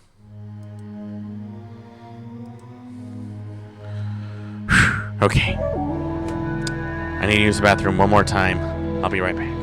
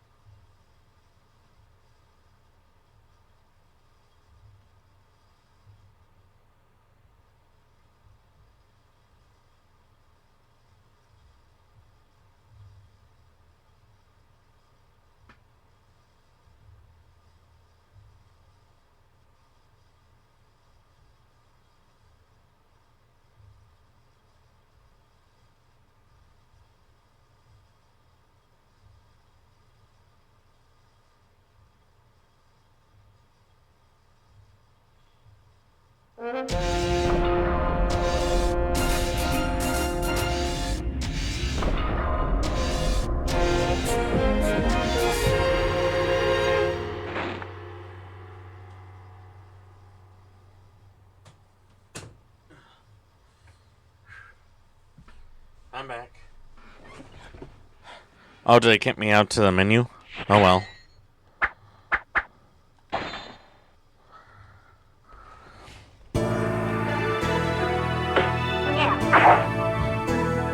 Alright, let's try that again.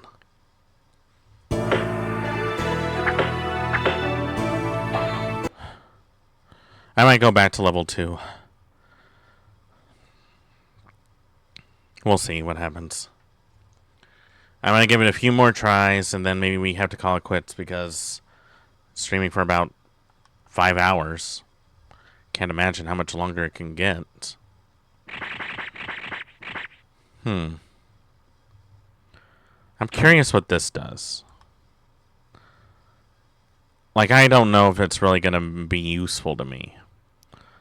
But I might as well give it a try.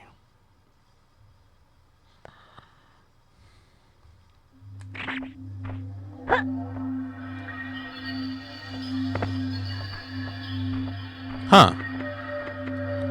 That's actually kind of cool.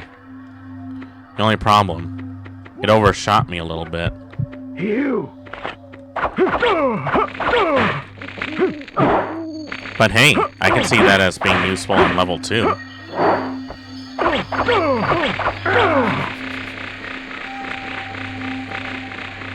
So there is a benefit of getting like the perfect score when you're playing these games, because it gives you these kind of cool powers.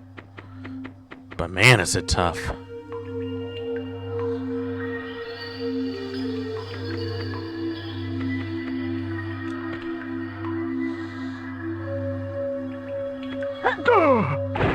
Whoa!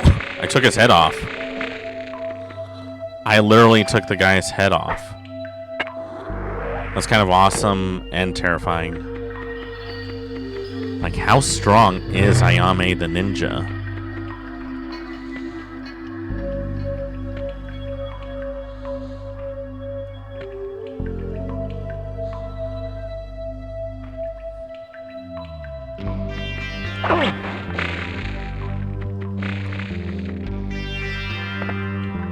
Okay, so we've already established that that door leads nowhere.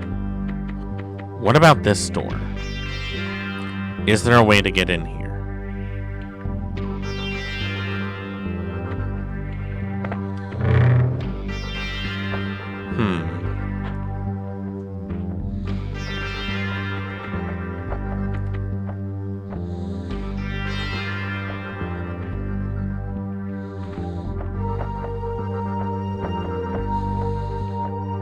Well, there's definitely a way through here, but where this leads, I have no idea.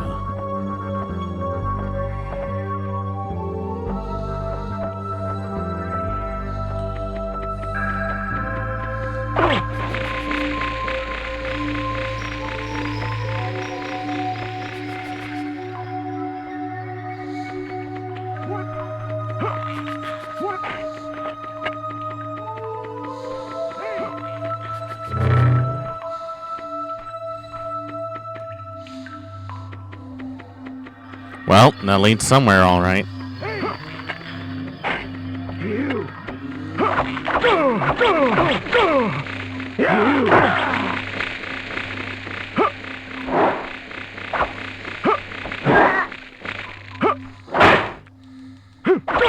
I do like how you can sort of block with a strike. That's kind of neat.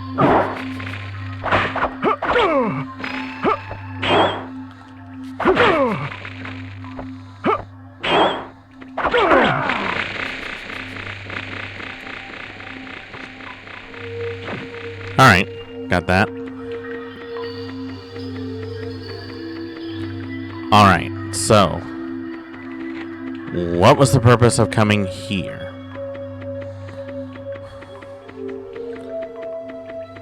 There's definitely something above me, so I have to go up here. So is our ninja friend around here? I would hope so. I would really hope so after all this time bashing my head against the wall. So, oh, what the hell? Come out to play. That means you get to play too. Goo. Oh god. Is that a diseased bear?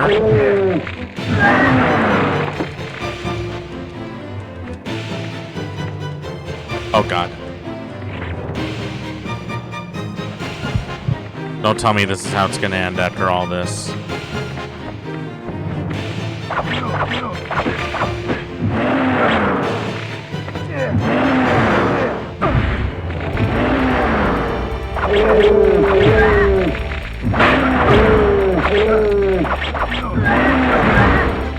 Oh god, this is not how I imagined things would go.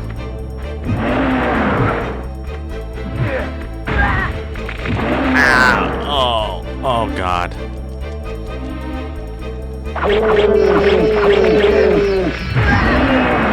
Oh no. New planet. Ah, jeez. Well, at the very least I know where it is. Okay. I think I have to end it here because it's already been a little over 5 hours and I definitely need to get something in my stomach because I am not doing so well. Well, that's Tenchu, and today officially marks the start of a new era. So, hope you guys will tune in on October 1st when I showcase myself as the brand new Swordsman Studios. I hope you all have enjoyed this time with me and are willing to join me on a new adventure. Be sure to follow me for more updates and be sure to participate in the subathon because, you know, you guys might get some pretty cool stuff. I'll definitely post some stuff on what to expect on the subathon and also on what to expect from me. For now, though, it's time for me to take a little breather for the next 10 days as I prepare myself for a brand new Swordsman Studios. And again, thank you all for being with me on this journey. Really can't wait to see what I can do for you all when it's all said and done. So, with that in mind, let me send you all over to someone. Who that someone is, I don't know. I'm sure there's somebody I can put into.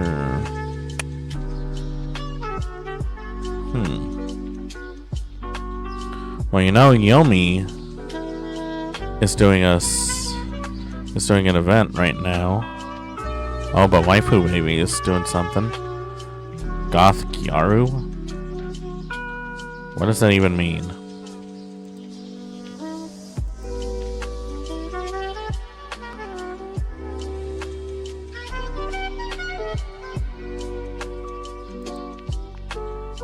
Let's see what happens. Well, thank you all so much for watching. I hope you enjoyed this wonderful experience. Be sure to follow us for more updates. Hope to see you guys in my debut/subathon as we move on to Swordsman 2.0. Thank you all for this wonderful experience. Hope to see you guys there on October 1st, all the way through Halloween. And as always, respect the classics.